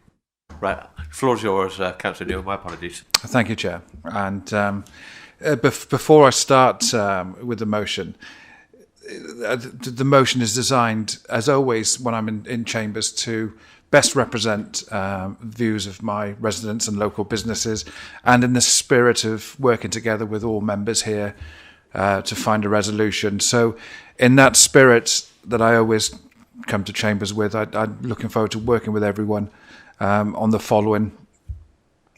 This council shares the shock felt by residents and communities across Monmouthshire devastated by Storm Claudia in Monmouth, Skenfrith and Abergavenny and other areas in the north of the county. The council pays tribute to the emergency services, MCC officers and staff, partners, organisations and volunteers who helped ensure there was no loss of life. The council welcomes the financial relief announced so far, including household grants, non-domestic rate relief and council tax reductions. And the council calls on the Cabinet member to urgently review the major incidences of flooding to determine what lessons can be learned that may assist prevention or response and recovery in any future flood event. Explain why sandbags were not provided to homes and businesses in areas and postcodes expecting high rainfall. Provide an update on regular drain maintenance to prevent flooding. Set out a plan to invest in more resilient flood prevention measures. Confirm that the Wanstow pumping station was fully operational and when it was last inspected. And would the Cabinet member kindly return to full council with a full report with precise details and review on the above points?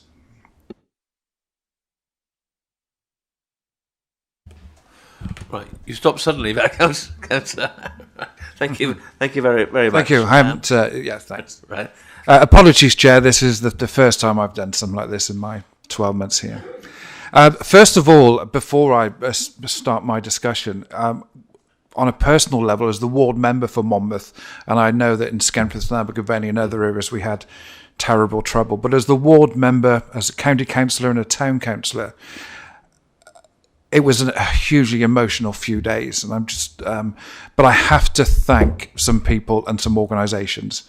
And can I first of all pay tribute to the people who put their lives at risk, our emergency services, the fire brigade, the police, the ambulance, and the Severn Area Rescue Authority. Some of the scenes in Monmouth, we wouldn't go in there as individuals. They are amazing people, and most of them have full-time jobs. These are part-time roles, so they came from their 40-hour-a-week job to come and help out. I'd like to thank my colleagues at Monmouth Town Council and the Town Clerk, Caitlin, for organising our town councillors. We worked together incredibly well. Monmouth was full of volunteers. There was local charities set up. There was the Methodist Church, as previously mentioned by Councillor Brocklesby, the humanitarian aid at the Shire Hall, local businesses, local trades, from not just Monmouth, from all over the country, in England, Wales. It was incredible. And it was really, I found the whole thing really emotional and really touching. A couple of individuals at Monmouth County Council. I know we don't mention individuals, but I have to. I'd like to thank Councillor Mary Ann Brocklesby. She was everywhere at that weekend, and I cannot thank you enough for everything you did. Whenever I turned around speaking to a resident, whether he was stalking me, I don't know, or a business, you were there. You were there at all the meetings, and I thank you for that. It doesn't matter about political divides. This wasn't about politics. I thank you, if I can call you Mary Ann. Thank you for the, from everyone at Monmouth. To Mr. Paul Matthews, you were present. Your staff were present. Your staff were incredible. They were tired. They were fatigued. And if you could particularly thank Mr. Alan Thomas for environmental health, Dan Fordham, Carl Tewig and Craig O'Connor. They took all my calls, all my messages, and they've worked tirelessly. And I know they haven't finished their job, but I have a duty to thank them from the people of Monmouth. And if you could do that on my behalf, that would be great. Thank you. Right, moving on. Just a bit of background about the flooding. I know that colleagues in Chamber have already mentioned what happened that day. For people watching, and before I actually say this, I want to send my best wishes to Councillor Garrett. And I know him and his family have been particularly affected by the flooding in Monmouth. And I send my best wishes to him and Vicky. And also Councillor Buckler, who I know was personally affected with these floods. Monmouth experienced severe and unprecedented flooding in mid-November 2025 due to Storm Claudia, which caused the River Monnow to reach record-breaking levels. A major incident was declared, leading to evacuations and significant damage to homes and businesses. There were other reports of flooding and events in Abergavenny and Skenthorth, as well as the areas in Monmouthshire. The most severe flooding occurred in the early hours of Saturday morning, the 15th of November, when it's reported that a month's worth of rain, more than 5 inches, fell in less than 5 hours. The primary cause of the floods was heavy rainfall from Storm Claudia, which resulted in the River Monnow bursting its banks. River levels at Monnow Gate exceeded previous records set by Storm Dennis in 2020 and Storm Bert in 2024. The impact of these floods resulted in dozens of people being evacuated from properties at very, very short notice. Many rescued by fire and SARA using rescue crews using dinghies. High streets, Monnow Street in particular, Drybridge Street, Cinder Hill Street were left underwater. Residents' furniture and belongings were ruined. Many are not covered by insurance, which I'll come into later. At its worst point on the Saturday, around 685 properties were left without power. I've already mentioned that the local community came together in the clean-up operation. The local leisure centre served as an evacuation point. The local Baptist church accepted donations and local businesses provided hot food. The Welsh Government and local authorities have offered support through schemes like the Emergency Financial Assistance Scheme. The Monmouth Town Mayor Council Mayor's Fund has also provided grants of up to £2,000 for affected residents and businesses. And British Red Cross have also offered financial assistance for those needing money to buy food. During a recent meeting talking about finances, Councillor Callard mentioned that there may be an improved picture regarding Council's contingency funds, and I wonder in the future if any of this may become available, but this might not be the time to ask that.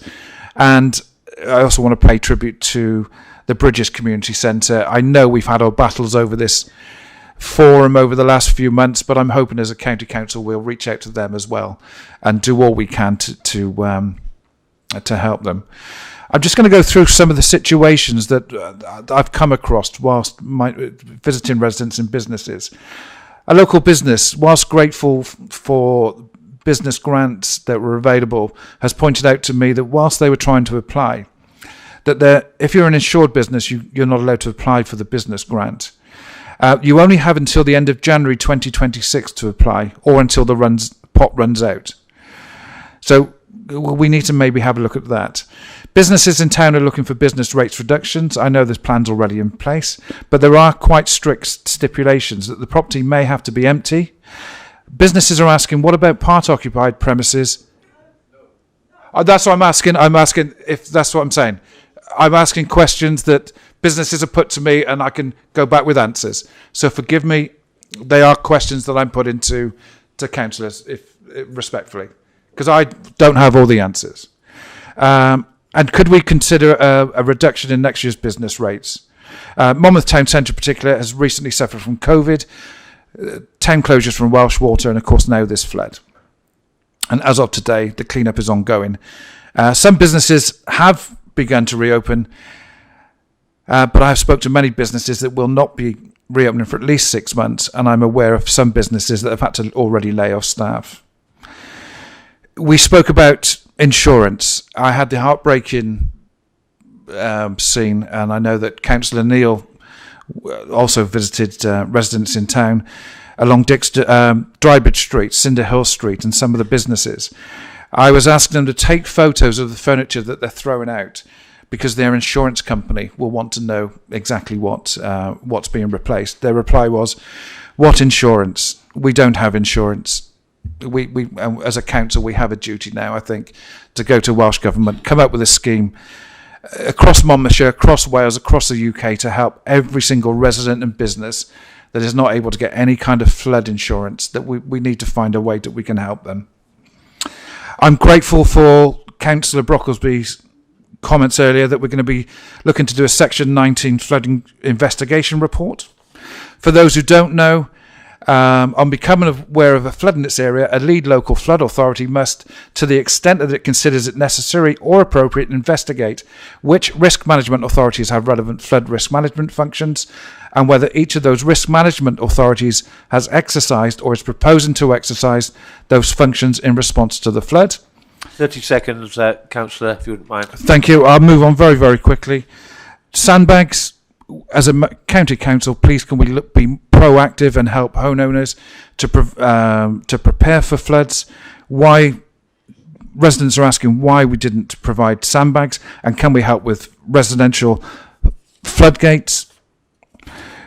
Please can we have a maintenance check on our drains, culverts, as mentioned by Councillor Howarth earlier. We had a debate in this chamber 12 months ago, and we're back here 12 months ago where residents are complaining that their drains are not being cleaned. And also, like I said, we've had reports that Wannerstow pumping station was not fully operational on the day of the floods. That is a rumour, that is not a fact. I would like an answer. I'll give you 1 more minute due to the sensitive. Absolutely. Thank you, Chair. I really do appreciate that, and I'm sorry for going on. Residents have come to me, and again, I'm only asking the question. I don't have the facts. But they are worried, and they've been told that the Wannerstow pumping station is an automatic system that should kick in when water levels are high. There are stories and theories going around that the Wannerstow pumping station was not fully functional on the day. Like I've said to my residents, I don't have the business. I will ask on your behalf. That's all I can do. And all I can do is ask the cabinet member to come back with a full report on precise details, and let's all work together to help our residents and businesses. And I thank you, Chair, for the time. Right, thank you, Councillor. Councillor Lucas, do you want to speak now, or do you want to reserve your right? Speak now. I'll reserve my right to the last, right. Please. Okay, thank you. So, Councillor Maybe, please.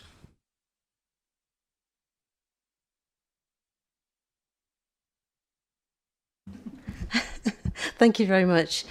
I thank Councillor Newell for bringing this motion, and I do support it, in particular the appreciation of emergency services. I'm sorry this is repetitive. Council officers, Monmouth Town Council, and all the volunteers, residents and local businesses who really have come together to help each other and have given so generously of their time as well as in donations.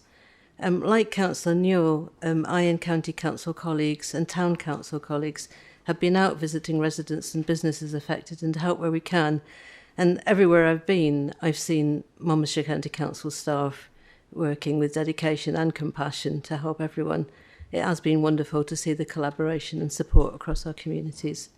I'm not going to name individuals because I do share Councillor Brocklesby's concern that when you do that, there's always somebody you leave out, and there's been so many people who have helped. To anyone who has never been flooded or visited a flood-affected community, it may be hard to comprehend the extent of the devastation and how long and arduous the recovery and the clean-up can be, but also the impact on how people feel, the shock and the trauma, and most of all, the fear of it happening again. In my ward, Drybridge, several homes were affected badly, and the rest of the ward was turned into an island, not knowing how far the waters would rise, which is frightening to say the least. But moving on to what the motion asks of us as a council. The actions requested are indeed already underway, but I'm still happy to support the motion. It's important to show solidarity in such an important matter. I will try and address the specific questions that are addressed to me. I do think some of these could have been addressed separately, but as they have been publicly aired, I think it's very important to answer them and to make sure that the facts are clear. You quite rightly want to understand the causes of the recent floods and what lessons can be learned. And as you've mentioned yourself, I think you've answered that question. This is in fact a standard requirement for the Council under Section 19 of the Flood and Water Management Act 2010, which requires us as a lead local flood authority to investigate flooding in our area. This county council follows every flood event that affects more than 20 residential properties with a Section 19 report, and you can access these on our website. You might like to read some of the earlier ones. This will be forthcoming for Storm Claudia, and I'll also refer you to the flood risk management strategy, which has recently been consulted on. Responsibility for main rivers does sit with NRW, and this includes the Mono. As the leader said in her public statement on November the 19th, we will work with Welsh Government and NRW to review flood protection given the increasing frequency of severe weather events, and we will report back to Council in due course. So you ask some very specific questions as well, which I will now turn to. On sandbags, local authorities are not legally required to provide sandbags to residents or businesses, and we simply don't have the capacity to deliver them to all properties in the county. But we do our best to give them out to residential properties when there's an imminent risk of flooding in particular localities. And during Storm Claudia, our operational teams were working tirelessly to deliver hundreds of sandbags to those most at risk. I understand, though, that sandbags do not protect you against the level of floods we experienced in Storm Claudia, and even in more minor floods, they work more to slow down and to filter water coming into the house than to totally stop it coming in. Regarding Wonistow Pumping Station, the station was working prior to the event, but it was overwhelmed by the floodwater when the adjacent flood defences overtopped, causing the pumps to stop working. Operatives were on site at the time. One pump is now up and running again. Parts for the other two have been ordered, and these are expected to be working again in the next couple of weeks. Temporary additional pumps were deployed during earlier this week weather event, which caused us concern when there was a flood alert, and they will be used again if that happens in the meantime until the full pumping station is working again. On drainage, we currently have 2 Vactor machines covering the 1,600 kilometres of network. We do work proactively during the year to clear drains, but during winter storms the work becomes reactive in nature. We've also secured an additional sweeper to support highways with leaf fall during autumn and winter, following discussions last year, and that's used for weed and detritus removal during spring and summer. It's important to note that very large sections of rural drainage channels are the riparian landowner's responsibility. We do support this wherever possible, but highways drainage is designed to cope with surface water on the highways and not to take the very large amounts of water running off fields and watercourses from private land. It's designed to drain the highways and not the whole of the Black Mountains. In extreme weather events, we've seen that highways drainage will be overwhelmed. On the one hand, we have water draining off the land, and on the other we have high river levels, pushing water back into brooks and streams. You only have to look at the terrible floods around the world to understand that no local highways drainage system could cope with this intensity of rainfall. We have to recognise that the major floods we're experiencing are linked to extreme weather events, and that these are increasingly frequent and severe due to climate change.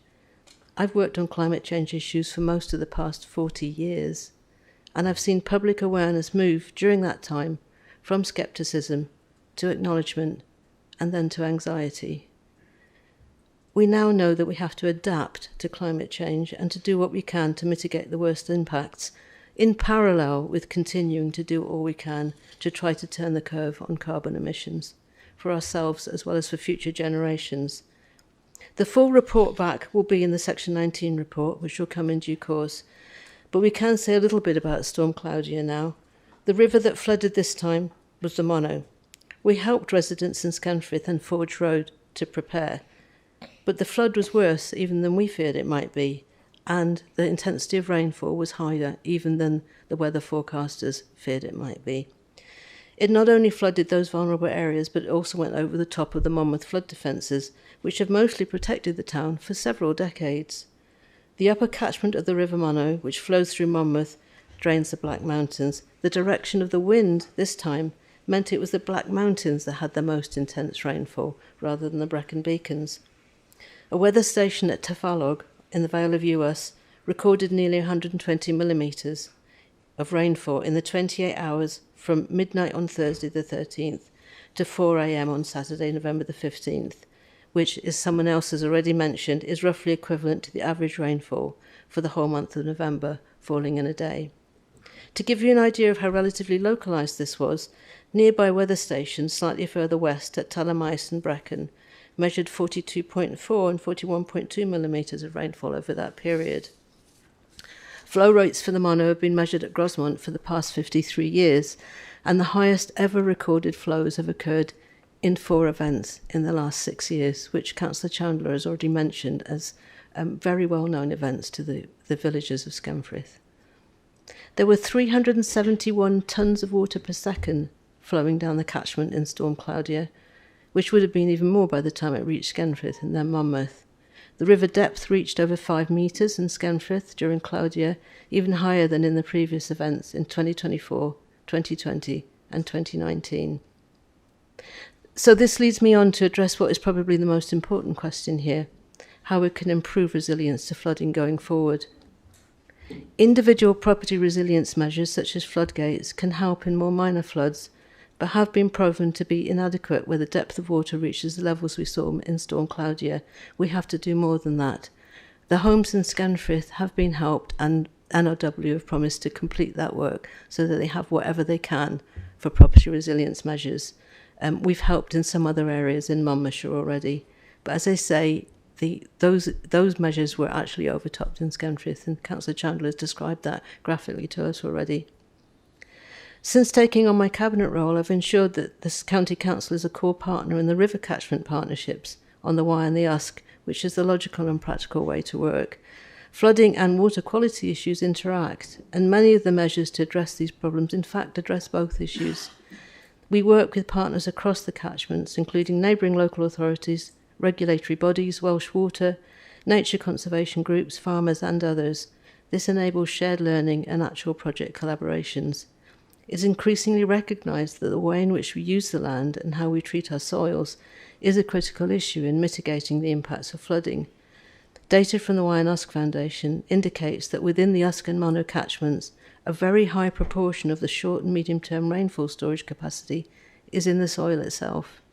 Putting it simply, we need to make the most of the potential for sponginess that exists in these soils. Other actions include leaky dams to attenuate the flow, planting trees and the right crops that can retain moisture in the soil, as well as reducing the erosion of riverbanks and the loss of soil into the rivers. Getting this right could help with flooding and with droughts. It's also part of reducing the problem of excess phosphorus and nitrogen in the water.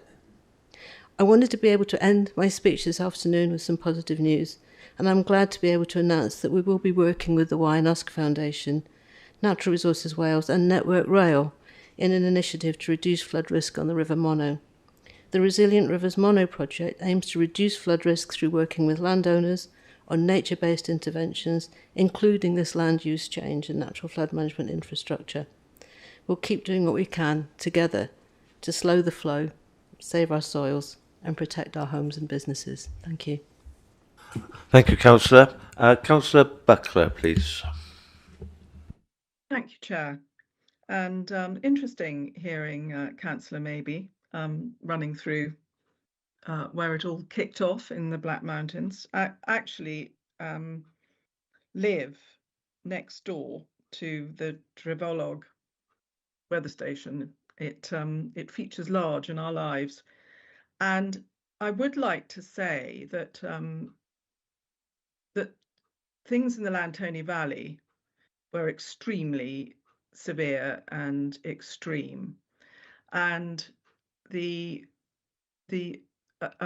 way the rivers and the tributary streams ran into the Hondi, which then runs into the Mono, which is where all the problems started, were very fast and fierce. But for years and years, sort of local landowners, farmers, have been complaining, trying to get the council to work with them, because yes, they are riparian owners and are responsible for waterways on their land.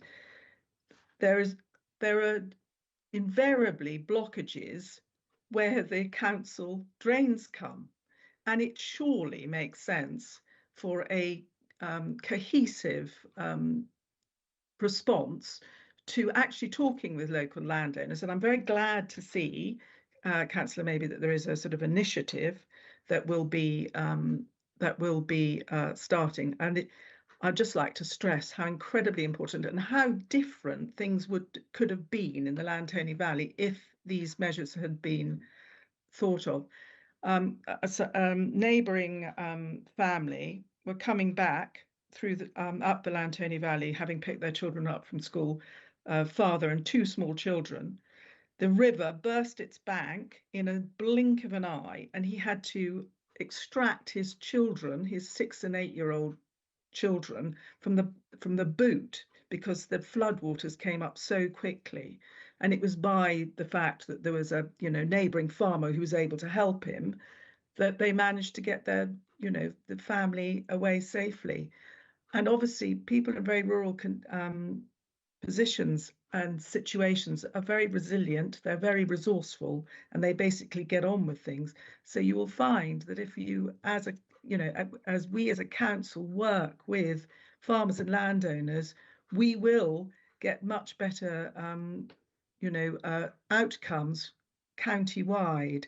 So I'd like to just say how very impressed I was with my neighbours. Under extreme circumstances, we had extreme flooding, and we were all utterly exhausted at the end of it. But working together, residents and the council, I feel we can make things better. Thank you. Thank you, Councillor. And we have Councillor Thomas Davis, please.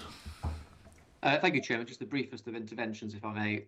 May I wholeheartedly welcome the motion tabled by my friend Councillor Newell, and also the commitment from the Cabinet member, as we've just heard, to a lessons learned report.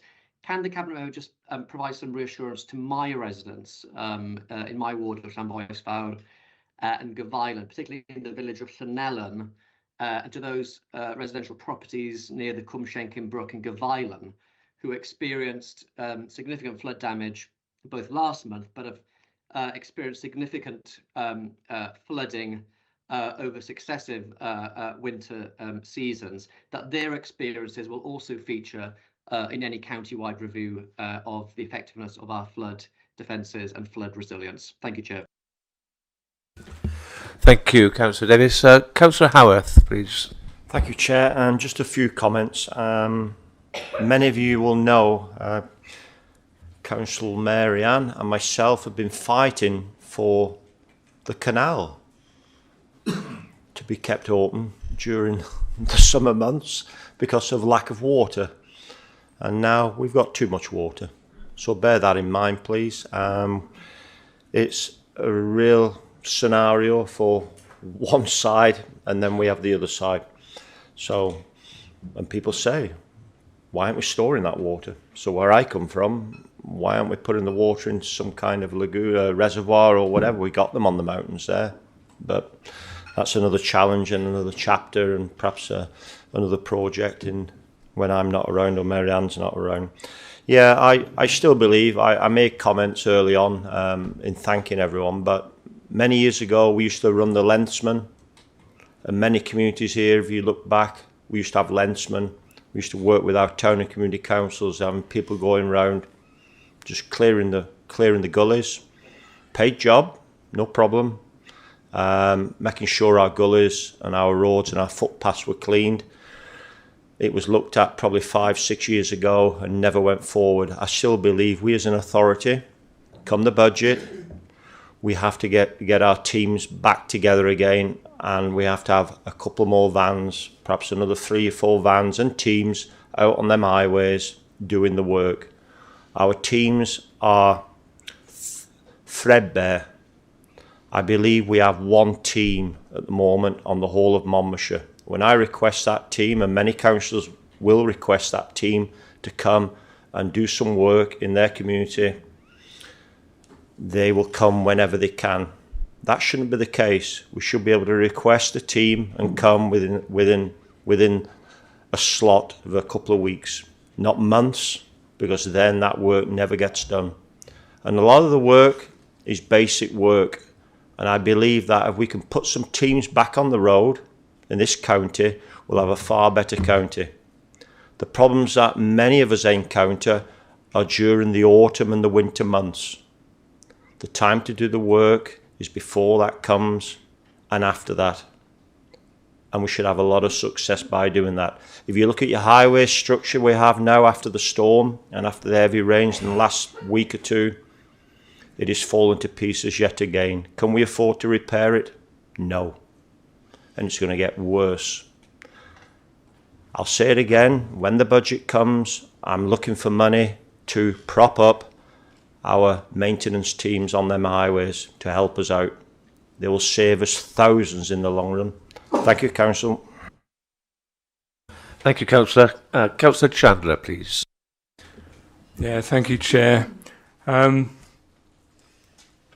I've already took the opportunity at the beginning of this meeting to express my appreciation for the emergency services and for council staff and for local communities in the way that they've stepped up, and to, express my, sympathies to those that remain homeless and may remain homeless over the whole Christmas period and beyond. Before I even start my speech, though, I do want to just refer perhaps to Councillor Howard's intervention there. I mean, I'm certainly not against being able to invest more into the maintenance of our critical infrastructure and our gullies and our drains, and I think that is a laudable objective. But I think it misses the mark on what we faced here, because it wasn't a bit of surface water, it wasn't blocked drains that caused this. When you've got whole streets, whole communities, whole fields underwater, under the river, then no drain is going to drain that away. Where is it going to drain to when the river is already overflooding the land? And I think we really need to be clear about what is the problem that we're facing here. Because Storm Claudia has yet again devastated our communities across Monmouthshire.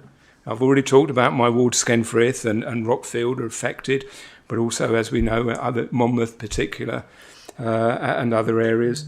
As I said, in Skenfrith, the 4th major flood in 6 years. Every time we've had one of those, it is broken records. It is getting increasingly worse. A cycle of destruction that is becoming intolerable. And in fact, because I've been so closely associated with campaigning and working on flood issues, because of where I lived in Skenfrith and because of my ward responsibilities for that area, I've been a frequent voice for action. It was exactly a year ago that I stood in this chamber after Storm Bert, after the last flood event, and I called for urgent action. I'm not talking about the council. I have no issues with actually the council's response. I'm talking about from NRW, from Welsh Government, from UK Government and other actors. We called for urgent action to address the issues and to protect the village of Skenfrith. I said then, a year ago, that we should never allow this to happen again, and yet here we are. It is deeply regrettable that I have to repeat that call today. And as I said, it's not a new fight. I've been working with Skenfrith residents since the 2019 flood, first as a neighbour, then as a community councillor, now as a county councillor. I've been in those meetings with NRW, the council, the community council, our current and our former MP and others to push for solutions. And there's been some progress made. You know, we've got these documents from NRW, these presentations around strategic outline cases and feasibility studies for what to do. But we haven't made enough progress, and we certainly haven't made progress quickly enough. The fact that it's taken 4 years to get this piece of paper here is not good enough. But at the end of the day, whatever those proposals might be in terms of civil engineering works to try and protect the village, they in themselves may have some help for residents, but it doesn't actually address the root causes of what we're facing. Climate change. It is not an abstract concept. It is the reasons why Storm Claudia and the storms before it are becoming more frequent and more ferocious. In layman's terms, warmer air holds more moisture. And when that moisture falls, it falls quicker and it overwhelms our rivers and our communities. We also have to look, though, not just at the climate change, but land use. And as Councillor Maybe has talked about, across our river catchment areas and natural landscapes that once absorbed rainfall, they've changed, they've been replaced. They've evolved more intensive agriculture, more development. So the water runs faster, the rivers rise quicker, and villages like Skenfrith and towns like Monmouth pay the price. And that's why the declaration of a climate emergency by this council in 2019 that I campaigned for before being elected, that's why it means so much to us today. That declaration was not a gesture. It was a promise to act. And the time is now for it to be delivered. And we certainly need to see action on two fronts. And first of all, we need to be looking at mitigation. We need to be tackling climate change at its root. So locally, we need to be accelerating renewable energy projects. We need to be improving home insulation, and we need to be driving energy efficiency at every opportunity, whether it's on the roads or in our buildings or wherever else. Nationally, the government, and I'm talking primarily here about the UK government, must stop approving new fossil fuel extraction, and it should be investing properly in a just transition to clean energy. And then globally, the UK must lead by example, but others need to follow. We, as the UK, should be meeting and exceeding our climate change commitments, cutting emissions, but pushing for international cooperation. Because whatever happens in Skenfrith, in Monmouth, it's linked to decisions that are made in Cardiff, in Westminster, and Washington, and beyond. Secondly, adaptation, though. We need to be building resilience and reducing flood risk. We do need natural flood management measures that Councillor Maybe has described, those planting of trees, the improving of soils so they absorb more water and hold it in, and creating buffer zones alongside our rivers to slow the flow. And that's why I'm proud that we are supporting the Resilient Rivers Mono project that Councillor Maybe has just announced. That project, led by the Wyanusk Foundation, has real potential. They've done a lot of the scientific analysis. The next stage is doing a more on-the-ground feasibility study. We could be seeing real results in that by the time of next winter if things go well. It's a model of what we need. It's practical, nature-based solutions that protect communities throughout the entire river flow rather than just pushing the problem further downstream. And it helps to restore ecosystems.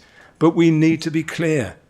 Projects like this need scale. They only work at scale, and scale needs funding. So Welsh Government and the UK Government must step up. This isn't just about protecting property, it's about safeguarding lives, livelihoods, and the future of rural communities like ours. I would say, in relation to some of the discussion, that our residents deserve more than just sandbags and emergency centres. They deserve a future where floods are the exception, not the expectation. And that future will only come if we work together, across parties, across agencies, across governments.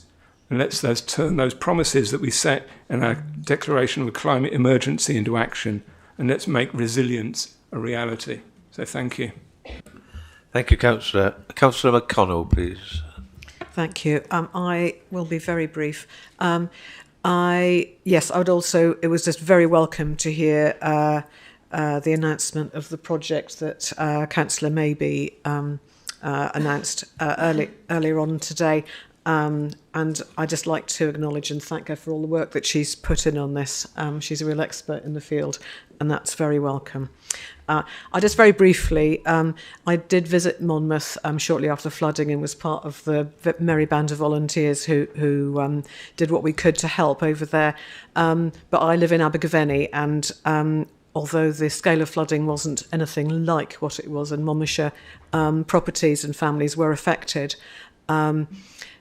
I'd like just to take the opportunity to say an absolute hats off to residents in my ward in Glangavenny who had asked for sandbags, couldn't get them, water was coming down the street. They fashioned their own sandbags, partly filling bags with silt that was coming down the road. They managed to fashion a sort of dam across where the water was flowing down, which partly protected diverted the water that was coming down the road, and I think probably did save some houses from relatively minor flooding, but flooding is flooding.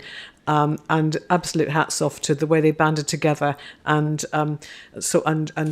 without any resentment, they completely understood that that services were more urgently required elsewhere, and they just got on with it. So well done them, and that has led to good ongoing conversations now between myself, the flooding engineer, and the local community as to what we can do in the future going forward. So just thanks to that. And also, just in passing, because we've talked about Monmouth Town Council, on the morning after the flooding, Monmouth was awash with, middle of Monmouth was pretty much awash with mud, and the place looked awful. By the evening, we were switching on the lights, Santa was trailing around, and families had come out, and there's a real sense of joyfulness, and Christmas was in the air. And Abergavenny Town Council, absolutely hats off to you for pulling that one off. So thank you. Thank you. Thank you, Councillor. Councillor Bryn, please. Diolch, Deirydd. I'll also be brief. Our community has shown remarkable resilience in the face of Storm Claudia's devastation. And speaking with residents and businesses, it's clear that the flooding has had a profound and lasting impact, disrupting lives and livelihoods. The business I work with on Drybridge Street has strived tirelessly to recover from the devastation left by Storm Claudia, and the fight to restore essential services continues, and the financial pressures are mounting. The slimy, smelly mud left as the water retreated has entered every plug socket, coated every table, door, cup, saucer, chair, and penetrated floors and walls. Yet in the face of these challenges, the resilience and determination shown by our community and local businesses remains truly inspiring.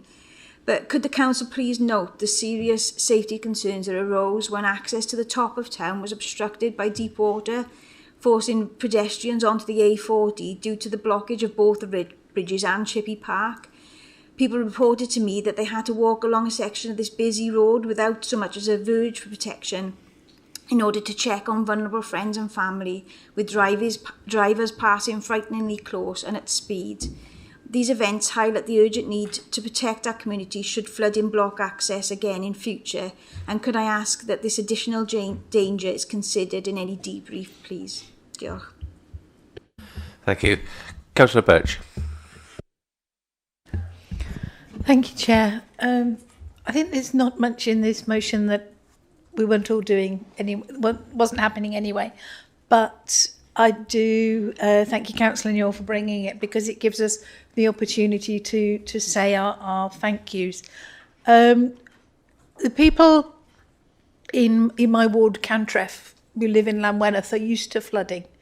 It's fairly regularly, but nobody expected that the little Kibby Brook that wanders through the ends of people's gardens in Penny Pound would leap out of it riverbed and land in the centre of town. But that's what's happened, and it was totally unexpected.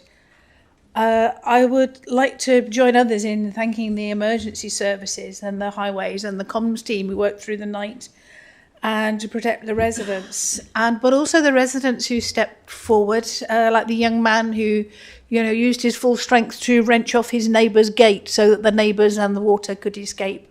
And the following morning, the ladies of Avenue Road who came out with their brooms to clear the road and enforce the road closure. There was just been so much community spirit, people coming together, as has been said, to clear the centre of Abergavenny so that the Christmas light switch on could go ahead. But of course, the impact in Abergavenny was minor compared to the flooding in Monmouth, which was really traumatising and extremely scary. So those are my thanks as a ward member, but I would also like to thank our housing team.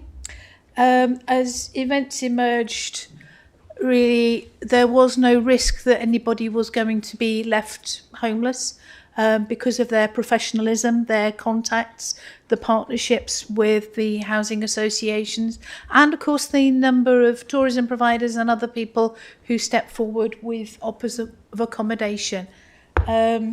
So I would just like to put on record my thanks to them. Really, nobody was going to be homeless as a result of the flooding or without a safe place to stay.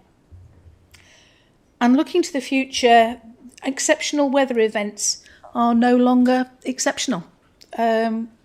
We have to be ready for them, and we have to do what we can to prevent them. And just as the response has taken everybody, so the preparation and the mitigation is going to take action from everybody. We are in a new world where these things happen with worrying frequency. Pretty much every winter there will be storms. It's going to take action from individuals, householders preparing their own flood plans, businesses preparing their own flood plans, farmers and landowners changing how they manage land in order to hold water in the catchment, NRW stepping up and managing those rivers, and also enforcement, infrastructure bodies preparing for, as they did for infrastructure, to be overwhelmed in storms. And this council in a leadership role, but also increasingly we will need to prepare for these events. We cannot rely on everybody stepping forward on top of the day job to the extent that we have seen over recent weeks, perhaps. So if any member hasn't already read the flood strategy, I really would urge everybody to do so. Thank you. Right, thank you, Councillor.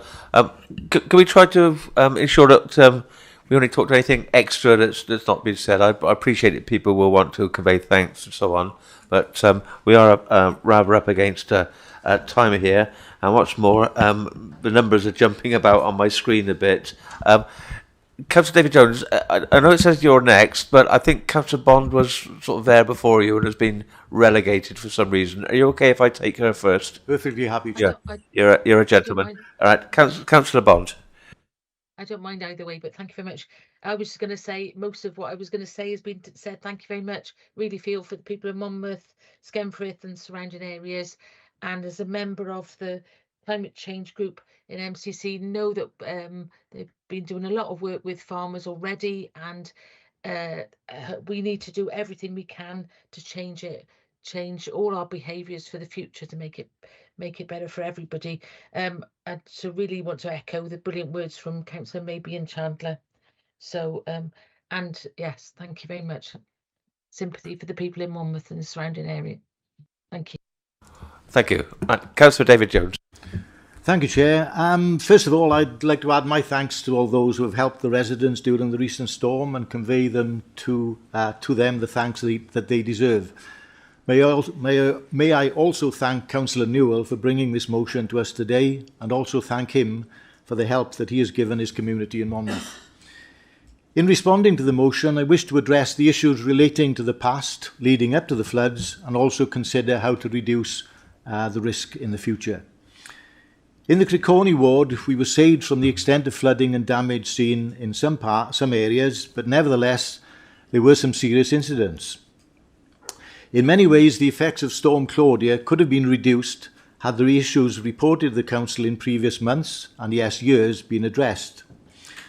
With referring to the bridge at Mill Farm Grosmont in particular, this has been reported years ago, and the remedial work needed then would be considerably less and so much cheaper than the bill will be for work to be to the repair of the bridge now.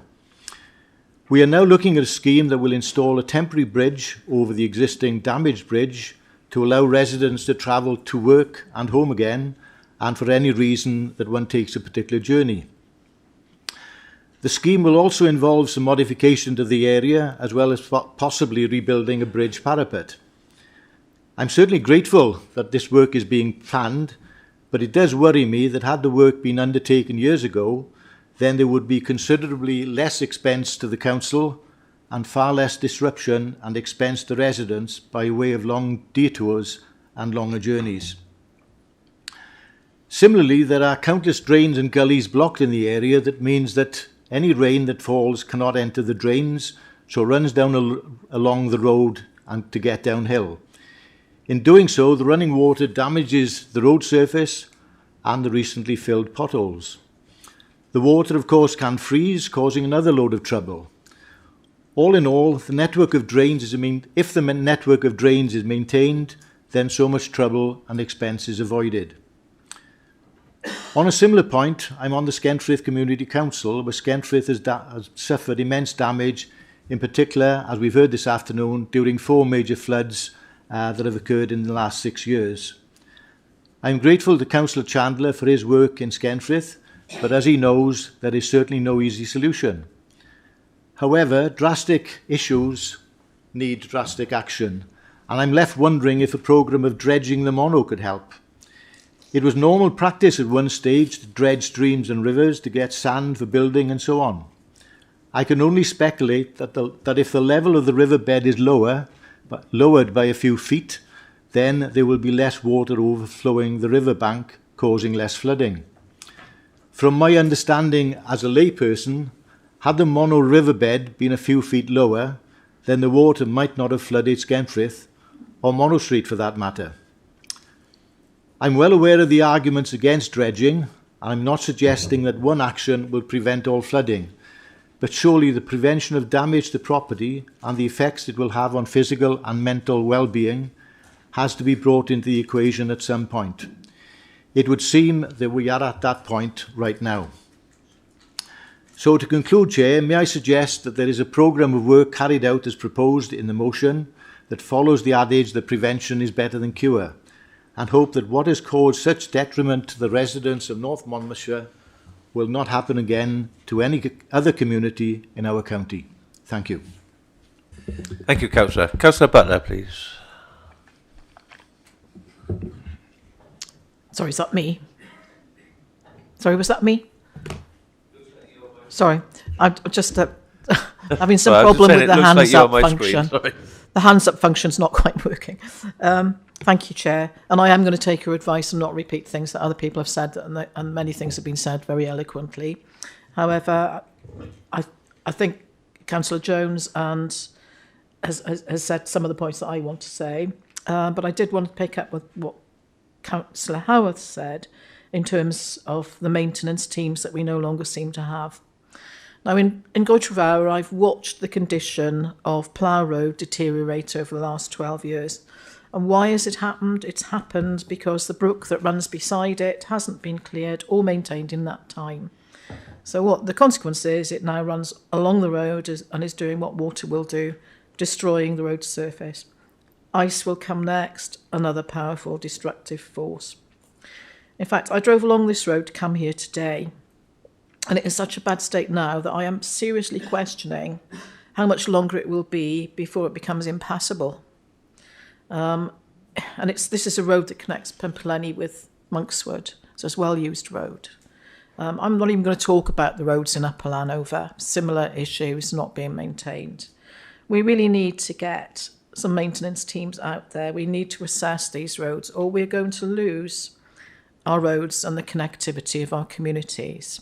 So I fully support Councillor Newell in this motion. Thank you very much. Thank you. And that looks like Councillor Garrett, is it? Yes, thank you. Thank you, Chair. I just wanted to share my personal experience of the flooding. Our entire ground floor and garage were flooded. We lost possessions and memorabilia. It's been quite hard for both of us and our children to kind of deal with. We've kept them out of it mostly. I just want to add thanks to the Severn Area Rescue Association, Fire and Rescue and Ambulance Services. We witnessed their rescue work from our bedroom window while we waited for the water to recede. Also, MCC staff for the hard work in the run-up and aftermath, cleaning the roads and footpaths of that horrible sticky brown sludge, and for staff in the emergency centre, which we went to on Saturday night to charge our phones and catch up on the news and get some hot food, which we couldn't prepare because the power was cut. And also for the humanitarian centre in Shirehill, and the people who've donated from the community and businesses. Also, Red Cross and Welsh Government have provided prompt financial help. Certainly I can attest to that myself, and I hopefully other residents have received money from Red Cross, £100 per person, and the £500 grant if you've got insurance, or £1,000 if you don't. So that's been really well appreciated, and thanks to MCC for administering those payments. We were lucky in that Brendan in us gave us his Airbnb for a few days while we were looking for longer term housing, so thanks to Brendan. Also, members of the Chamber who came to assist us on the Sunday, removing the mud, as I mentioned, and Councillor Newell for popping in, as he's my local councillor. Apologies to local residents in my ward as I was unable to get out more. I'm grateful to officers and members for knocking doors in the days after the flood. And I was able to help one resident who had 4 kittens that were running around, rampant around her flooded house, and an old playpen that my son had used many years ago was put to good use to rein in those 4 kittens. I hope the data gathered from the online survey, which we haven't yet mentioned, can be supplemented by revisits to any residents that may not have digital access, because I think I did see the mapping that had been done when I went to Shirehill, and I think that information will be vital in the review process. We made use, as I said, of the leisure centre, and thanks also to National Grid, who provided food to residents in Waldbrand Close on Sunday. And the volunteers who provided food at lunch times while we've been cleaning up. It's given us a chance to have a break, and just nice to see some town councillors and volunteers as they come around.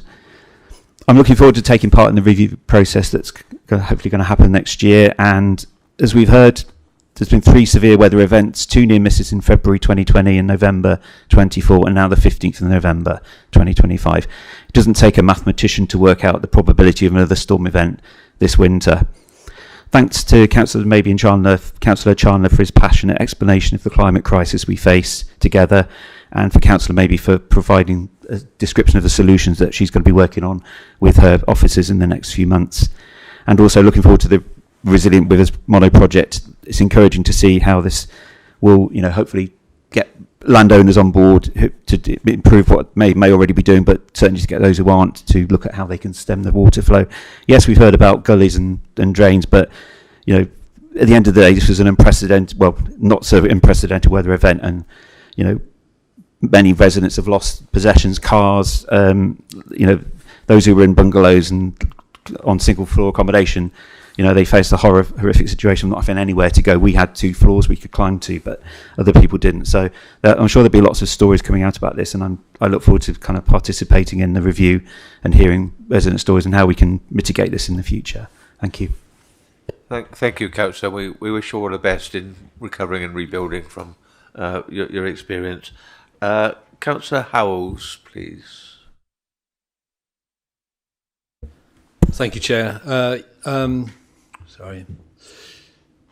Yes, thank you, Councillor Newell, for bringing this motion, and I join others in saying thank you to everyone that offered support in this incredibly challenging emergency. After an email call out from our chief exec, along with other councillors and MCC staff, I volunteered on Thursday and Friday We were asked to check into the flood response centre in the Shire Hall, where we were given briefings and allocated areas in Monmouth to knock on doors to check on residents, to make them aware of the help and support available, and to gather vital information following the floods. Walking along the roads, everywhere we went, we saw outside homes piles of flood-damaged personal belongings, books, ornaments, photos, albums, each one having its own sad tale to tell and irreplaceable. We met a family clearing out their bed-bound grandmother's flooded flat, and how she was rescued while she was sitting in a chair with flood levels rising to her chest, which really alarmed us because more on this could have been quite fatal. So it's a real admirable that our floods emergency services were able to rescue her. We've heard many inspiring stories, and including on my joint ward with Councillor Keir, Martin Andrew Scholl, who, after undertaking a major refurbishment at Bar 125 Monmouth on Manor Bridge, and having only been open 9 days, were badly affected by the flood. I visited them on the Friday, and they were almost ready to open at that point. And I know now that they are fully open. A real credit to them for their resilience and determination, and their team to have shown in this extreme situation. As we've heard, and I will echo, as I speaking to officers earlier, the grants that are available to residents, anyone that might be watching that may not be aware of it, but to visit the MCC website and to search for Storm Claudia for the grants that are available to them. And of course, I will remind people, if they want to help as well, they may be listening, that the Just Giving site is still open and available for anyone that wants to make a donation. So, thank you, Councillor Newell. I will be supporting this motion. Thank you. Thank you very much, Councillor Howells. Councillor Keir, please. Thank you very much, Chair, and thank you very much to my fellow councillor Newell for bringing this motion, which I think is an important one to place on record, not just what happened, but also the proposals that are being made and that our residents can refer to it.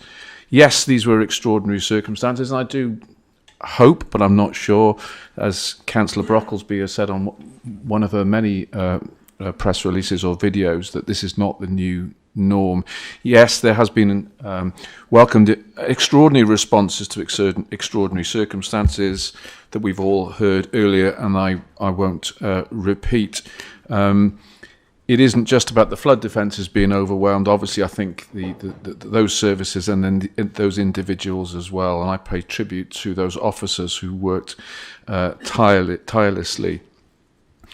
In 1979, yeah, I am old enough to remember the floods, the devastating floods in Usk, where the flood prevention banks broke. In our house, raw sewage, brown mud, impossible to clean away, 6 months at least of drying out. And of course, in those days, 40 odd years ago, there were no industrial dehumidifiers, etc. You just chucked everything outside, as we've been seeing now, and hoped that nature would dry your house out. So I have vivid memories 40 odd years on of that, and I'm sure that is going to remain with many people that have been affected in the areas of Monmouthshire. As you would expect, and as probably you would be aware, my focus has been on my ward during those days. We were lucky in Usk. Back in January, February 2020, when the river was 6 metres above the normal level, we narrowly missed the effects of the mono, the similar effects to the mono. This time we were only 3 metres above level. And I'm not quite sure how we did get that lucky. But in Little Mill, it was distressing to be receiving messages and phone calls from residents and the Little Jockey pub pleading, and I mean pleading, for sandbags to be helped out. And then being on site as I was from 4 o'clock onwards, to seeing the inevitability of the floodwater that was taking hold in the same places that it did some 12 months ago.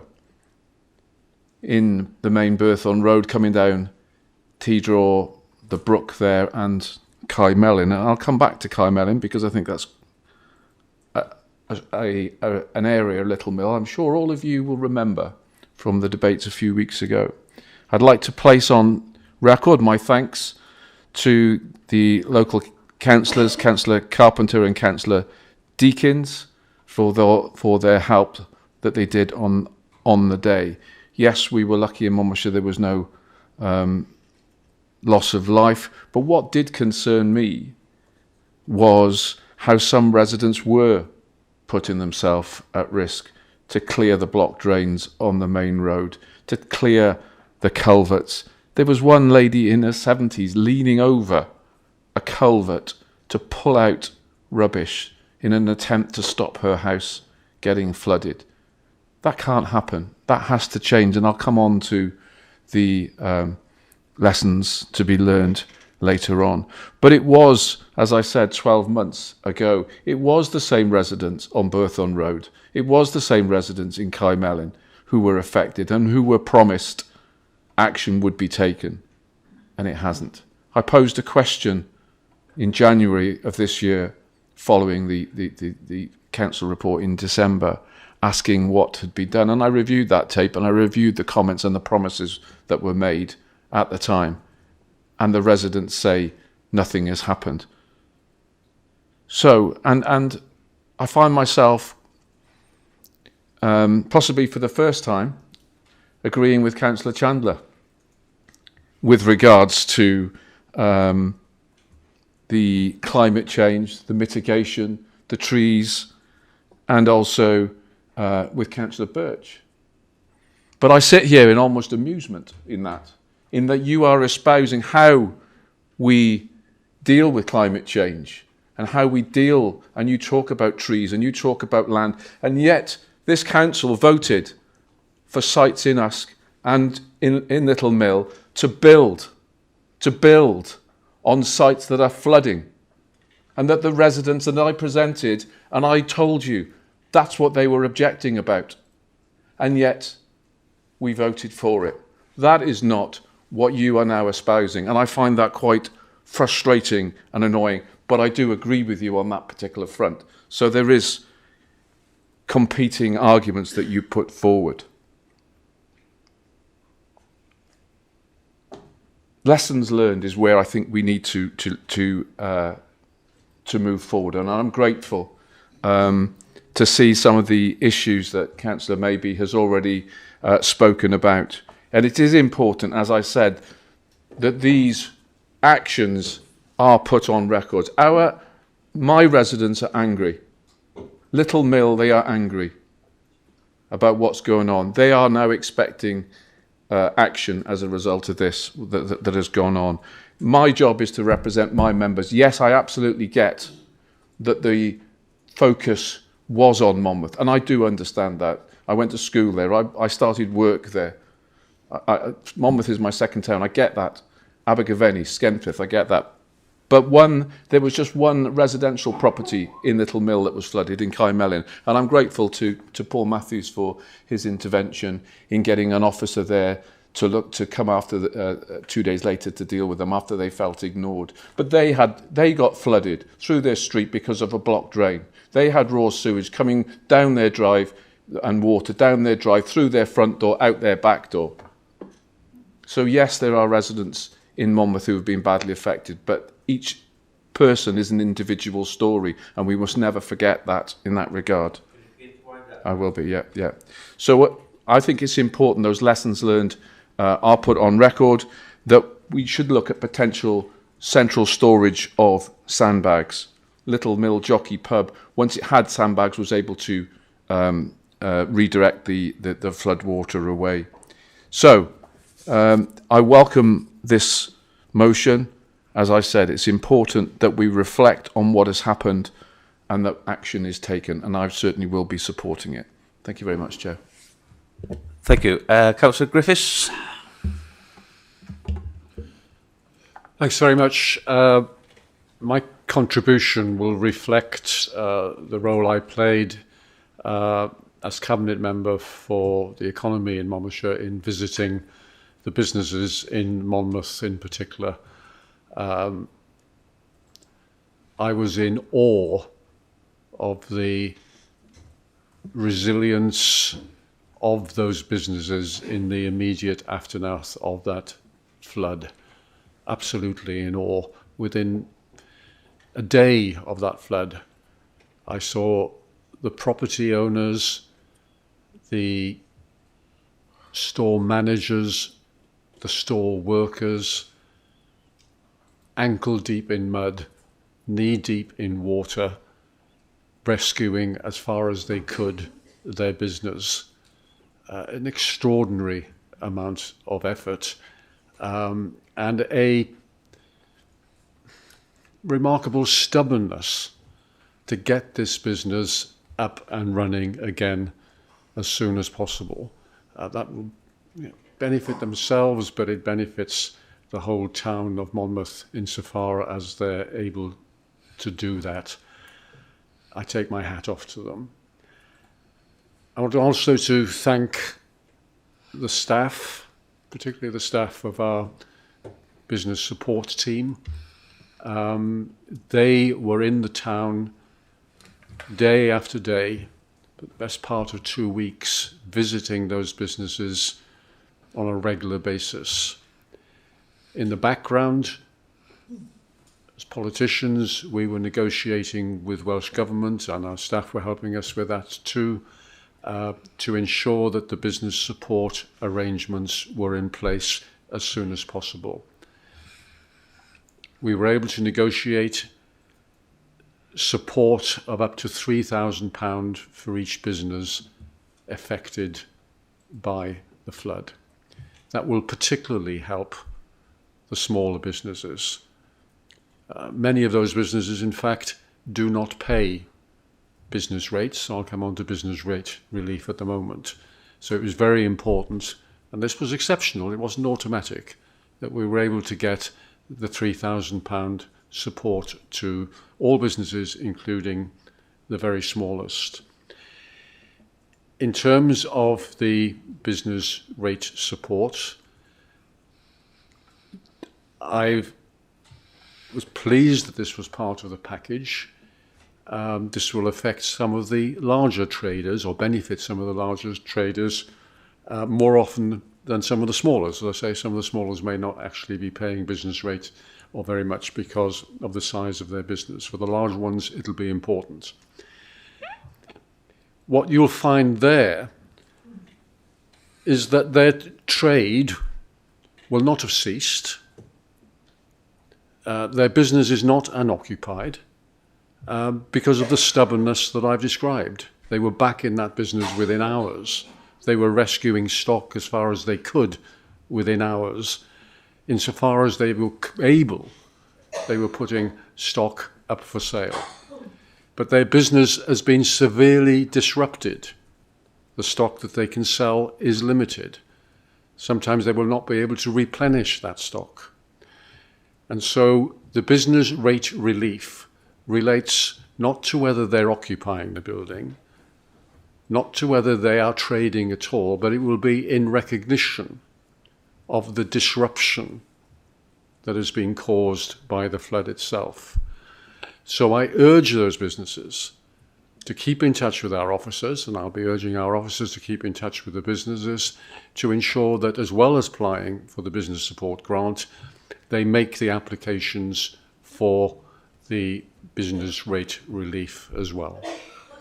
But hats off to those businesses and the people of Monmouth. Thank you. Thank you. Councillor Lucas, did you wish to speak to the motion as a seconder? Most certainly do. Thank you. I'm sorry. Okay. Thank you ever so much, everybody. I can honestly say that most people have said what needs to be said. But there's a few things I'd like to add. And yes, I'd like to add my thanks to everybody that helped. And that's by no small measure, not just the staff, not just the town council, which, by the way, were and are, even today, even right now, actually, is receiving messages of what my fellow town councillors, our fellow town councillors are doing to help the residents. But what it's done to the community, it has brought people together, which is great.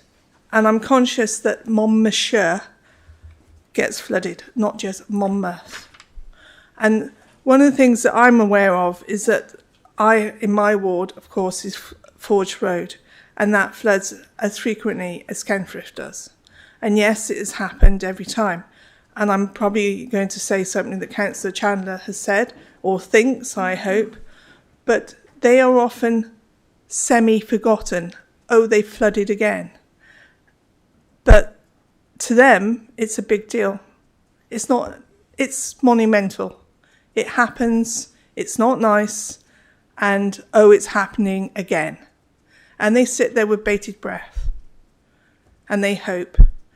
Now, for me personally, the night of the flood, just gone midnight, I was receiving messages, and in particular, really concerning messages saying it says 4 metres and the water should be by now on Forge Road, but it's not. Where is it? I urged them to all go in and get safe, and I'm glad I did, because when it came with a huge whoosh, and they would have been taken away, and we would have had loss of life. That shadow of doubt. I've got film of what was happening to those people as they were sat trying to avoid what they thought would be just an ordinary flood, but it wasn't. But moving on from that, because quite frankly, it's been amazing what everybody has been doing for them. So some of the simple things. I've had conversations with people from Bridges. They're very concerned about how they're going to move forward and hope that MCC will support them, and I'm sure we will. There's been enough problems there already. So I'd like to make sure that that is noted. Pavements in Mono Street. Now, I happened to speak to, I'm sure you won't mind, Adrian Gaunt, the jeweller, yesterday. And I asked him how he was doing, and he turned and said, "You never believe it, there's water in my basement yet again." And unfortunately, the drains coming off Mono Street are obviously blocked, and he said they've rodded them, but they've come up with the conclusion that they're blocked. So what's happening is water from the rain that we had, the message from Paul saying that we're likely to get strong rain and it could all happen again. Yeah, it did for him. Not to the same level, but he's got water there again. And the thought was, can we do anything more about sorting out Mono Street and removing some of those awkward situations where the pavements are? I know that's a controversial subject, one which I'll happily discuss further with anybody. What help can we do when referring to the runoff of the water from when it falls? And yes, I totally agree with Councillor Chandler, Councillor Maybe, and even Mary Ann Brockersby, who I say in tribute, you were there from the start, Gil. Thank you ever so much. Every time, and I'm not kidding you, she was. And even this week, and I've already said it to her, I spotted her walking up the street, and I thought, oh, she's off to another meeting. So thank you from Monmouth people for that. So what can we do to help the runoff? And yes, I've heard them talk about leaky dams and trees, etc. But Councillor Butler, Rachel, has the water running through her property at great speed. And it's not just dealing with that, okay? It's dealing with why it happens and how would we prevent it from happening again. And Councillor Butler clearly said that we need to be working together because it's all right getting the water away from them. It's when it gets to the highways, that's where the problem lies. And you've heard Councillor Keir say that this is happening and what he witnessed. Now, I understand how Councillor Keir Tony feels about seeing people putting themselves at danger to clean drains. But not too many months ago, I had a meeting with some officers at Forge Road and Osbaston. about clearing the drains and what will happen. This was all after the flood strategy and what we could do to mitigate some of the things. And one of the things was perhaps we do need to do a bit of training with our residents in certain areas about what we can do to mitigate circumstances that happened instantly. Because with the best will in the world, MCC can only go so far at instant rate. And yes, that's true. So one of the things that what I've put forward, and I understand is being put forward at Scanfrith, is that we have a road closure training day. Because for me, in Osbaston, that's one of the things that happen. And I would like for my residents, and I'll be there, as some of you might have seen, very happily standing in my high-vis. I like my high-vis, by the way, in case you hadn't noticed. Quite used to wearing it, doesn't bother me an inch. To get out there and do the training about stopping people going through floods and causing bigger wakes. Because, my Lord, do they not know what it does? All for a few minutes saved. No, I'm sorry, guys, it doesn't work. We need to engage people. And literally, we need to be able to go through this training, and I believe it's something D. I'm not sure what the actual the words were, but I want us to actually look about training some of our residents at key points and going through this, what they can do, form a little working group within areas that can do things that could be helpful. I see that as a way forward, a positive way forward. Perhaps I'm being silly. But MCC most definitely have stepped up to the mark, and we do need to keep stepping up to the mark. We talk about why it happened. Well, we know why it happened. Climate change, okay.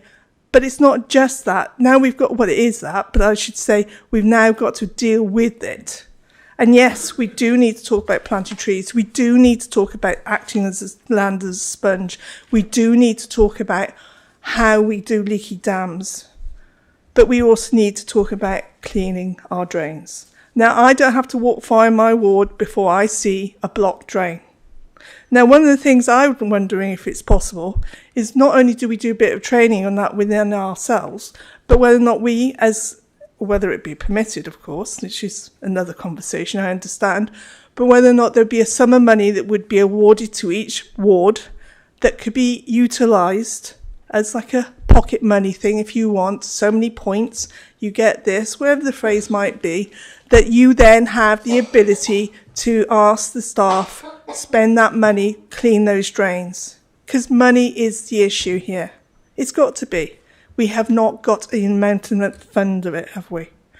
That's just another thought. Sandbags. Now, I'm aware that Councillor Webb has a very good system in Tinton, where she's now got a sandbag site, a shed, a tent, a shed, I suppose. So whether that could be done, is that not a good idea? Again, within the time of training our residents, suitable residents, I might add, those, all those things. And that's perhaps offensive, and I don't mean it to be, but I mean common sense here. Parking for the businesses we've talked about in many times. Thank you for the free parking in Monmouth, I should say, until the end of December. But it's to the end of December. What happens then? This is going to take months to recover from.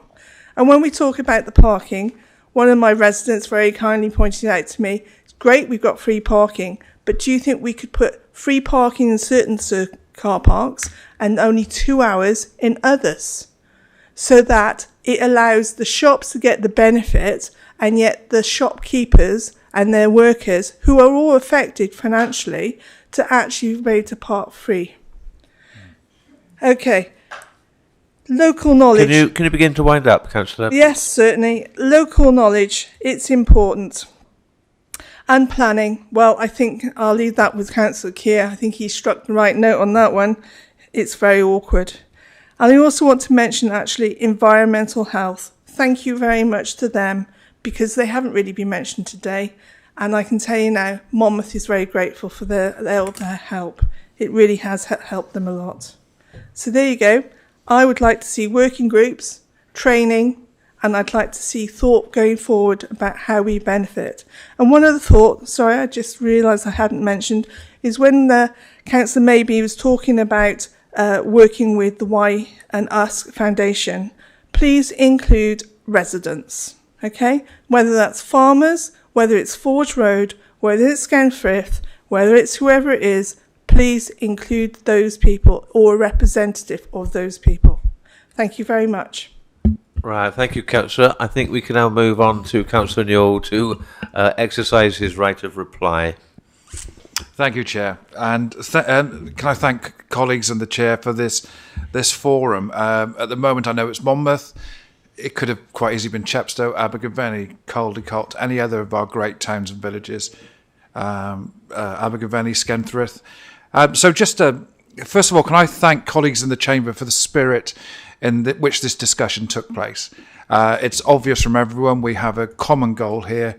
We want to look after our residents and businesses, and I think we have a common goal here that this is a line in the sand moment. A sad event, a devastating event, but I think it's the line in the sand now that we're going to do as much, even more than we are currently doing to help people. Like Councillor David Jones says, I'm also a layman. I'm here representing residents. Can I thank Councillor Maybe for her expertise? She knows far more about this subject than I do, and I thank her for her knowledge, her information, and it's a learning curve for me, and I'm grateful for people with more knowledge than I have on certain subjects. So thanks to her. Thanks to Councillor Garrett for his honest appraisal of what him and his family are going through. It's absolutely heartbreaking. Just listen to colleagues in Chambers. Councillor Birch thanked the MHA for their hard work, making sure residents were homed. I forgot to do that, so I associate myself with those comments. Councillor Butler, Councillor Howarth, I'm with you 100% that is there a way that we can be looking at maintenance teams now? We've been asking for them since the 12 months I've been in Chambers, and before them. Councillor Chandler, I thought you spoke excellently. I thought you made some excellent points, as well as drainage and dredging rivers, whatever we need to do. Climate change is a huge factor here. We need to be planting more trees. We need more favourable soil. Councillor Chandler, again, you know more on this subject than I do, and I welcome a discussion for you to be educated. I'm humble enough to say I don't know. I do know lots, but I don't know everything. But I'm grateful for Councillor Chandler, again, for his comments. It's a spirit of working together, as we've got to do. Councillor Jones, I thought you spoke excellently. Thank you for your kind words. And I'm not an expert in environmental matters, but dredging seems a common sense idea. Why not? Let's at least investigate it. Let's come back to Chambers. What was that? Sorry? Carry on, Councillor. Sorry, Chair. I thought somebody... Councillor Keir, I thought you spoke passionately and you spoke well.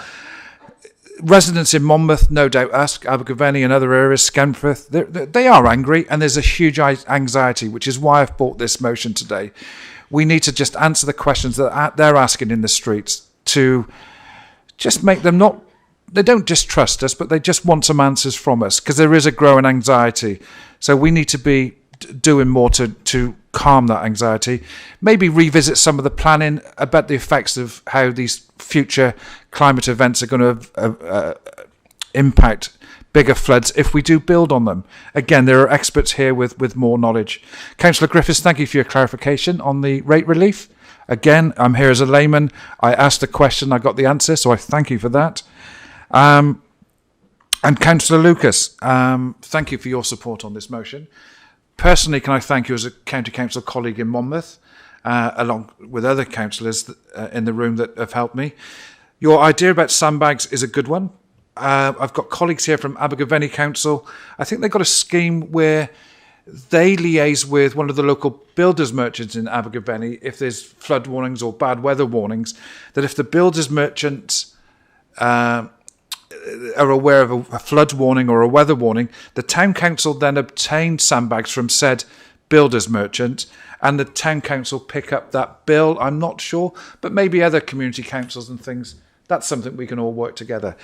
But in finishing, Chair, thank you for the forum. Thank you for the spirit and the debate. And I look forward to working with colleagues to help as many people as we can. Thank you. Right, thank you, Councillor. Move to a vote, please.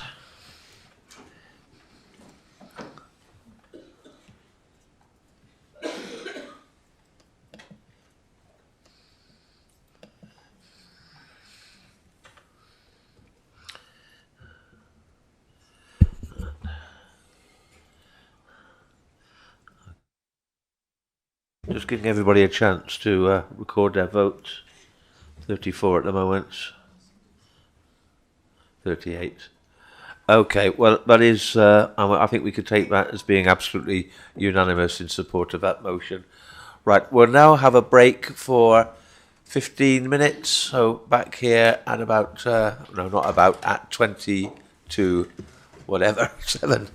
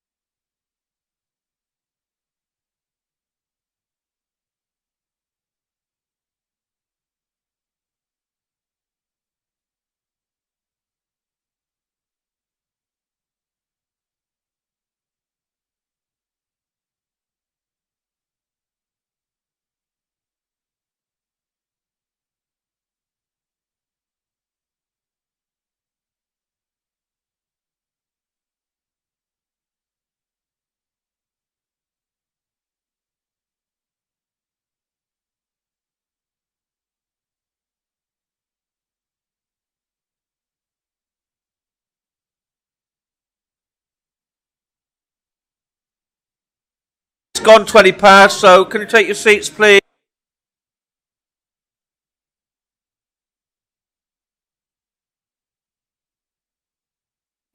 Take your seats, please. We're going to move on straight away.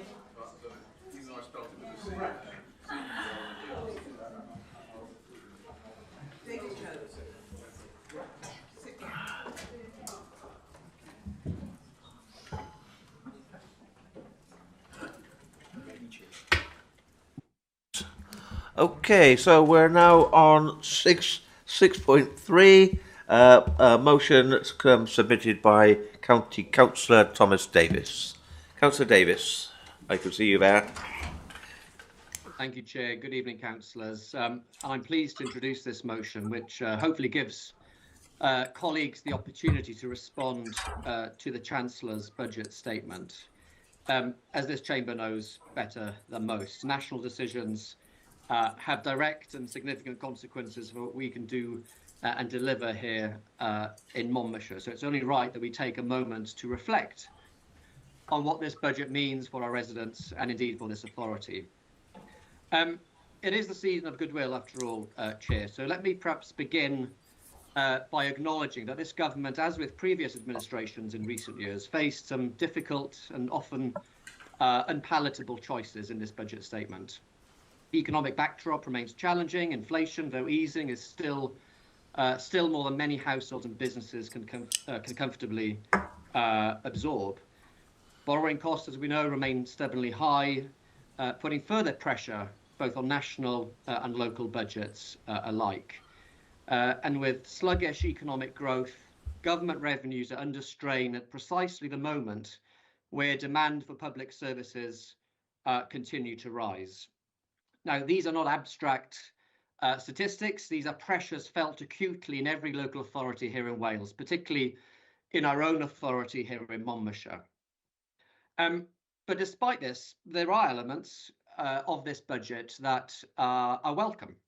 The uplift to the Welsh Government's budget provides, I hope, a stronger foundation from which Cardiff Bay can support local authorities, including our own here in Monmouthshire. The commitment to the Wilva nuclear project offers the prospect of long-term investment, skilled jobs, apprenticeships, and in due course, the potential for reduced household energy bills across Wales.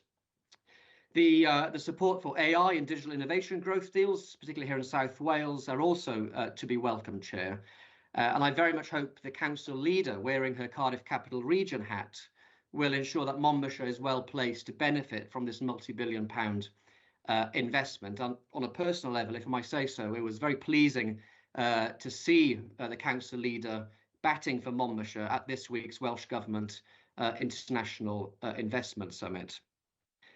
Nevertheless, significant concerns remain, councillors. More of our residents will be drawn into paying more and more income tax as the thresholds are frozen until 2030, 2031, some 3 years longer than was originally planned, which will contribute to a record high tax burden of circa 38–39% of GDP. Meanwhile, savers across Monmouthshire will also face significant penalties from this budget. Our farming community received little respite either. Despite the spirited protest and the support of these benches, the proposed inheritance tax changes seemingly will go ahead as planned. Closer to home, the planned revaluation of higher council tax bands in England may, just may, embolden Welsh Government to re-examine its own more expansive proposals to revalue council tax bands across Wales, which are currently, of course, delayed until after the Senedd elections, until 2028. And as we've previously debated in this chamber, given Monmouthshire's disproportionately high number of upper band properties, this could well place a heavier burden on our residents than elsewhere in Wales. And so we must remain alert as a council to that possibility. But Chair, this now brings me to the heart of the motion and the urgent need for a fair funding settlement for Monmouthshire. For many years, this county, as has been commented in previous debates, has been one of the worst funded local authorities in Wales, consistently languishing at the bottom of the funding table. And indeed, the Welsh Government's own draft 26-27 budget allocation for Welsh local authorities does little, I'm afraid, to address this historical injustice. That long-standing underfunding is now being compounded further still, as I mentioned in my opening remarks, by rising costs, growing demand, and a challenging economic backdrop. We simply cannot continue to deliver those essential services and the vital infrastructure improvements that our residents expect without some meaningful response. Now, I think a fairer settlement would allow us to invest in those very essentials that clearly command cross-party support across this chamber, many of which were highlighted quite powerfully in the flooding debate that preceded my own this afternoon. We heard some powerful testimony from Councillors Newell, from Councillor Chandler, from Councillor Hughes-Jones, amongst other council colleagues. Members across this chamber spoke with real urgency and eloquency about the need for improved flood mitigation measures, greater resilience planning, timely support for our communities, which have been repeatedly hit by severe weather.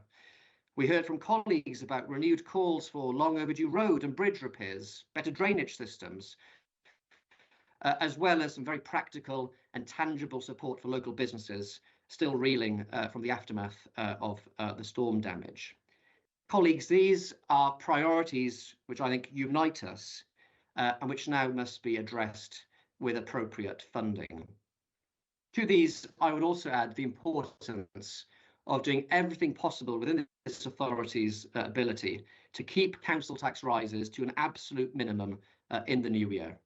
Now, I think a fairer settlement, colleagues, could give us the means to deliver on some of those ambitions and to respond to some of those passion points raised by colleagues sincerely and repeatedly this evening. This is not a political point, but a shared and collective endeavour to deliver for the communities that we serve. So I very much hope, Chair, against that backdrop and in the spirit of the preceding two motions that we've debated this evening, that members will be able to support this request to embolden, to strengthen the leader's hand in her discussions with our own Welsh Government colleagues, to send that strong and united voice that whatever our political differences, we have a common ambition as a local authority, which is fairness and equity for Monmouthshire and the resources required to deliver the services that our communities rely upon and now deserve. Thank you. Thank you, Councillor. In my enthusiasm to hear you speak, I forgot to ask for a seconder, but I gather Councillor Neil is doing you that service. Do you want to speak now or later? I will, Chair, if I may, and I'll be relatively brief, if you'll allow me to be brief, Chair. I certainly will. So, very much supporting the motion by Councillor Davis and very much in that spirit that this is something that I see as an approach that I believe that we would want to support right across the chamber and to support the Leader of the Council and the Cabinet members who are charged with the responsibility of putting the case for stronger support for Monmouthshire. And I'd just really like to draw out a couple of points in regard to that. So whilst other councils, they do sit on large reserves and they're able to manage their revenue pressures with year-on-year settlements well above Monmouthshire, our council battles it out year in, year out. And sadly, our residents and businesses carry the brunt of this inequity. We are aware of those challenges, meaning that as we see things just now, our medium-term financial plan has a gap of £35 million. Our schools are heading for a deficit position by the end of this financial year of at least £7 million. Our reserves, our non-earmarked reserves, are about at the lowest level that our external auditors would accept. And all this, and yet there has been a cumulative 24% increase in council tax. Our residents have had to endure a great deal. So there is a very, very strong case for us all, I think, to be able to help get across to the Welsh Government that we really do warrant a fair settlement. I'd just finally like to add to the revenue points, not to be forgotten, the importance of capital. We have we've just been discussing today, major additional pressures on our capital budgets related to flooding. We've got in common with all councils around the whole of the country the pressures on road degradation. But we also have some very specific major engineering projects that we face: the Chain Bridge, the Old Y Bridge, the Gilwern Viaduct and Staunton Road. And those projects, they will, as things currently stand, they will cost our capital budget far in excess of the budget that we have to be able to provide against the needs of what are unavoidable requirements to keep our county moving. So I wanted to add, not only on the revenue side, the importance of the capital side, and really to say that this is something that I certainly hope we all get behind, because it is something that's put constructively in order to enable Monmouthshire to play its full part in the economy of Wales. Thank you. Thank you, Councillor. I have Councillor Callard. Thank you, Chair. And thank you, Councillor Davis, for bringing the motion. I think we've probably got a lot in common, but I'm afraid our attitude toward tax is not one of them. I was very interested the way you framed it in your motion, where tax is having an adverse impact on people and its adverse impact on our communities. Whereas we've just spent the previous hour and a half talking about more investment in flood resilience, more investment in our drain cleaning services. And indeed, you talked about, and so has Councillor Neil, about getting a better settlement from Welsh Government and about the burden of council tax. Now, whether it comes from Welsh Government or whether it comes from, council tax receipts, this is public money. It is money raised in tax from people, and it goes to support our public services. I'm afraid you can't, on one hand, call for more public spending, while on the other hand, bemoan tax increases in order to fund it. If we're going to have good public services, then we need to pay for them, be that via central government taxation redistributed to councils for council services or via council tax receipts. I fully expect when we come back to this chamber in March to discuss our own budget, that when we talk about investing in social care, when we talk about investing in education, when we talk about investing in highways, that I expect to be met from your side of the chamber with, but council tax is going up too much. And indeed, we just heard it from Councillor Neil over there about the burden of council tax on our residents. But what we're doing with taxation is we are socialising, the things in society which we need to solve: healthcare, infrastructure, education. That's what our tax goes to pay for. So, I don't think paying more tax, personally, for me, I'm happy to pay more tax. I believe in our public services and I want them better funded. I want better education. I want better healthcare. I want better roads. And I'm happy to pay a little bit more for it. If it costs me an extra couple of coffees a month, that's okay. Now, I agree that there are people who feel otherwise, but my personal perspective is that it's a privilege to pay tax. It's one of the reasons that we live in such a civilized society.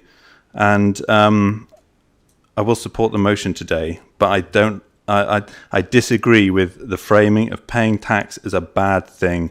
We've come to a position in our society where we expect public services, but we expect not to have to pay for them. And tax has become a dirty word, and I don't think it should be. I think if you have the ability to pay tax and contribute to public services, then you should be proud to do so, and certainly I am.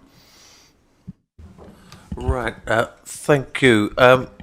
Councillor Birch, you were there and then you disappeared again. Are you still with us, so to speak? Okay, we'll take Councillor Chandler then. Thank you.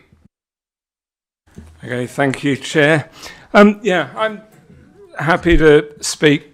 Well, I'm happy to vote in favour of the motion because I agree with the two calls upon bullet points.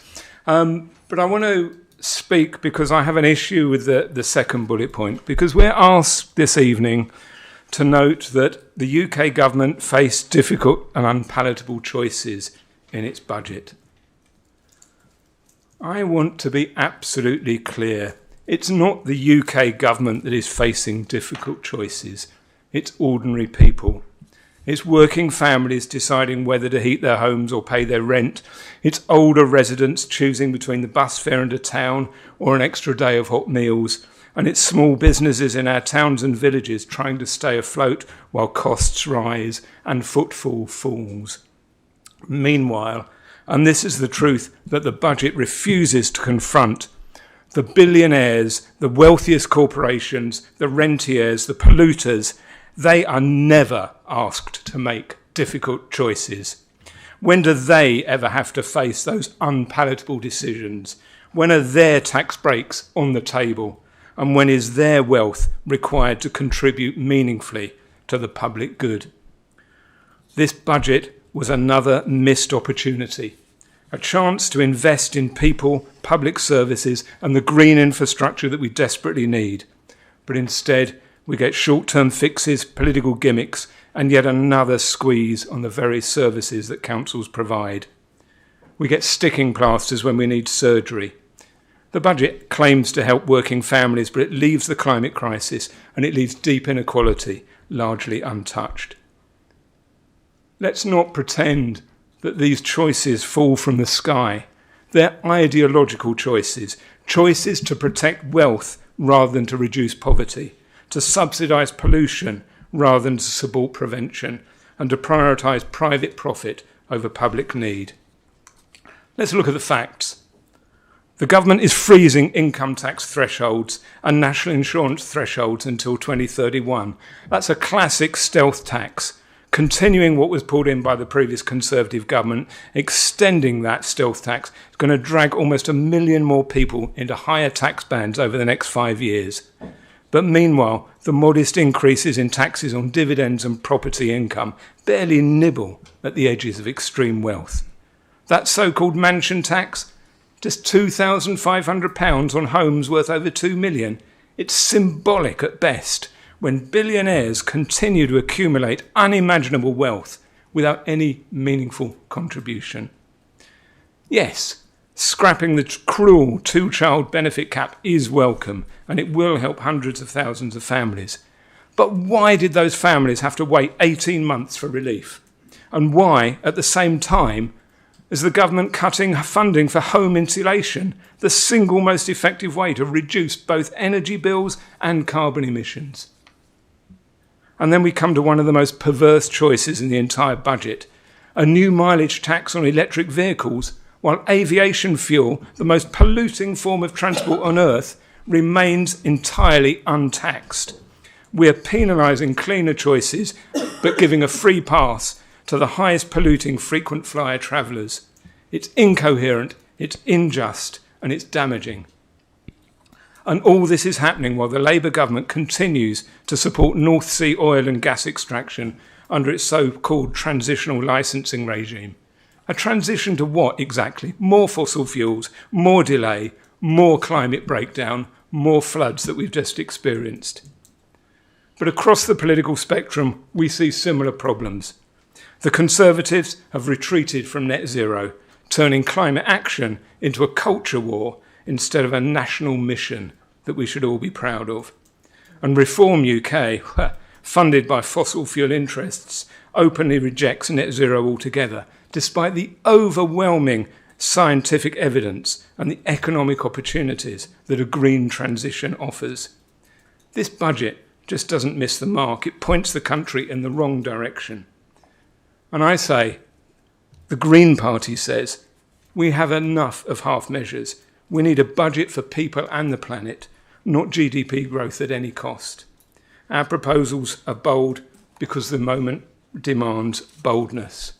We would introduce a fair wealth tax, 1% on assets over £10 million and 2% over £1 billion of assets, alongside reforming capital gains tax and aligning investment income, the tax on investment income with the tax on earnings. These changes could raise between 50 and 70 billion pounds each year. We'd introduce meaningful carbon taxes, raising maybe another 80 billion to fund the green transition. We'd deliver a £40 billion a year green investment programme for renewable energy, home insulation, tidal power and clean transport, and creating hundreds of thousands of good, secure jobs. We would do so much more than that, and yes, we are prepared to borrow to invest, because investing in climate action now prevents far greater costs later. Fiscal caution in the face of climate breakdown is not prudence, it's negligence. In short, the Green Party believes in a wealth tax, not a stealth tax, an investment that lifts every community. Here in Wales, I think the impact of this budget is stark. Despite the uplift that's been referred to, the Barnett formula continues to shortchange Wales. And Westminster's fiscal straitjacket prevents the investment that our communities desperately require. That means tighter budgets for schools, transport, councils and public services, all at a time of rising need. What Wales needs is fair funding and genuine devolved power to deliver a green economy. Investment in rail electrification, tidal energy, community-owned renewables and warm, affordable homes. Wales deserves investment, but not austerity that's just dressed up as stability, because councils like Monmouthshire have to deal with the consequences of that austerity budget. We're expected to deliver social care, children's services, community safety, homelessness support, libraries, leisure centres, local roads, bus routes, all on budgets that fall further behind inflation every year. We can't go on like this. And yet, the UK government must fund local authorities properly, but we must also be honest about the challenges in Wales and the role of the Welsh Government. So I would echo the calls for the Welsh Government to deliver a fairer funding settlement for Monmouthshire, one that recognises our rurality, our demographics and the pressures we face delivering social care and prevention services across a dispersed county. A settlement that allows us not just to survive, but to plan, to invest and to prevent need rather than simply managing crisis.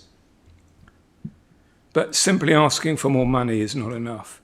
We need a different kind of economy and a different kind of politics. Chair, the truth is that no council should have to debate how to cope with cuts year after year. No child support package should be shaped by spreadsheet constraints. No family should be pushed into poverty because energy bills are too high and wages too low. This budget fails to rise to the moment, but we can still say loudly and clearly what a better path looks like. It starts with fairness. It starts with asking the wealthiest to pay their share.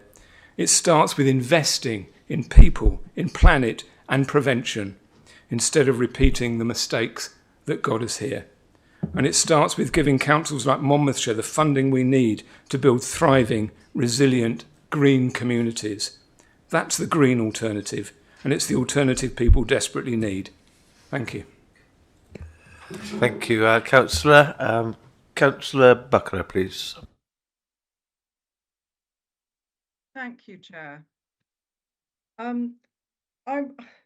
I do hope, Chair, that we are not going to listen to months of election speeches from the Green Party member, Councillor Chandler, because we'll get all thoroughly sick of them, to be honest. I actually think this motion is very pertinent, and I thank Councillor Davis for bringing it. You know, there are real concerns about the budget having a huge impact on our residents in Monmouthshire, our rural residents, our rural businesses, the farming businesses, the hospitality businesses, and I think they'll be pretty upset to hear that, you know, a councillor said that he doesn't mind having to you know, the cost of a couple of coffees a week. Well, I think that's thoroughly insulting. You know, the measures that are going to come through the budget will affect our residents, and I think it's beholden to us to work with the Welsh Government and actually encourage them to see the error of the Westminster government's ways and look for the good of the rural residents of Wales, including Monmouthshire. So I wasn't actually going to speak on this because I thought that Councillor Davis said it all beautifully, but I'm rather incensed having heard the last two contributions. So thank you for letting me speak, Chair. You're welcome, Councillor. Right, sorry, my screen has just gone funny. Right, Councillor Griffiths, I think, is next. No, sorry, have I got it wrong? Councillor Birch, sorry. Yeah. Thank you, Chair. Last year I had the great privilege of hearing Rachel Reeves speak at the Labour Party conference, and of actually taking part in the ensuing debate as Monmouthshire's delegate. The Chancellor then, just a few weeks into the job, set out how the government was acting to fix the foundations of our country's finances. She set out her tasks of stabilising the public finances, rebuilding public services, and investing in growth and productivity in the UK economy. A government that would move fast and fix things, delivering a new deal for working people, wealth created and wealth shared in every part of Britain through a new industrial strategy. Those were the manifesto promises that matter, and that vision is being delivered. Because after Cameron and Osborne's austerity punishment years, May and Johnson's botched Brexit, Sunak's billion wasted in crony contacts, and announcements of projects that were uncosted, unfunded and undelivered, there is still a huge amount to do to fix the public finances and mend the essential national contract. The trust that while we all pay tax, the greatest burden will be borne by those most able to pay, that tax will be collected rigorously and loopholes closed, and we can trust that the money raised is carefully spent and fully accounted for. A decade of renewal is needed, a serious government for serious times. But, as I'm sure people are thinking, we are not here to debate macroeconomics and Westminster politics. We're here to represent the people of Monmouthshire. So what does this budget mean for our residents and the council? Firstly, stabilising the public finances has reduced the cost of government debt, enabled two cuts in interest rates. That has helped families with mortgages, helped businesses to invest, and helps us as a council. Investment in renewables will take a while to bring down bills, but is building our nation's energy security and developing quality jobs. We'll see our share of the benefits of that here in Monmouthshire. And in the meantime, £150 off fuel bills and the warm home discount are helping our residents with the cost of living.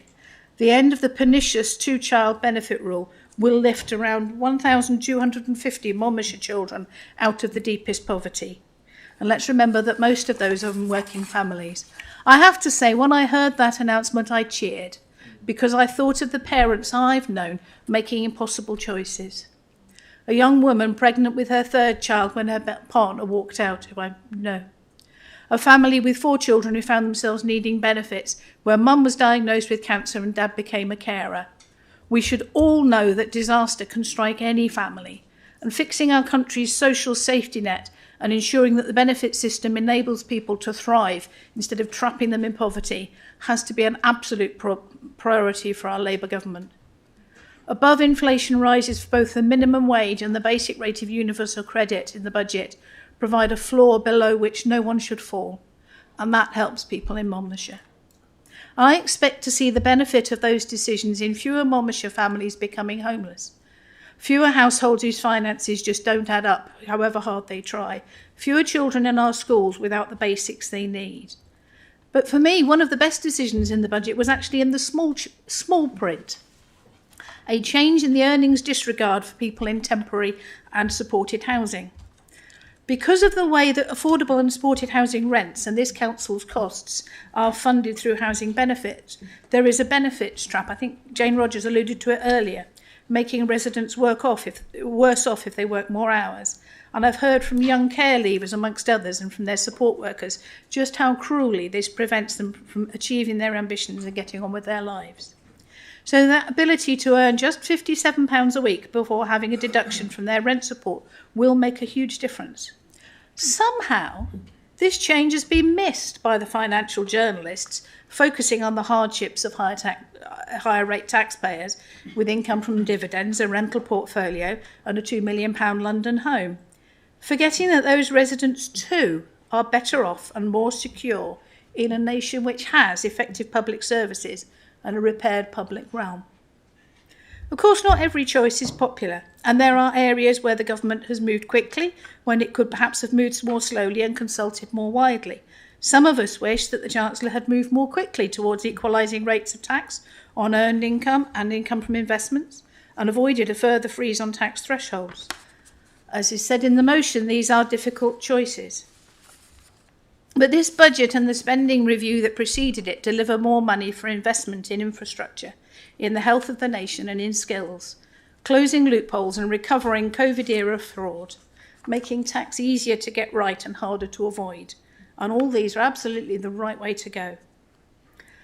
And for us in this chamber and going into our own budget preparation, the good news is that Wales will receive an additional £320 million resource funding and £185 million capital funding on top of the increases already announced through the spending review.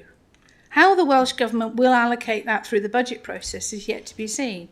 And I know my colleagues, I will absolutely be making the case for Monmouthshire's needs, with our miles of rural roads, our ageing population, our damaged infrastructure, and the need to take action before the next floods come.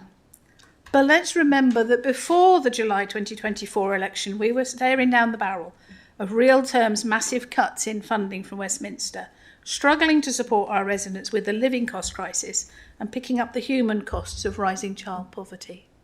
Thank you. Thank you. Now is Councillor Griffiths. Thanks very much. Again, I wasn't prepared to enter into this debate until I've heard the continuous repetition of the argument that the funding of Monmouthshire is, what is it? It's inequitable, it's unjust, it's unfair. I listened to that from a number of sources I would predict, and then when it came from Councillor Chandler also, I thought, I'm going to have to say something about this.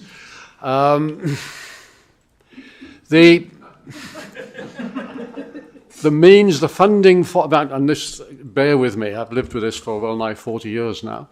The funding formula developed in Wales in the 1980s was regarded throughout the world as innovative and something which was copied in many parts of Wales. It was developed under a Conservative administration, Nicholas Edwards in particular, and I admire him for it.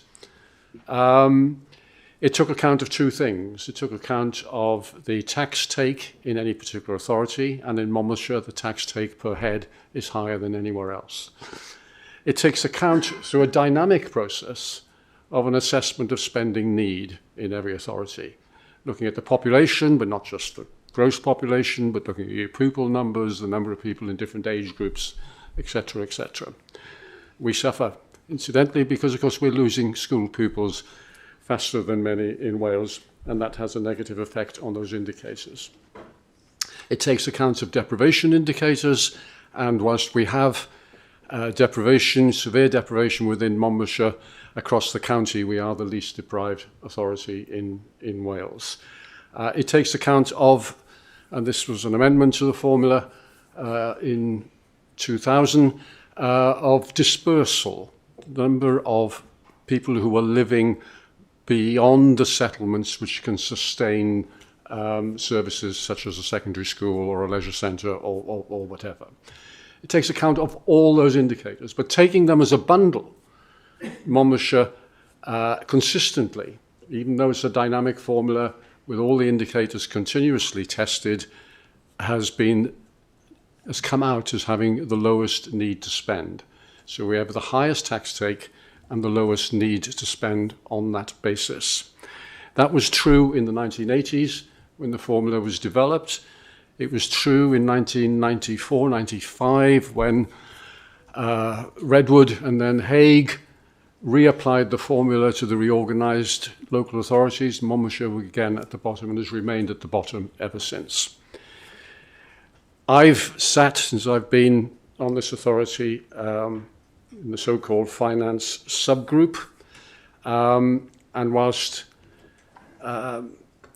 everyone around me imagines there is some new formula which would benefit them and nobody else. I've tried to explain to as many as possible that this is a dynamic formula and let it do its work. But I've also concluded, and this is where I do bang the drum for Monmouthshire, and it's in a different way to Councillor Davis by calling the formula unfair. I've come to the conclusion that in running a local authority, there is a fixed cost, which is not directly related to all the indicators that I've described. And I've learnt from looking at the Scottish funding formula, where they have a rule that no authority should have an allocation which is less than 80% of the average. So what I've been arguing on behalf of Monmouthshire, not for a new formula, not that the formula is inherently unfair, but in recognition of that fixed cost, we should import that Scottish rule into Wales. And coincidentally, although I think others have noticed the coincidence, the only authority that would benefit from that in Wales is Monmouthshire. So it wouldn't cost a lot to actually apply that rule in Wales. So I'm willing to support the motion. I'm always happy to support Councillor Davis's motion. But my proposition in looking for an amendment to the formula is not to point at some basic inequity, injustice, unfairness, but for an adjustment that recognises our particular need in Monmouthshire. Thank you. Thank you, Councillor. Now, Councillor Watts. Yeah, thank you, Chair. I mean, I guess what I'm concerned about is that our core funding increase remains low across Monmouthshire because, well, effectively we are disadvantaged because of the demography of Monmouthshire. Now, within that, Rachel highlighted that she was adamant that Monmouthshire is a rural county, and in most part it is. But Rachel, I invite you to come down to the south one day. We have a little microclimate. It's often sunnier than the north, but it's full of working class people. And I'll happily take you around, and I introduced him, and you can see yourself how some of those people live. You're more than welcome to, any of you in fact. But what's interesting is that I want to just take this back if I can, and I don't want to kind of upset Richard because he's been relatively quiet this afternoon. Richard John there, is that under the last Conservative administration, what we had was effectively a demise then of the reserves that we had, and that was a strategic political tool really to keep the council tax down up until the election. So we were left with that legacy. At the same time, and I want to also introduce this into the argument, our housing profile was always that we never had any affordable housing.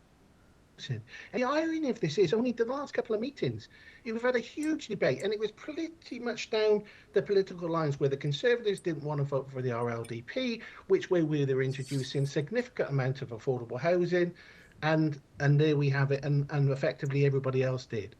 So you can't have it both ways. You really can't. So I'll be voting for, obviously, a review of the formula, because I think that there is some kind of gain to be had in challenging it yet again. It's not the first time, Richard Donner. Remember, I think we had a united front. I think the Labour group in the last administration, it's probably about 5 years ago. It could even be, I apologise, it could even be before COVID, but we asked for a review of the formula as well. There's no harm in trying. The other point I want to make is, going back to what I was saying about that Monmouthshire, this is my only criticism, is where there is deprivation, and there are significant pockets of it. I know it's not just in semi-urban areas or working class areas, it's in rural areas. We're not very good at highlighting it or articulating it in our arguments. And I'll leave it at that, Chair. Thank you. Thank you, Councillor. Now I have Councillor Riley. Thank you, Chair. And difficult as it is to follow an intellectual genius such as Armand, I would like to just say something in support of Councillor Callard, and I'm afraid I am going to be anecdotal in doing so. When I was a single parent and my daughter was 16 till the age of 18, she worked on a Saturday in Clark's in Abergavenny, and knowing that I was going to struggle to support her when she got to university, an expensive university, I she worked all through the summer holidays, and she came home one day absolutely beaming because she said, "I've paid tax. I'm a contributor," and I couldn't have been more proud of her on that day. Now she's a tax specialist, and every day she says she has to say to somebody, "You have to pay your taxes," and everybody agrees with her. They just want it to be somebody else and not them. So I just wanted to speak in support of what Councillor Callard had said. We all need to contribute if we can, and so that's all I've got to say on that. Thank you, Chair. Right, thank you, Councillor. Councillor Brown is next, please. Yes, thank you, Chair. Yeah, I mean, with regard to the revenue support grant and basically the provisional settlement statement mentions 2.3% for Monmouthshire and for other authorities, and it's sort of ranked 13, which is actually the very bottom yet again. Whereas other authorities, for example, Newport is ranked at 4.3% increase. I think there is a summary table that has been published that I've found online, so I'm not actually saying something that isn't publicly available.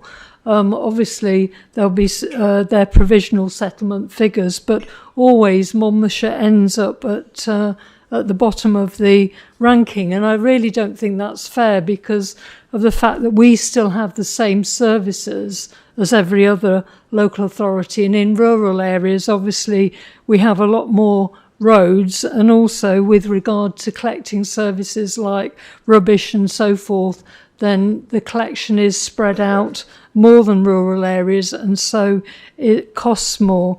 With regard to fixed costs and the idea that Councillor Griffiths has put forward, I don't think there should be any greater difference than 10% myself, because I think that would be quite sufficient, and we don't get a fair funding from the revenue support grant, and I had hoped with there being a Labour administration that this matter would have been solved with your the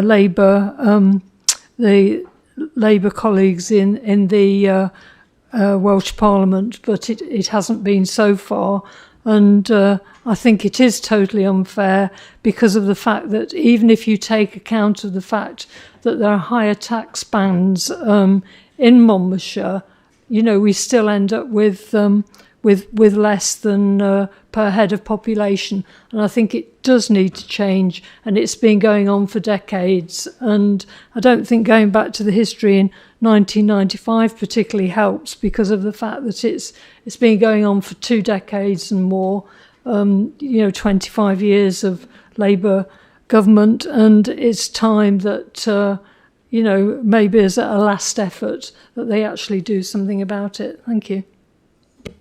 Right, thank you, Councillor Brown. I don't see any other speakers, so Councillor Davis, it's down to you to exercise your right of reply.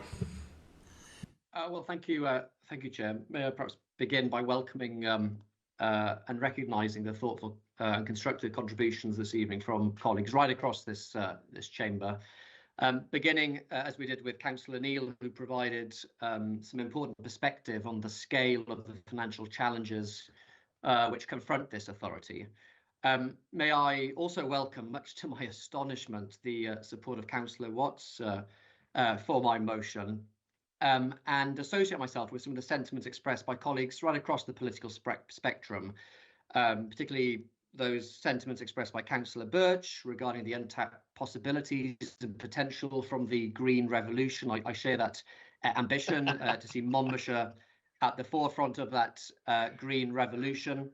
And I applaud the intervention of Councillor Buckler too for shining a spotlight on governments, successive governments, if I might say so, at both ends of the M4, for the lack of support and prominence afforded to our rural communities, who in their time of need often feel all too neglected or overlooked by governments at both ends of the M4.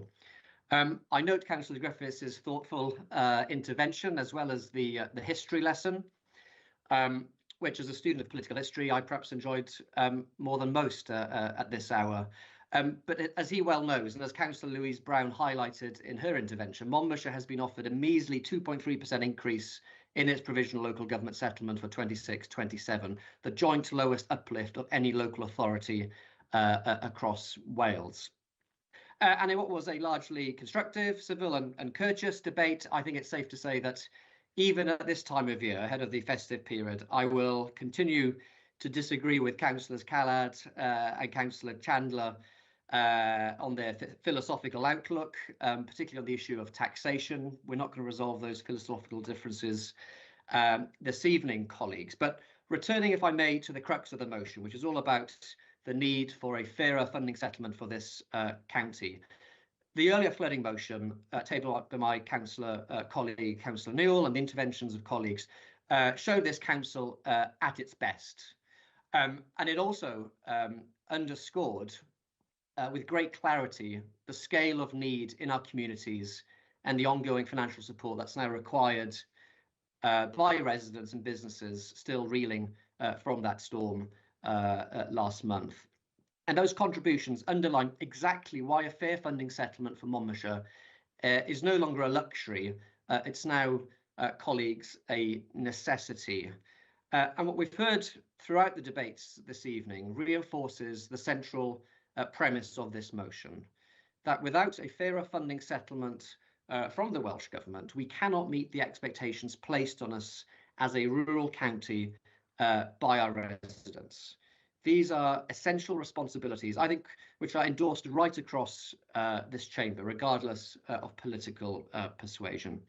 So the challenge has been a respectful one for Monmouthshire to secure its fair share of the funding cake, I beg your pardon, to secure that parity, and that we deserve the resources required to deliver on those very priorities that members right across this chamber have themselves championed so eloquently and so passionately this evening. I'm grateful for colleague support and I commend this motion to councillors. Thank you, Chair. Thank you, Councillor. Right, let's have a vote. Here we go. Oh, can't get my mouse to work. Let's see if this will work. Right.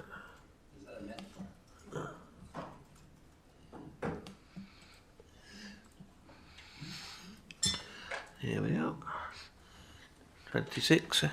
Any more takers? Oh, 30 now. Right, again. 34. Well, that's unanimous again, Councillor. So thank you very much on that. We'll move on to questions. Now, given that it's gone 7:30, I want to be quite strict on questions. In the initial question, we would allow a minimum of context setting, but not speeches, please. Minimum context plus the question. Answers to be maximum of 3 minutes, hopefully shorter. Supplementary, if you look at 27:12.9, you don't get to speak other than to ask your supplementary. You don't get to argue the toss with the first answer. Just ask your supplementary, please. And I'll be strict on that given the time of night that we have arrived at. So, first question, please. I can find it. Is from County Councillor Tony Keir to County Councillor Catherine Maybe. Thank you very much, Chair, and I note your comments on that particular front. On the 23rd of November, the Grade 2 listed Usk Bridge was hit and damaged for a third time since it was repaired yet again in the summer. Can the Cabinet Member advise what proactive steps are in motion to bring a solution to this long-standing and increasingly incurring issue to this historic structure? Thank you, Councillor Keir. I can report back from Highways colleagues that the carriageway markings have recently been refreshed. There is a meeting booked with officers to discuss what further steps can be taken, and they'll be contacting Gwent Police Commercial HGV Vehicle Unit regarding support for more targeted enforcement. Thank you. Thank you. Do you have a supplementary on that one?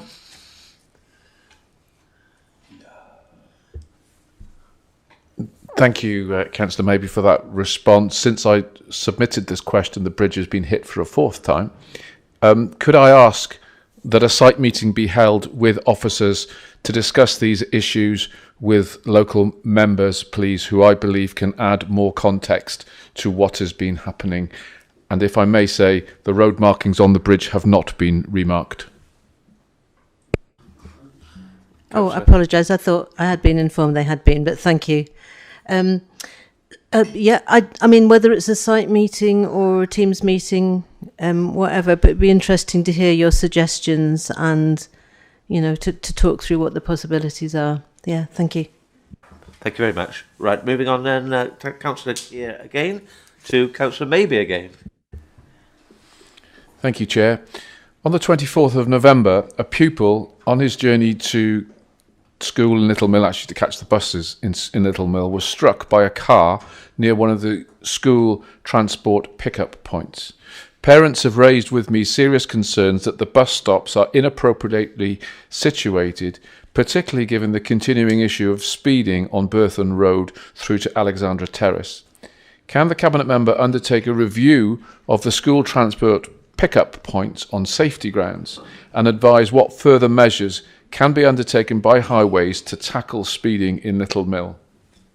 Thank you. Yeah, I understand from colleagues that a resident has written regarding this accident, which I was really sorry to hear about, and asked us what we can do to improve road safety in the village, particularly for children getting the bus to school. I mean, it might involve the location of the transport pickup points, potential for another pedestrian crossing, speed enforcement, traffic calming. I think we need to talk through how these interact together. I did ask what speed surveys had been done, and apparently the ones that were undertaken in August didn't seem to indicate an issue, but it's the average speed issue, isn't it? The average speeds were like 23.7 miles per hour, but it only takes one dangerous driver to cause an accident, unfortunately. Go Safe do attend Little Mill, and officers will ask that the support's continued. But other than that, yeah, I want to talk to the traffic team and presumably yourself to talk through what, you know, how we can actually look at the whole situation in the village and what could be done. Thank you. Thank you. And Councillor Keir again to Councillor Maybe again. Yes, in terms of my follow-up, thank you. Given that survey that you refer to demonstrated that 57% of vehicles were travelling in excess of 30 miles an hour in a 20 miles an hour zone, 57%, could the Cabinet Member agree to meet with the Llanbadach community councillors and local residents to discuss these points, please? Councillor. So I haven't seen that full survey, but usually in 20 mile an hour zones, you look at, you know, what's the range between 20 and 25. People don't normally, and sadly, or drive just below 20, which you'd hope they did.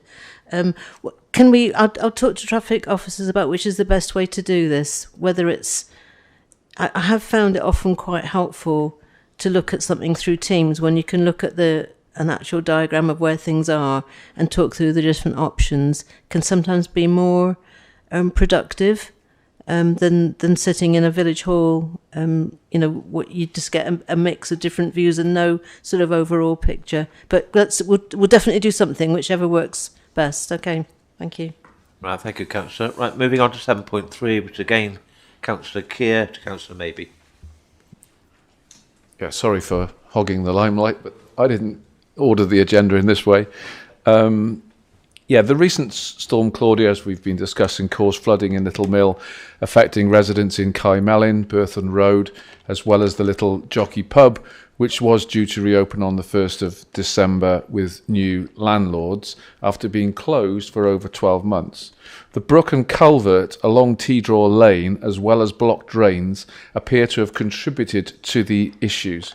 Given that this is a repeat of the same matters 12 months ago, what review measures will now be taken to proactively clear and alleviate these hotspots?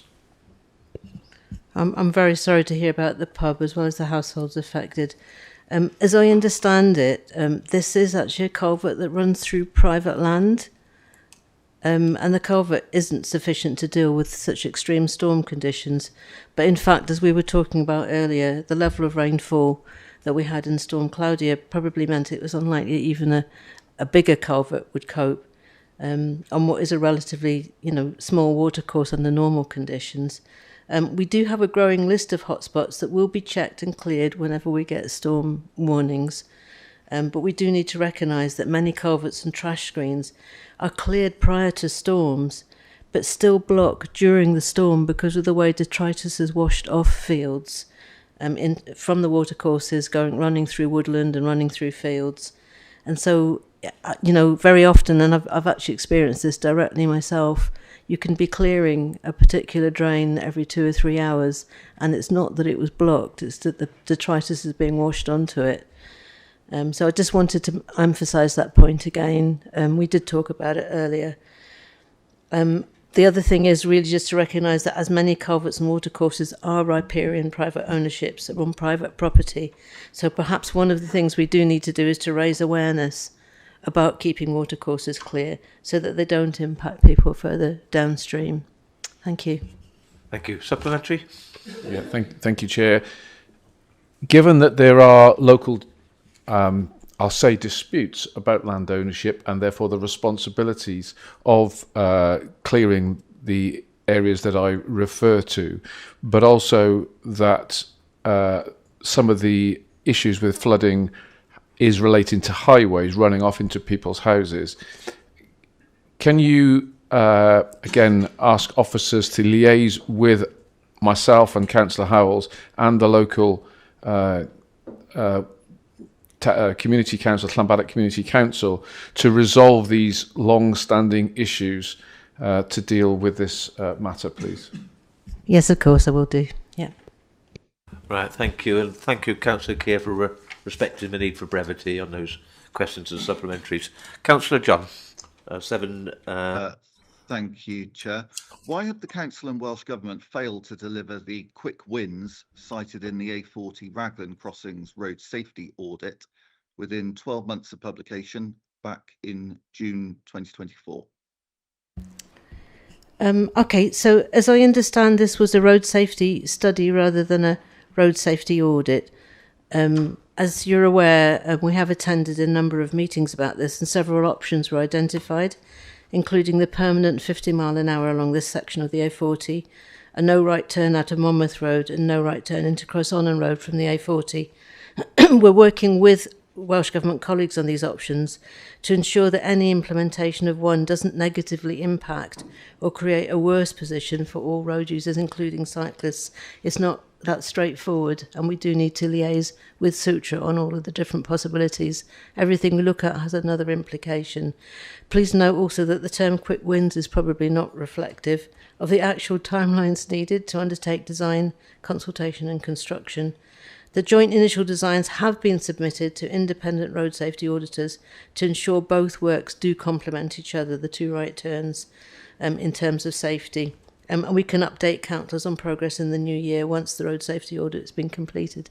I'm also aware that, and I wanted to thank Raglan Community Council for sending me the minutes this morning, which was really helpful of them, of a meeting that they had 10 days ago, which neither you or I were able to attend, but it's actually 10 pages long, so I'm not going to try and talk about it now, but that gives a lot more detail about the discussion around the options. Thank you. Thank you. Councillor John, supplementary? Yeah, thank you very much for the update. That's really welcome to hear of the progress that has been made. But I really must emphasise the level of frustration amongst the community that for years you can only ask a question, Councillor. It's on a supplementary. You can only ask a question. I'm just coming to it now, Chair. The level of frustration, we've been waiting for years for this report. Finally, we had the safety study, and it concluded that there were 3 quick wins that were deliverable within 12 months. So is there anything further you can say about the timescale for that? Because the report said deliverable within 12 months. It's now 18 months. And other than the speed limit change, residents haven't seen any changes. As I say, we'll come back in the new year and discuss the outcome of the road safety audit. Thank you. Thank you. And so 7.5, Councillor John to Councillor Griffiths. So for anyone not aware of the context of this question, Natural Resources Wales has submitted 3 applications for fast food vans at Beacon View near Trellick, Whitestone Car Park in Councillor Webb's ward, but just outside Catbrook, and another site at Barnett's Wood in Councillor Brown's ward. So my question is, what is the view of the administration on the series of planning applications by Natural Resources Wales to set up fast food vans at car parks in the Wye Valley? Thank you, Councillor John. If by the administration you mean myself as a cabinet member and my cabinet colleagues, we do not have a view. Thank you. Supplementary question, please. So, thank you. Well, this is clearly a financially motivated decision to increase revenue from these sites. It is completely at odds with NRW's terms of reference. That's not a question, Councillor. That's a statement. I'm coming to the question now. As a taxpayer-funded supposed guardian of the countryside, so I think it would be appropriate if the cabinet member would be prepared, and I ask if he is prepared to meet with either the cabinet secretary or next time he meets with local authority cabinet members through the Welsh Local Government Association to raise this, because it's completely at odds with the role of Natural Resources Wales, particularly in an area of outstanding natural beauty with such little regard for littering and local food businesses.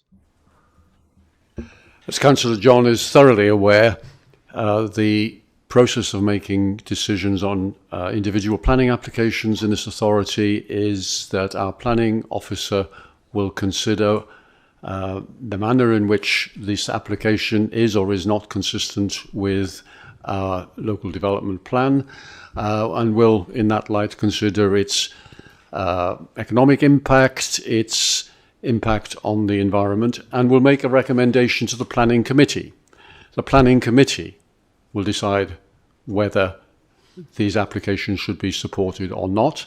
If Councillor John has a view, he can share that view with the planning committee in the normal way and could no doubt seek to influence that planning committee. Thank you very much, and I have done so. Thank you. Right. Thank you. Right, we move on to 7-6 from Councillor Louise Brown to Councillor Wright. Yes. Please can the cabinet member provide the details of the following costs to the council?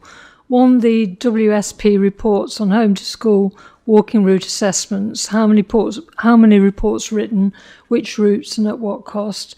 2, the cost of the footpath improvements in the Haysgate area of the A48 Paul Merrick. 3, the cost to the council of the land surveyors on the A48 Paul Merrick.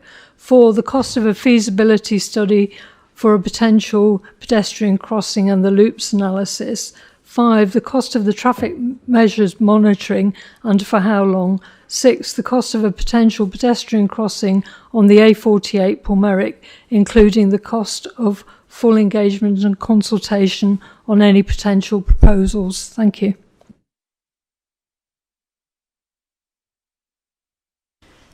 Okay, so point 1. 3 routes were initially assessed by WSP, which were Mathen to Chepstow Secondary School, St Arvan's to the Dell Primary School, and Caldecott to Archbishop Rowan Williams Church in Wales Primary School. These reports were shared with ward members and parents of the learners affected, and the total cost was £13,152.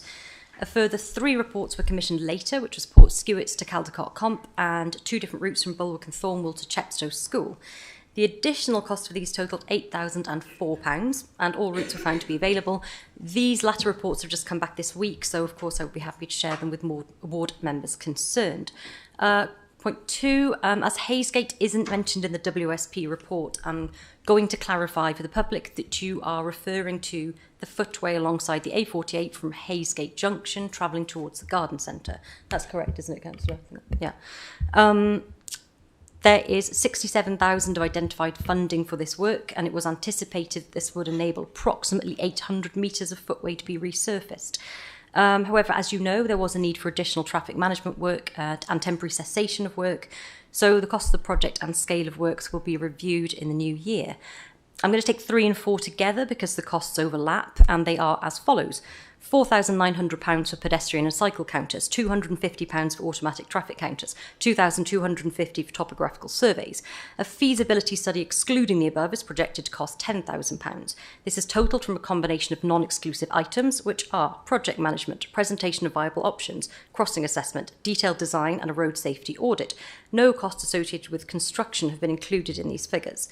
Detailed design elements will include, but are not necessarily limited to, detailed designs, tender package, management and consultant design, for example, Pelican Crossing hardware and programming, and these taken together would be expected to cost 15 to 20,000. Point 5. The monitoring of crossings is not considered necessary at this point in the project, but additional monitoring could be undertaken on demand. The crossing will be subject to a 1-year liability period, as with all construction works. The crossing will be maintained by MCC street lighting and operations teams thereafter. And point 6, the design has not yet been finalised with the consultation to lead optioneering.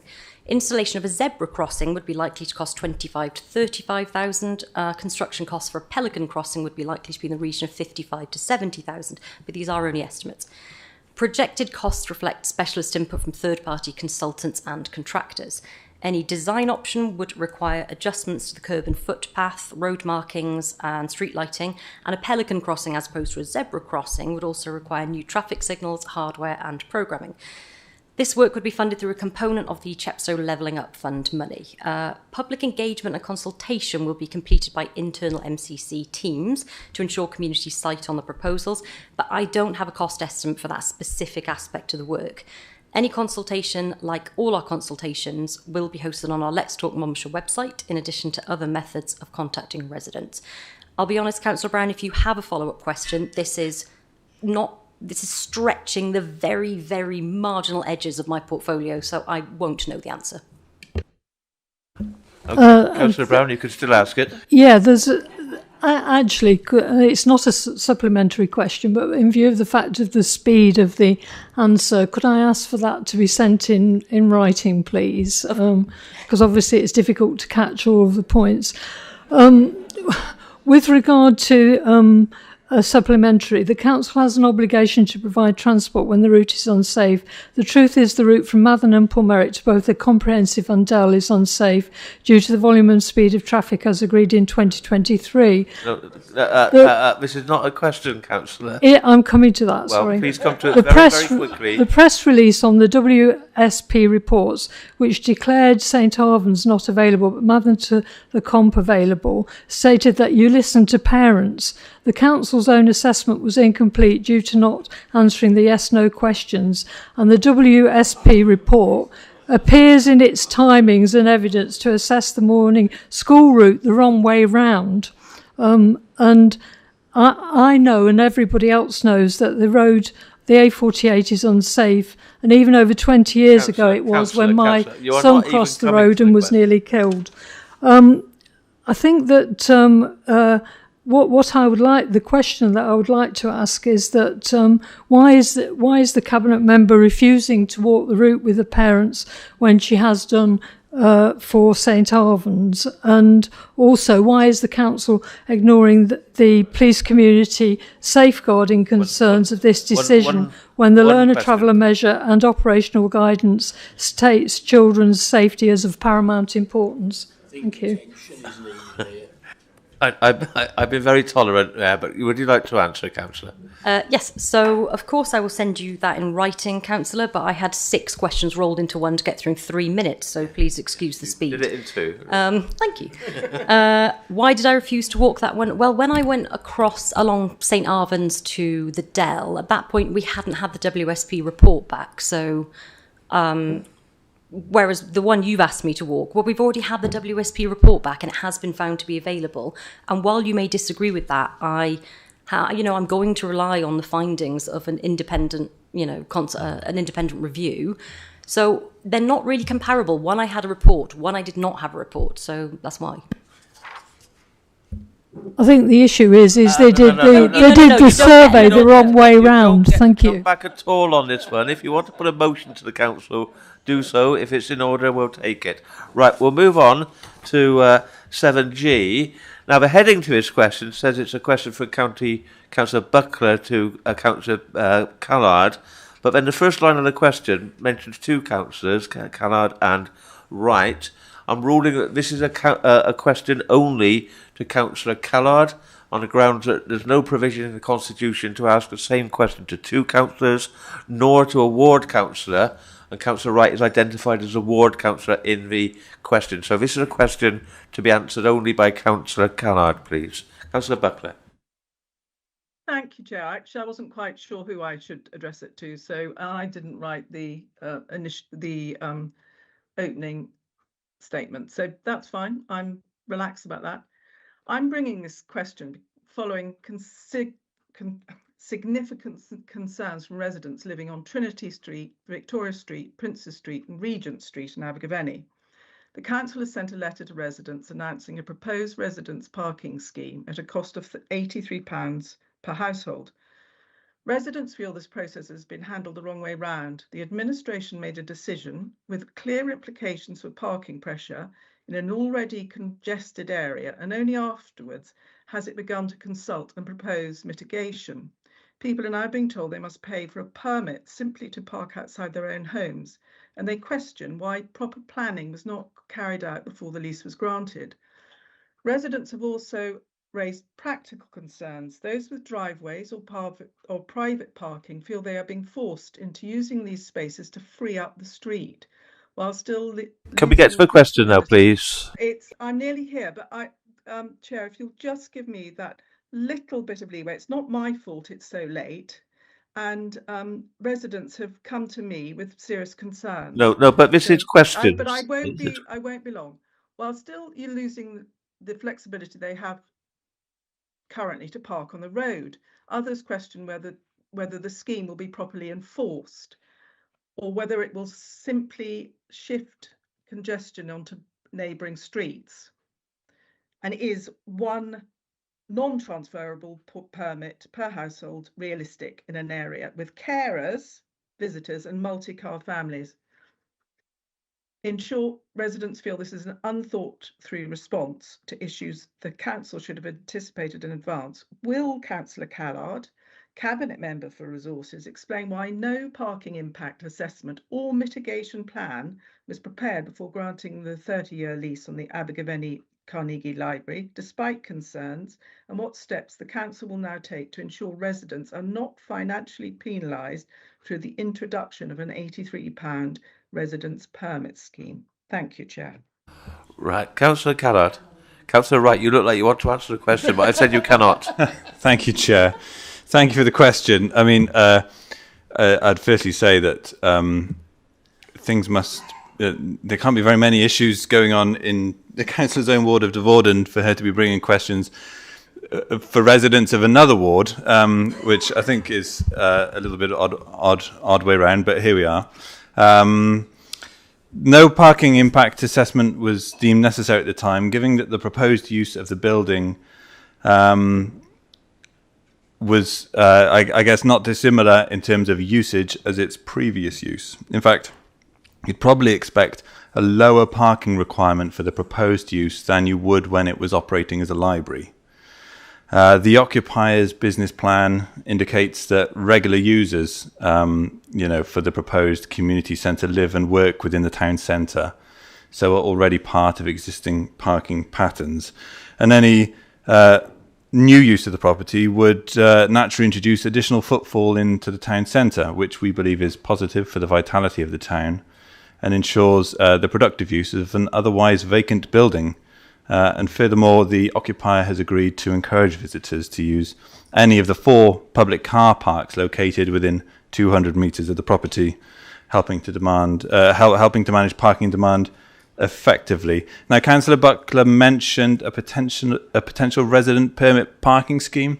I think she's conflating 2 issues here when talking about the granting of the new lease to the resident parking permit scheme. Discussions around a resident parking permit scheme have been ongoing for many years. Indeed, I know Councillor Wright has been supporting residents with that, as was her predecessor.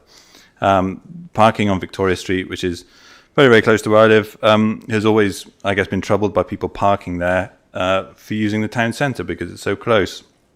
Currently, through the actions of Councillor Wright, she's been supporting the residents with the desire of some of them to engage in a parking permit scheme in order that only residents can park there. There's a consultation ongoing at the moment, and for those residents, in Victoria Street in that area who may be affected, I would encourage them to engage with that consultation so we can better understand their views on any, on any potential scheme. Thank you. Right, thank you. You have a supplementary, Councillor Buckley? I do, thank you, Chair. Thank you, Councillor Callard. I hope you sort of realise that actually we all have a collective responsibility for the whole of Monmouthshire. So it doesn't stop you being contacted by people about various things. No, I think philosophical discussions of this nature are not really a supplementary question. Right. I am being unusually strict, I am aware, but I am totally in line with the terms of the Constitution, which you can check for yourself if you wish. I'm bearing in mind that Cardiff and Newport residents' parking schemes average an annual cost of £35. Why are you considering a cost of £83? And enforcement is likely to be inconsistent. Will the Cabinet member, which I severely doubt you will, commit to pausing implementation until a full area-wide assessment is carried out, including options that do not require residents to pay, and those especially are on limited means, like elderly residents, of which there are quite a lot, and families with children they're all concerned about the impact on them. Thank you. Right, Councillor Callard. Thank you, Councillor. On the first point, if any resident was to contact me who was not resident in my ward, I would direct them to their relevant councillor. I think that is I don't know, the right thing to do. But on to the question. We're currently under consultation about that parking scheme at the moment. Car parking does not fit within my portfolio, so I can, make no commitments. But similar to, as I said earlier, I'd encourage residents to engage with that consultation, and we can understand their wishes. And if the council wants to talk about some of the costs involved, we can talk about the legal fees that the council has had to bear as a result of her failed attempt at judicial review for the process of awarding that lease. Thank you. Right, thank you, Councillor Callard. No, you cannot come back. You cannot come back. It's the way it works. You had a supplementary. Right, I am moving on now to 7.8. Councillor Neil to Councillor Wright, please. Thank you, Chair. And with respect, if I could point out that you are curtailing the questions without curtailing the responses, and that doesn't sound fair, but I'm just making that point. Well, this is not the place to comment on that. Okay, well, it seemed like very appropriate. If I could move on to my question, please. The overall school reserves deficit is now forecast to increase by a further £3 million to over £7 million by the end of 2025-2026. This is an extremely serious, unprecedented situation. Each school with a deficit is required to deliver a recovery plan. Would the Cabinet member please outline the expected real impact on schools of these recovery plans, requiring them to take £7 million out of their current expenditure? Thank you, Councillor. So you're absolutely right to highlight the financial position that our schools find themselves in. I do agree that this is both extremely serious and very concerning. You're right that schools in deficit have to formulate a recovery plan, and this is either agreed by the strategic director, or where we've got more significant deficits, myself and my colleague, Councillor Callard, in his capacity as Cabinet Member for Resources, will also sit in to agree them. It should be remembered that it's the governing bodies of schools who are responsible for identifying savings and agreeing a recovery plan for their school. School recovery plans, when agreed and in place, focus on a range of different ways in which budgets can be balanced and deficits eventually cleared. it would be remiss of me not to recognise and acknowledge the biggest cost for all schools is staffing, and consequently the focus for saving is often staffing. What I and my predecessor here have always held as a key principle is that savings in schools should not be punitive or have a negative impact on the learning that takes place in that school. So, we must note that schools are given the flexibility and the time to make these reductions in order to avoid an impact on standards. So some recovery plans do deliver over quite an extended period of time, over quite a few years. And that's why. So this is an important feature of our work. It isn't possible to say definitively how much change in staffing there will be in any given year as part of a recovery. Working with officers in education finance, we are seeking to ensure that recovery plans are tailored to a school's current and future level of need. And a bespoke school-by-school approach does mean that over time we will reduce the collective deficit. I know I would welcome a discussion about this further at your scrutiny committee, Councillor Neil, which I'm sure you would relish the opportunity to put me through my paces further on school budgets. Thank you. Supplementary? Yes, thank you. And thanks for the response. I realise it is a very challenging situation, but could I suggest that the Council looks at reducing its own structure in order to pass on savings to schools and avoid them having to reduce their staff structures? I'm sorry, why reduce our own structure? I need some clarity on what you're suggesting. Reduce the cost of the council structure in order to I'll ask my own questions. Thank you, Councillor Chandler. You're not helping by interrupting. You're delaying. All right. Yes, fair point. And fair point. misstating what I'm saying. So I'll start over again. Thank you, Councillor Chandler, for the interruption. Could I suggest that the council looks at reducing its own structure, that's the structure of the council, in order to pass on savings to schools and avoid them having to reduce their staff structures? So make redundancies within our education team. I don't know why you're reading what I've said in a completely different that's why way. I'm not deliberately. I'm not deliberately being confrontational here. I am honestly and genuinely trying to understand. Would it help? Are you asking, should we be reducing our central costs in order to allow more? I've referred to the council reducing its structure. I haven't referred to this schools team. Not once. That's just Councillor Chandler and Councillor Wright who have said that. Not at all. Councillor Wright. Okay, I'm sorry that this is being perceived as hostile. It's not meant that way. I don't know and I can't answer that question because I don't feel that I have sufficient clarity over what that would look like in practice. That's the truth of the matter. Right, thank you. Right, we'll move on now. And here's a challenge for you, Councillor Neil.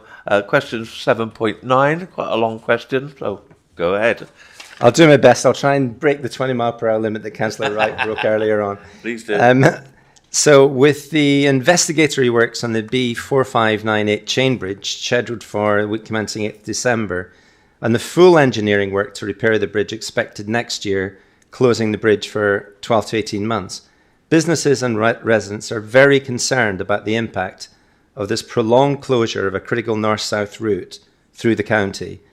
It is clear there will be major impact on the businesses, farms for many miles at both ends of the bridge, involving significant reductions in trade, customers, and problems for staff reaching work, transport of goods and suppliers reaching businesses affected. These business interruptions and reduction impacts are extremely serious. The very least that needs to be done is for MCC to understand and mitigate them by working closely with all the businesses likely to be affected. Is Monmouthshire County Council conducting an impact assessment on those businesses before full works begin? And as those full works are drawing so close, would the Cabinet member please now share the project plan for these works that will have such serious impact for a prolonged period? Thank you. Yeah, thank you. That's for Councillor Maybe. Should have said that. Thank you. Officers will be working with the contractor through an early contractor involvement process to minimise disruption for residents and businesses wherever possible. Our primary focus is to fix the bridge, but this will be in conjunction with the businesses and an overriding aim to reduce disruption as much as possible. Works on Porthicahn Street have been completed and new signage for increased height of HGVs at Usk are in progress. Designs for passing places through Betws Newydd have been consulted on with the Community Council, and works will begin on the first of these in the coming weeks. Communication channels with businesses have begun, and I understand you've been able to organise a meeting for this before Christmas. Hopefully the businesses can see that we are trying to be as pragmatic as possible.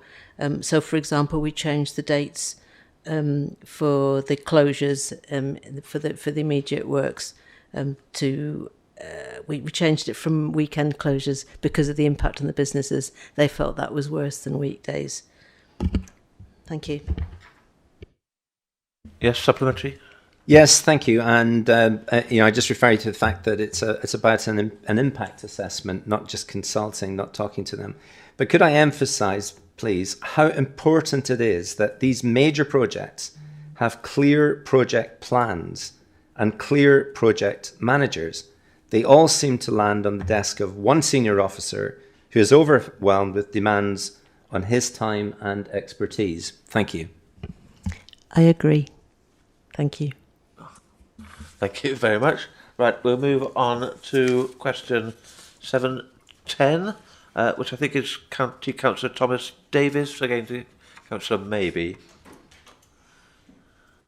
Thank you, Chair. I've got two fairly pithy questions, so I hope you'll allow some latitude with the supplementaries. To begin with, if I can find them, to ask the Cabinet Member to prioritise urgent repair and clean-up work to the Tyler Road, Gavilan. Thank you. Thank you, Councillor Davis. A number of...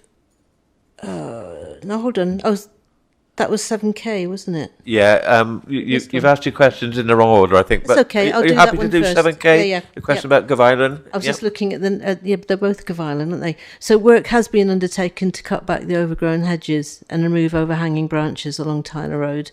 The stone walls in this area are predominantly landowner boundary walls, but where possible the team did clear these from the verge and back onto the wall. The refuse vehicles provide weekly collections in this area, and recent inspections have shown that the road is now passable without issue. Thank you.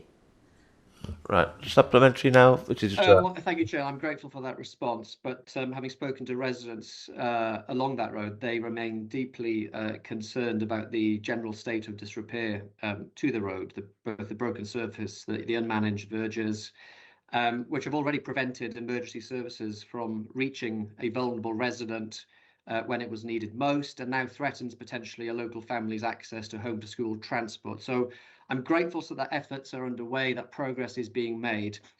Will she assure me that she and her officers will continue to keep myself as the local ward councillor and the residents in question fully up to speed as those urgent repair and clean-up works progress in the near future? Thank you. Thank you. If you're aware of, if they appear to have been signed off as works, but they're not satisfactory, will you make sure that highways know the details and neighbourhood services? I'm sure you already have done that, but if you can just give precise details rather than a general statement about it's not good enough, then it'd be really helpful. Thank you very much. All right, thank you. And Councillor Davis again, I think it's 7J now we're looking at. Yeah. Yeah, I'm tempted to ask the Cabinet Member to remind me to submit my questions earlier in future to get a better spot on the running order. But the question is, as on the order paper, it's to ask the Cabinet Member if she will review the effectiveness of speed calming measures through the villages of Llanellan and Gavilan. As I understand it, a number of speed and volume traffic surveys were undertaken through Gavilan Village in July. I will ask officers to share these with you if you haven't already seen those. And we can carry out a review of Llanellan in the new financial year, understanding that the trunk road is not a county council asset, so it would be limited to Gypsy Lane. Thank you. And supplementary?